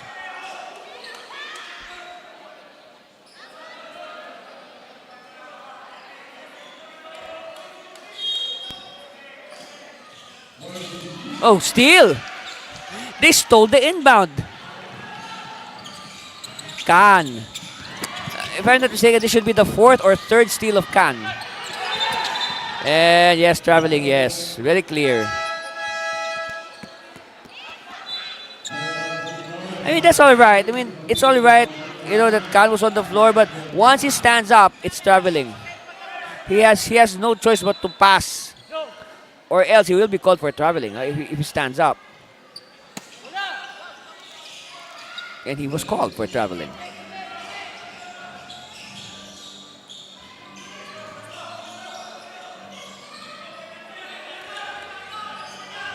Rito, no. So still no points for Pete Andre Rito, who is also another product of the NBL Youth program. Actually, one of the first players of NBL Youth. And now the young boy has grown up to be a man and he's now playing professionally.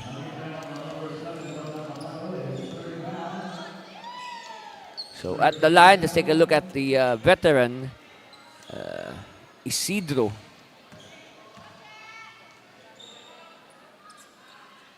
Jericho Isidro.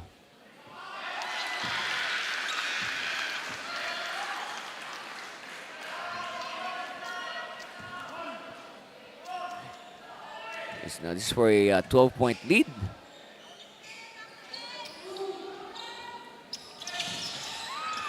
And split.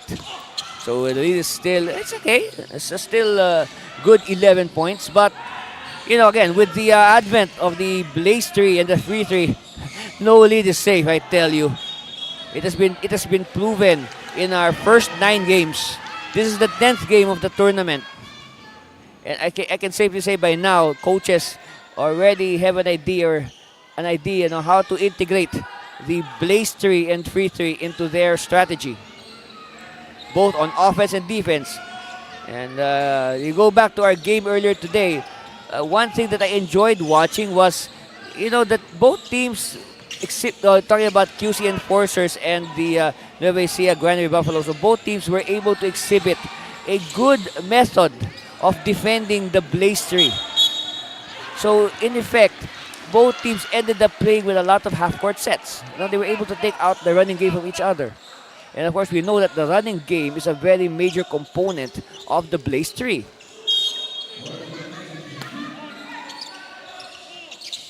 Baseline inbound. Finds Blagais. Well, we haven't heard much from Blagais lately, after his, his few highlights in the first half. Okay, no good still for Genmar. Chance here for Kamsur.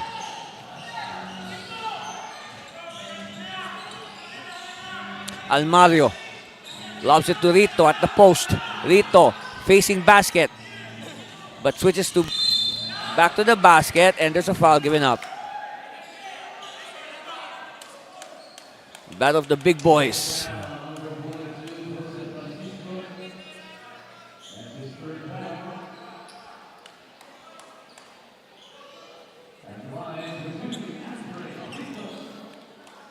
Okay, take a good look at Pete Andre Rito.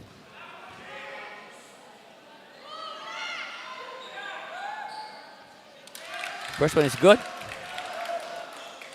So if I'm not mistaken, this should be the first points of the game of Pete Andre Rito. And it's a free throw.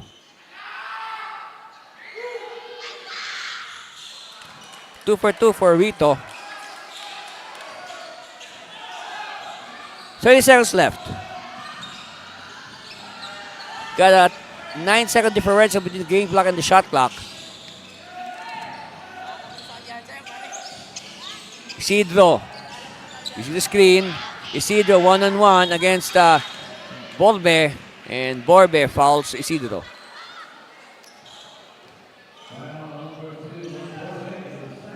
Well, look at the numbers of Borbe today. He only has, he has no rebounds, but I said, no, in their first games, Borbe was a rebounding demon.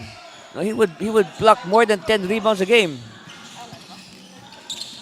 A nice reverse by Genmar.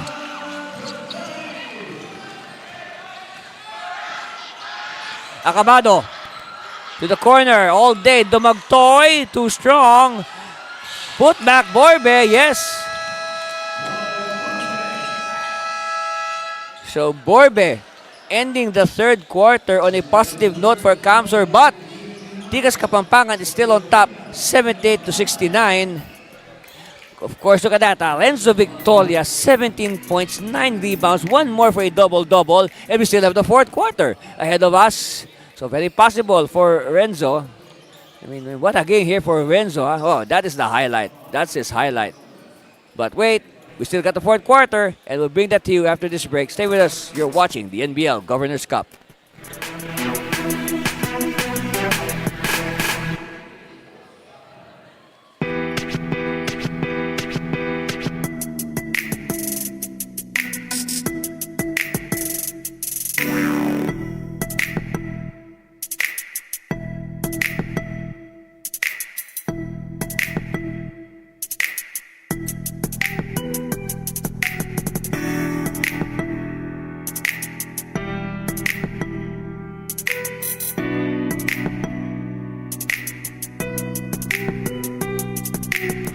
Slice of the crowd here. Sunday crowd at the Colegio de Sebastian in San Fernando City, Pampanga.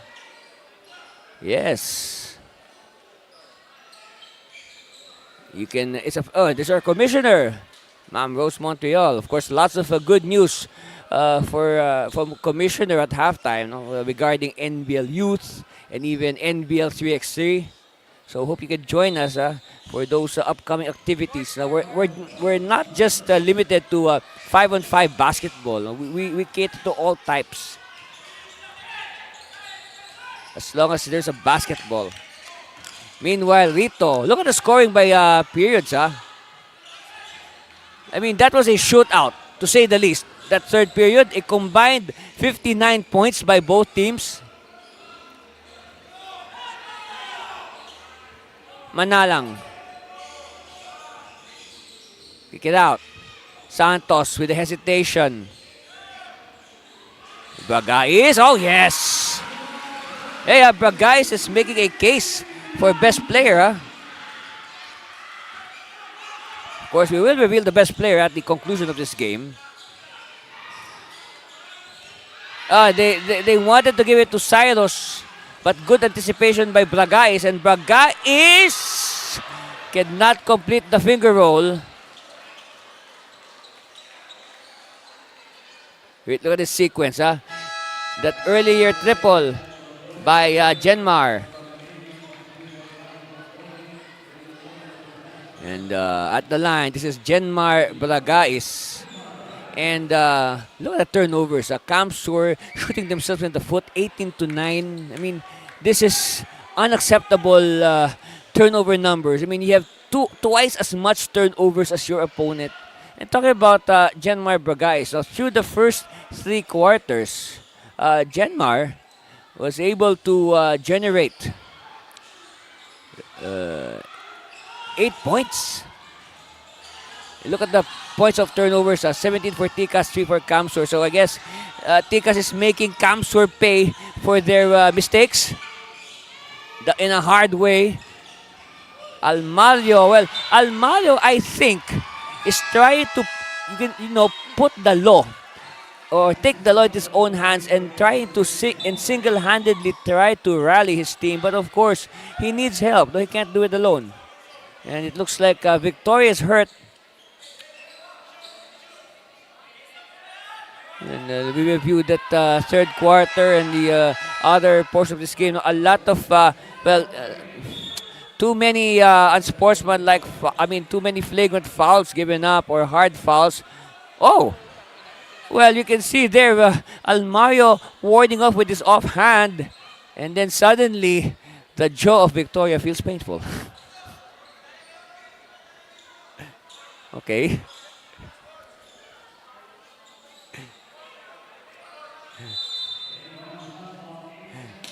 So I guess the ball will stay with Kamsur. Bolbe, oh yes. Well, I guess Borbe heard us. I said, Borbe was able to impress us by grabbing 10 rebounds or more several times.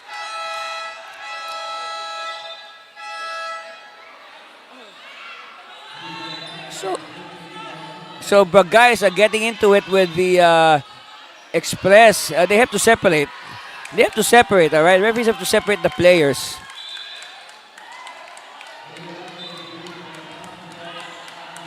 And Bragais is still he's still not refusing to be restrained.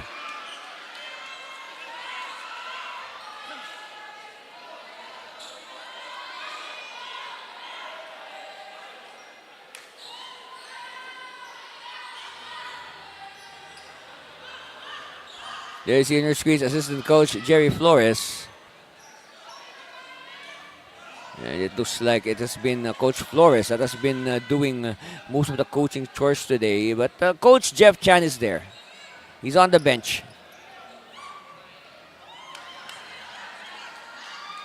Coach Molto now speaking with Bragais. Oh, he's smiling. Okay, that's a good sign.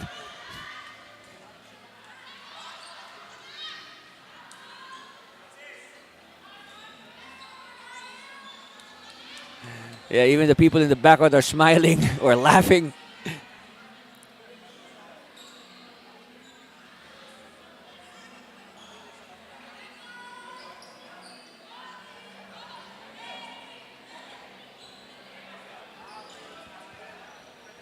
So Borbe just waiting at the 15-foot line.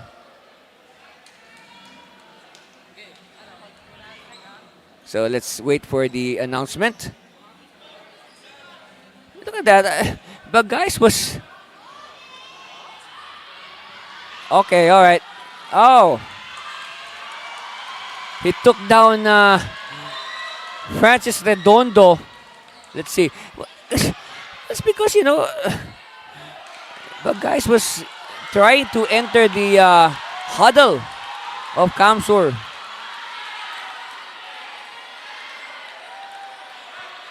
Well, I leave it to the referees to be the judge.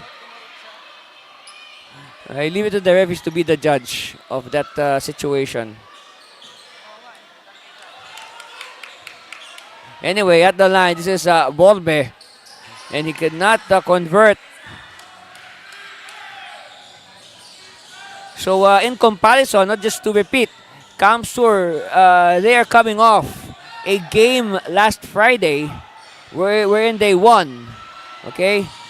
They played last Friday in San Leonardo, Nueva Ecija, and they won their game. On the other hand, Tikas is... they just ended their 21-day layoff after playing on opening day. So you can say an extended rest for Tikas.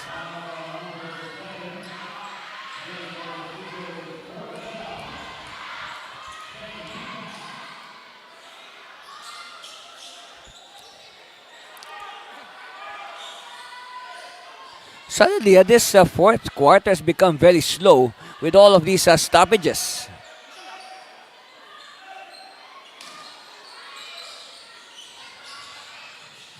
All right, finally some basketball.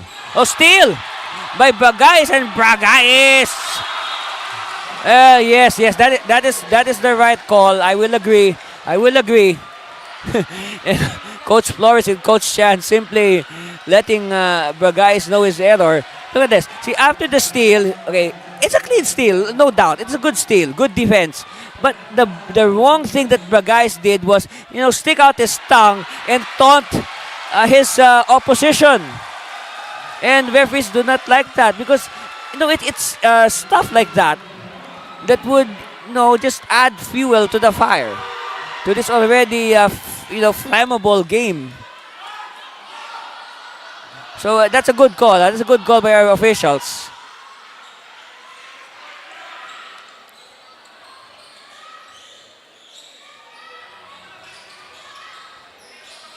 You know, think about it. Think about this. Sticking out your tongue will merit a technical foul. Even before, in other leagues, a simple thing like, you know, wagging your index finger after a shot block, that is enough to get you a technical foul.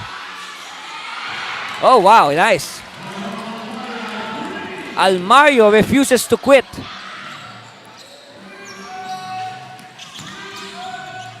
Down to 8. Gomez. Ganya will attack. Oh, down a pass at the last second. And let's see.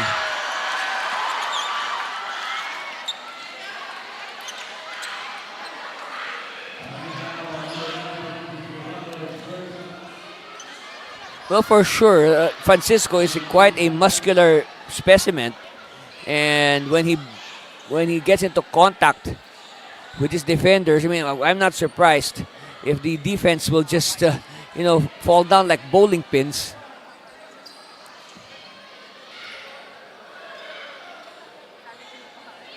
At the line, Joseph Francisco.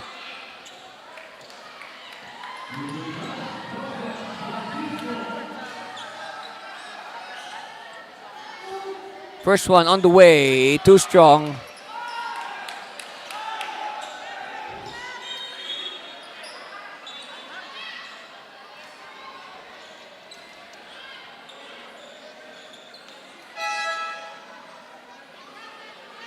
Okay, magpantay will report back.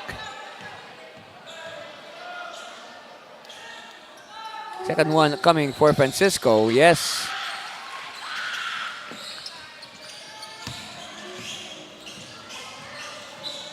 Magpantay being hunted by Bagais. Magpantay. Explode! Last line of defense results in a two-man block. A la volleyball. Isidro now, handoff. Gomez. Finds Bagais. Bagais now, fighting through the screen. Bagais will challenge Magpantay. Bagais down to 4 seconds. 2 seconds, and it's a shot clock violation. With 9 and a second left before we decide the winner.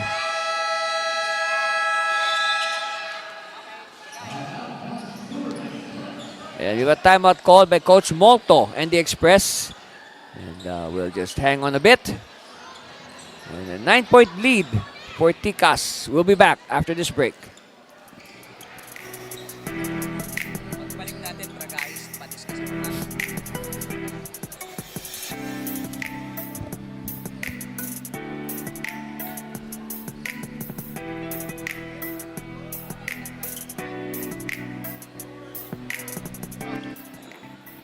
And you see the huddle of Tikas Kapampangan. And it looks, well, let's talk about, Genmar Bagais. Genmar, his contributions are not stats. I mean, a lot of intangibles that you don't see on the stat sheet. Acts like this, talking to the opposition, even if the way he dribbles, these are the stuff that you don't see in the stats. And then even that sticking out the tongue technical foul he got. I mean, yeah, here it is. Look at that. No. That is not allowed in any league, Genmar. Sorry.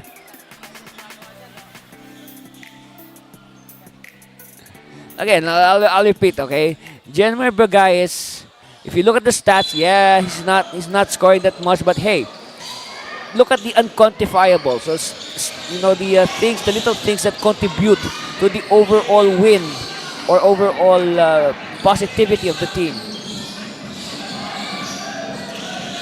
Oh, that was almost.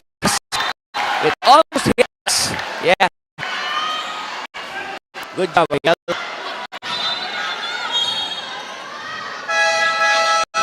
Good thing it didn't hit our monitor, huh? Yeah, these monitors are expensive.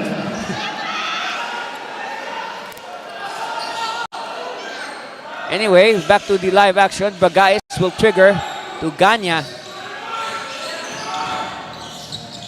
It's with Bagais. Bagais will explode to Ganya. Ganya faking, and Ganya wanted to pass, but well read by the defense. And another whistle. Let's see. Bodies all over the floor.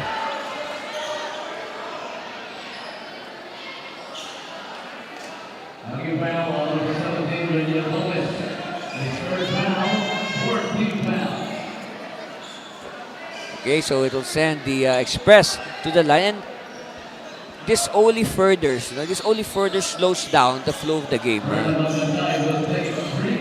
Of course, we play 48 minutes combined for 4 quarters, or 12 minutes per quarter. But look at this other stuffs like the stoppages for free throws, for discussions, for reviewing video. So sometimes, our game could stretch as sometimes, I've covered a game that stretched as much as 3 hours because of too many fouls. Okay, free time here for Magpantay. This will be crucial. Oh yes, and now it's down to 6. You see the effect of the free 3.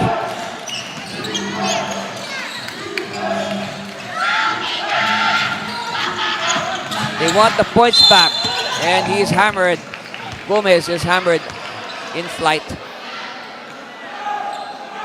Okay, from 9 with just 1 shot, the gap is down to 6. And we still have 8 minutes left. A lot can happen between now and the final buzzer. Again, confirmation of our score, 84-78, 6-point lead. But this time it looks like Gomez will try to get the 3 points back via his free three. Remember, you can only shoot between those two blue lines that are protruding from the arc as Gomez misses. And a sigh of relief for Kamsur and their supporters. Kapatay this time wants a clear out. The screen of Borbe. Kapantay will shoot. No. They sky for it. No go, and it's controlled by Tikas. Gomez. Gomez now. Elects to pass. Oh, they could not handle it. Another turnover. Oh, stolen again. Errors. It's a comedy of errors, and no one is laughing. Santos, one-hander, no. Helter-skelter. All right, take it easy. Let's slow it down, says Gomez. Khan. Khan has been silent for quite some time. All right, another steal, Khan. And yes, that's a blaze.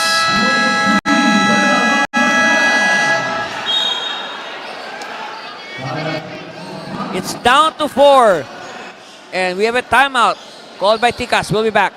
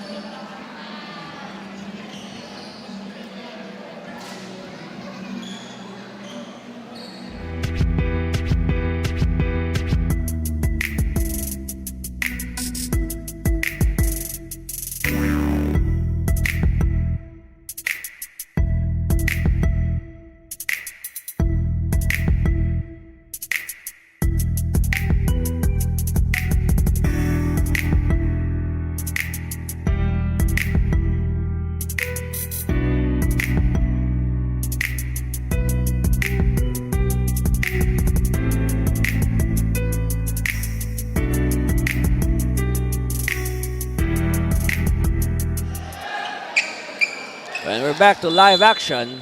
7 and 15 left. And a quick timeout called by Tikas because their once formidable lead is just down to 3. It's a one-possession game. And Tikas badly needs to score in this possession to stem the tide. Oh, they throw the ball away. That is not what they wanted. Redondo, with a clumsy layup, and Redondo is injured. Oh, wow, he's holding to his ankle. Redondo able to stand up. That's good. But he's still limping. Munoz, sidestep, yes. I don't know, I think they have to replace, looks like they need to replace Redondo. He's limping. And quickly, I think Monsalve will spell him at the next dead ball.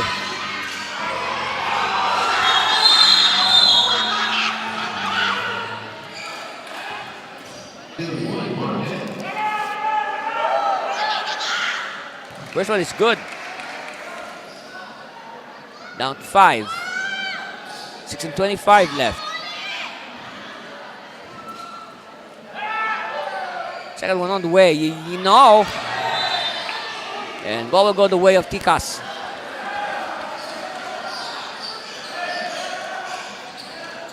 So a lucky break-in save for Tikas Kapampangan. But of course, you cannot rely on your opponent missing. They have to help themselves by scoring. Santos taking the handoff. Santos still back to the basket. Santos spinning. Finds Manalang. Manalang hemmed in well by De La Cruz. They have to shoot. No!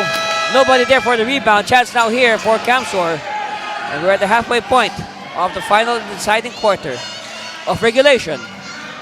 Because, you know, we always have to be ready for overtime just in case. As Magpantay nails the 3, it's down to 2.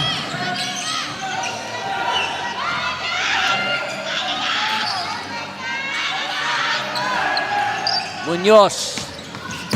What will he do? Munoz. Awkward shot. Santos is too deep. Victoria faking. Victoria to the corner. No. And Khan gets the rebound. So, in that sequence, check how many seconds Tikas was able to shave off the clock. And Munoz converts. See, the idea there is to get as much points off the clock and lessen the chances in the long run of your opponent. They're trying to make the clock their ally. Borbe. It's a good matchup of Borbe versus Santos. Borbe. No.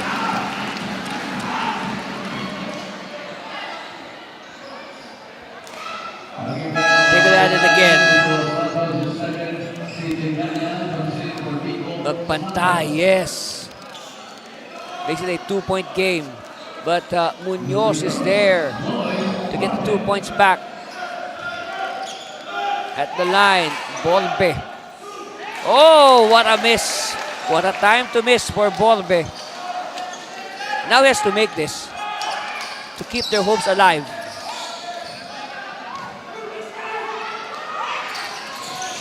All right. Coach Molto can only guess what's running through his mind. Ganya. Ganya now escaping the deal. Ganya just threw the ball away.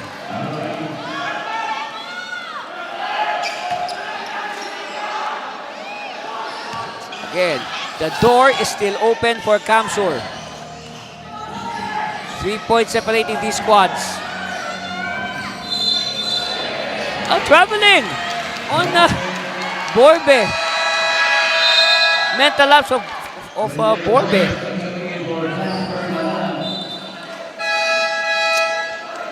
Wow. If ever, they will look back to that sequence. But again, still a lot of time. Don't worry. A lot of time. Supporters of the Kamsur Express, still a lot of time. 4.5 left. On the part of the supporters of Tikas Kapampangan, your team just has to hold on and hang tough. Oh, yes. Oh, no. Victoria misses the gimme. Hustling for it is Magpantay. Chance again to equalize. Magpantay. No. Oh, how fitting if that went in. The equalizer by the equalizer. One of the monikers given to Verman Magpantay, the equalizer.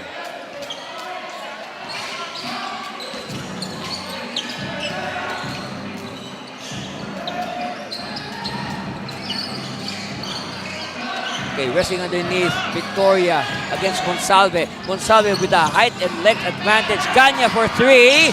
No! Oh, and Monsalve could not control it, but... Okay, look at this. Look at this last sequence, all right? The guys tried to save the ball, but he bounced the ball on the head of Dan Monsalve. Look at this. See? Oh, yes. And usually, I mean, based on my experience, usually that would merit a technical foul because you do not bounce the ball on the head of your opponent. That's traveling. So, traveling earlier on Borbe, and now it's a turn of Tikas to travel.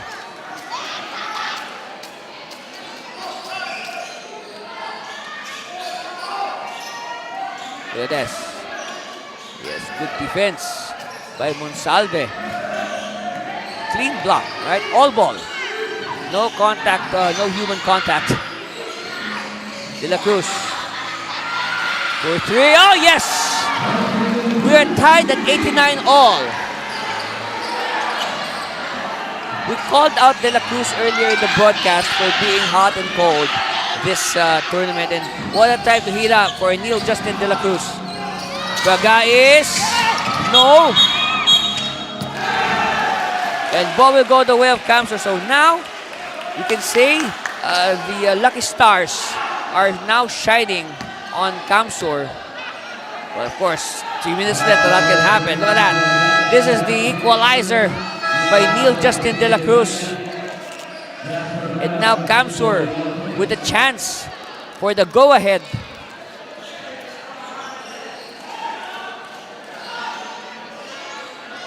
It all lies on these free throws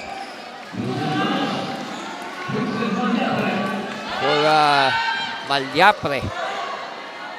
That's Vincent Malyapre. Oh no! Vincent wilting under the pressure.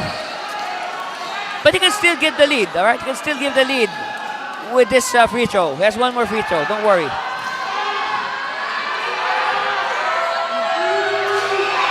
Important free throw, yes. Lead is with Kamsur, 90-89. 3 minutes left. Hang on to your seats. This is gonna be a photo finish. Victoria now, face basket. 17 steals for Tikas, 7 for Kamsur. Yeah, good hustle. Good overall hustle by the Tikas. And a slip. No, it's a foul on Monsalve.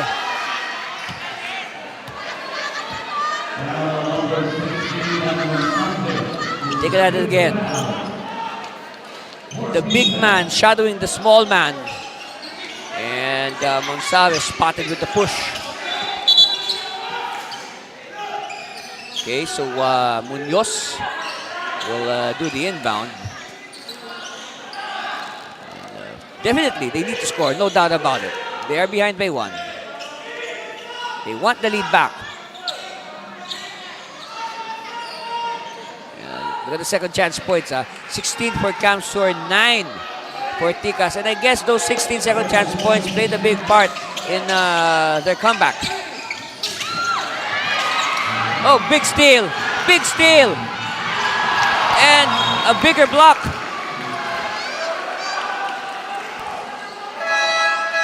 And that will allow Tikas to set up their half-court defense.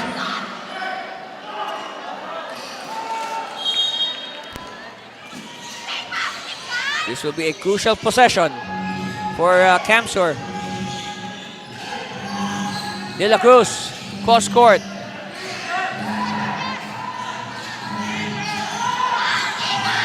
Tight defense. Oh yes, here's the block. Bagais now off to the races. Bagais. Monsalve, the last line of defense.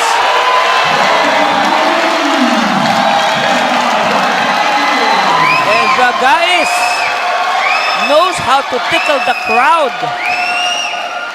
Look at this. Simply using his speed and athleticism. The last line of defense plus the help defender from behind. Count the basket plus the foul for Genmar. And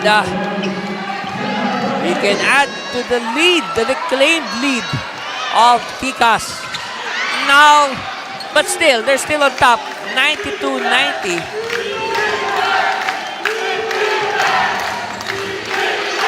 De La Cruz. Chance of defense in the air. Cross court outside. Magpantay, yes. We are tied. Magpantay with the equalizer, 92 all. Last 2 minutes is winning time in the NBL Governors Cup. I told you this will be a photo finish. Finger roll, no. Ball tap. Oh, Victoria!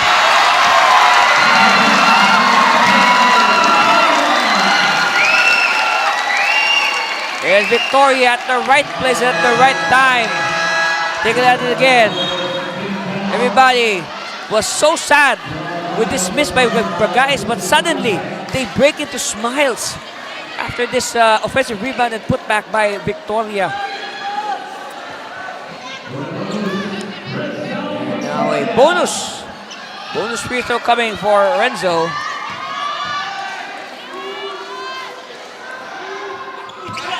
Yes. All right. Tikas now on top by 4. Let's check that by 3. 95-92. And a foul. Now, Tikas has to be very careful about fouling. No, they do not want to send an express player to the line and the game clock is not moving.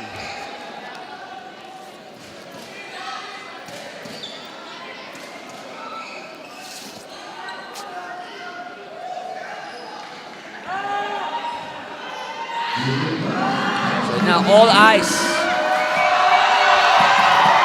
on Neil Justin De La Cruz. Oh! What a time to miss for De La Cruz. And you can just... second one. All right, split for De La Cruz. 2 points separating these teams. Can. Because the timelines with Santos. Times like this, you need the ball in the hands of your best players. Bagais. Bagais now. Finds an opening. Bagais. No. Chance here for the Express. Magpantay. Almario. No. Oh, what a miss by Almario. Nearing the 1 minute mark. Bagais with spouting basketball. Bagais inside, victorious block. Good defense by Monsalve. It's still with Tikas. No. Oh. The ball hit the underside of the board. So it's gonna be well, represents Tikas basketball. But regardless, who touched the ball last, once the ball hits the under portion of the board, that is deemed outside. All right? All we have to do is to find out who touched the ball last.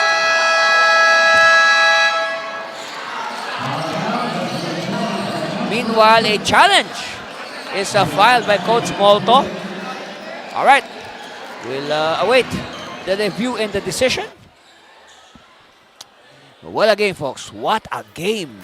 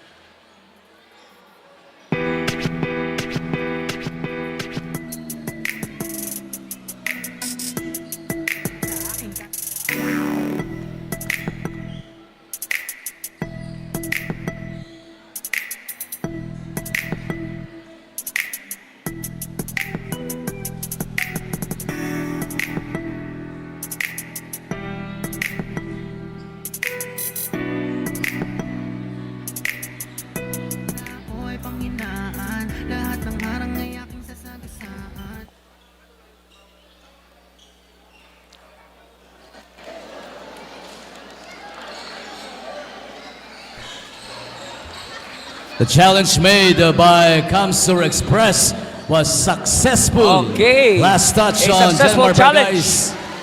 for the Kamsur Express. Let's see what happened here. Let's see who touched the ball last when the ball hit the board. 22 seconds to shoot. Here it is. They're resting for it. All right. It's Bagais with the last touch. Chance here for Kamsur. They bubble. They recover for three. Almario. No. And a big rebound by Can. It's with Bagais. Yes, credit that rebound to Can.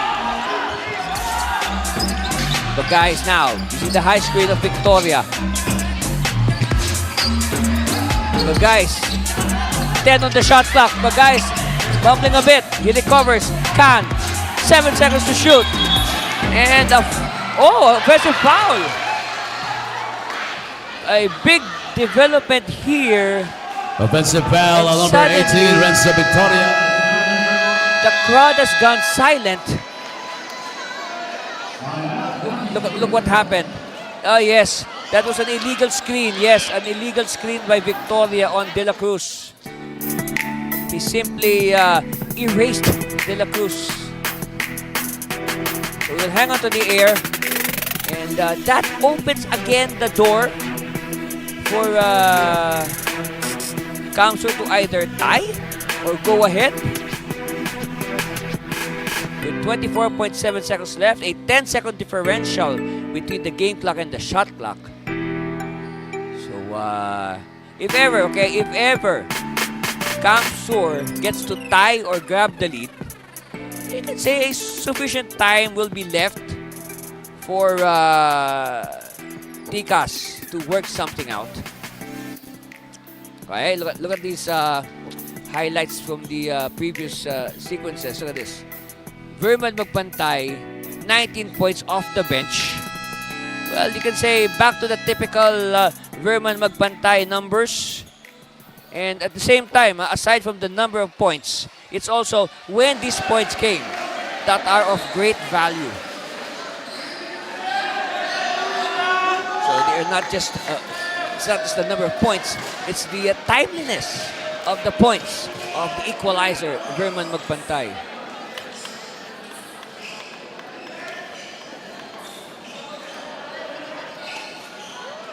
So,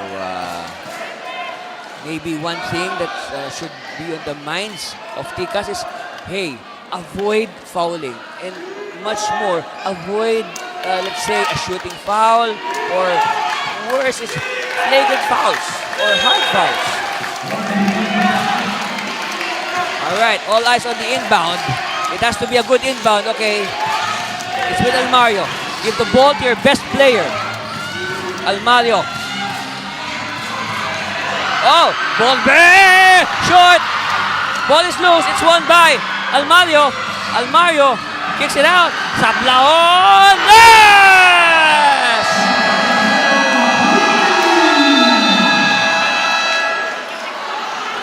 Remember the name, Rufino Sablaon, with the go-ahead 3 with 11.4 seconds left.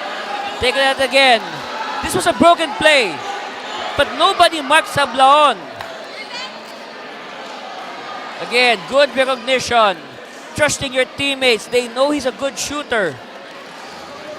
Pow! They're ahead. Okay, well, I guess we'll hang on to the air and wait for the play of Tikas. Okay, they don't need a 3-point shot. All they need is a 2-point shot. That's enough. 11.4 seconds left. That's the, so far, the man of the moment, Rufino Sablaon. All right, 11 points only, but hey, 11 points only, but he hit the most important basket of the night so far. So far. So, 11.4 seconds to make something out of this, talking about Tikas. Hey, they don't want their effort to go to waste. I mean, hey, Tikas, they played very well today. They dominated the game. But it's really painful. You dominated the whole game only to lose in the final minute or so. Let's see who this play is designed for. It's hard to guess. There's so many options. See now, 11.4 seconds left. You need a good inbound, all right?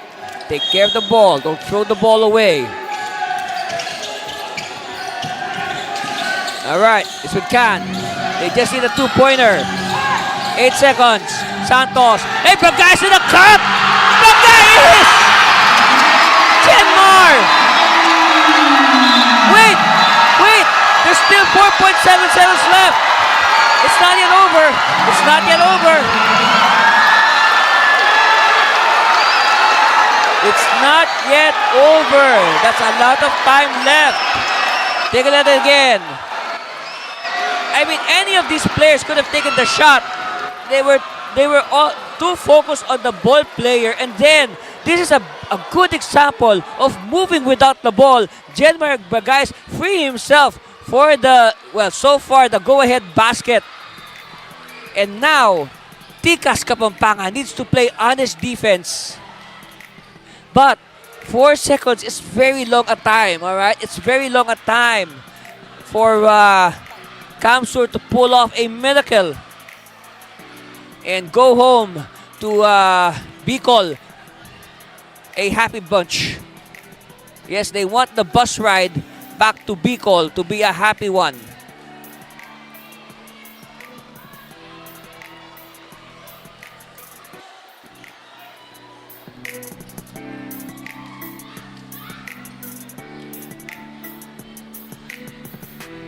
Oh, if only we can see the play being diagrammed by Coach Molto. Wow. A roller coaster of emotions for the audience today. Look at that, 10 of the 18 points of Bragais here in the fourth quarter. So, again, it's not how many you score, it's when you score that counts more. And no, as of now, that is the biggest shot of the game. That cut to the basket, go-ahead layup. So now let's see. Everybody's standing up. Let's look at the inbound. They lob it. Open! Magpantay! Short! Bagais with the rebound. And Bagais better watch it.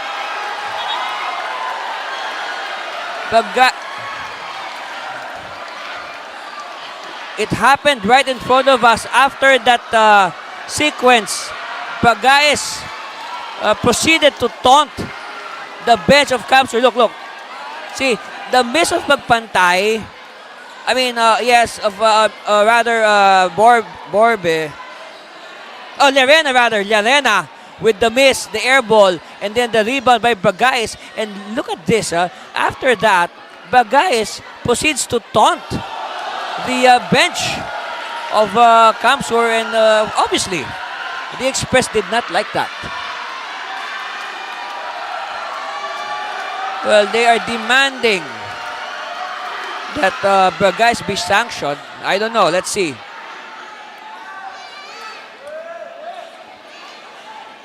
If ever, no, that will be.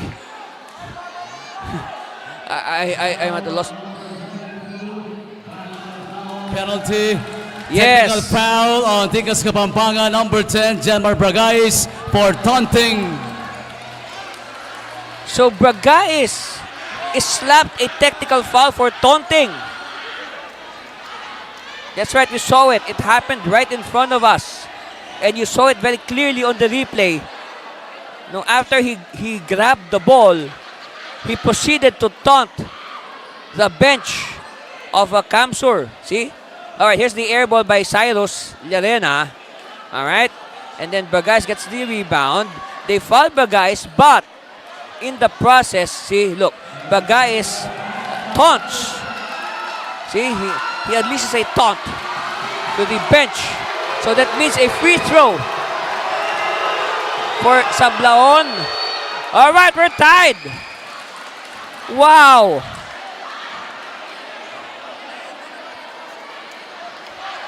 And now, Bragais will shoot free throws for the foul that was committed on him when he grabbed the rebound. We are tied at 97 all. 1.3 seconds left.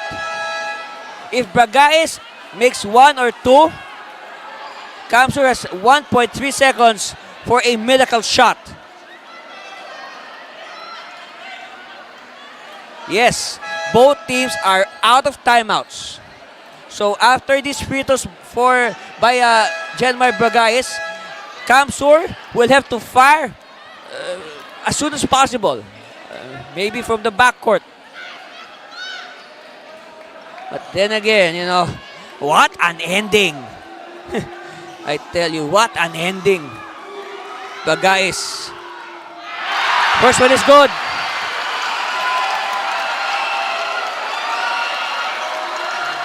You say Bragais atoning for his bonehead play earlier. Split. Oh! Wow!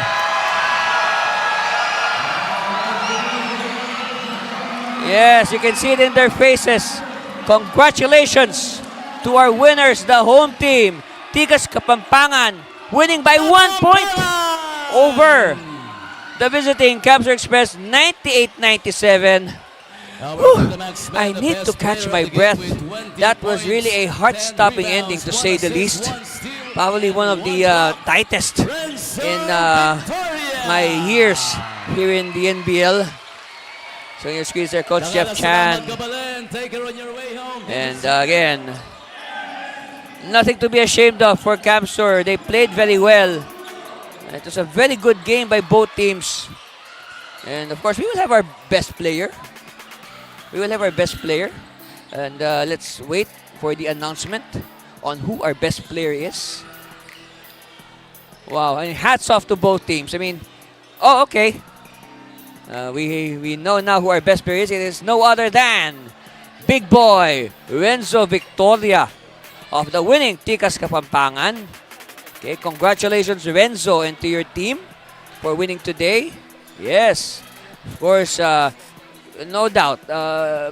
Victoria was all over the court. No, he was hitting from the outside. Of course, he was defending on the inside. Look at that. Big man moves. And then, of course, hitting from the long distance. Really making the defense of Camsor honest. So 20 points, double-double. 20 points, 10 rebounds for Renzo Victoria. And he will receive gifts from our sponsors. It's our final score, 98-97. Wow, what an ending. I mean, whew, it's really, this game is really worth watching from the very beginning to the very end. And if you want to watch this game again, yes, it is available on our Facebook page and YouTube channel. You can watch it again and again. And you can see scenes like this, beginning in the first quarter. Look at that. Step back for Bagais. Well, Bagais was pure energy from the very start. Sometimes you can say too much energy, but he gets the job done. Lancer Khan coming off the bench with that beautiful reverse. And then Khan again, showing why he is a former NBL MVP. Meanwhile, Almario tried to keep Camsor within contention. Only a 1 point lead for Tikas after 12 minutes, 24-23. Come the second. Jamba Garing leading the break. And what a beautiful finish by Rosendo Acabado. Meanwhile, Ganya showing his improved range. And then here again is Mr. Energy, Genmar Bragais. Almario. I think Almario took it upon himself to lift the team. 47-41 lead at halftime for Tikas still. Now third quarter. This is when they forgot about defense. I'm sorry, they forgot about defense and then they just try to outshoot each other. Of course, Jamba Galing there, striking hot. Then Khan, of course, ever dependable from all angles. And then they give it to everybody. Renzo Victoria, of course. That's why he's our best player.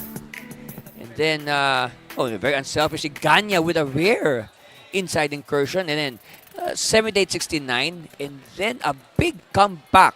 A big comeback for Camsor in the fourth quarter. But Bagais simply did not want to lose. Yes. A little bit of swagger there. And then Sablaon with the equalizer. Yes. Of course, later on, Sablaon would tie the game with a free throw, 97 all.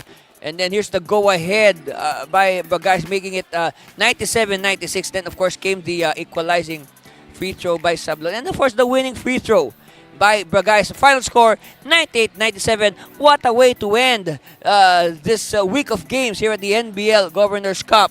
So on behalf of all the hardworking men and women of the NBL and our broadcast team that had made this game possible, until the next game, Philippines, see you soon. Bye. This has been Andy Cervino. Love you all. NBL Pilipinas, ang tahanan ng tunay na homegrown.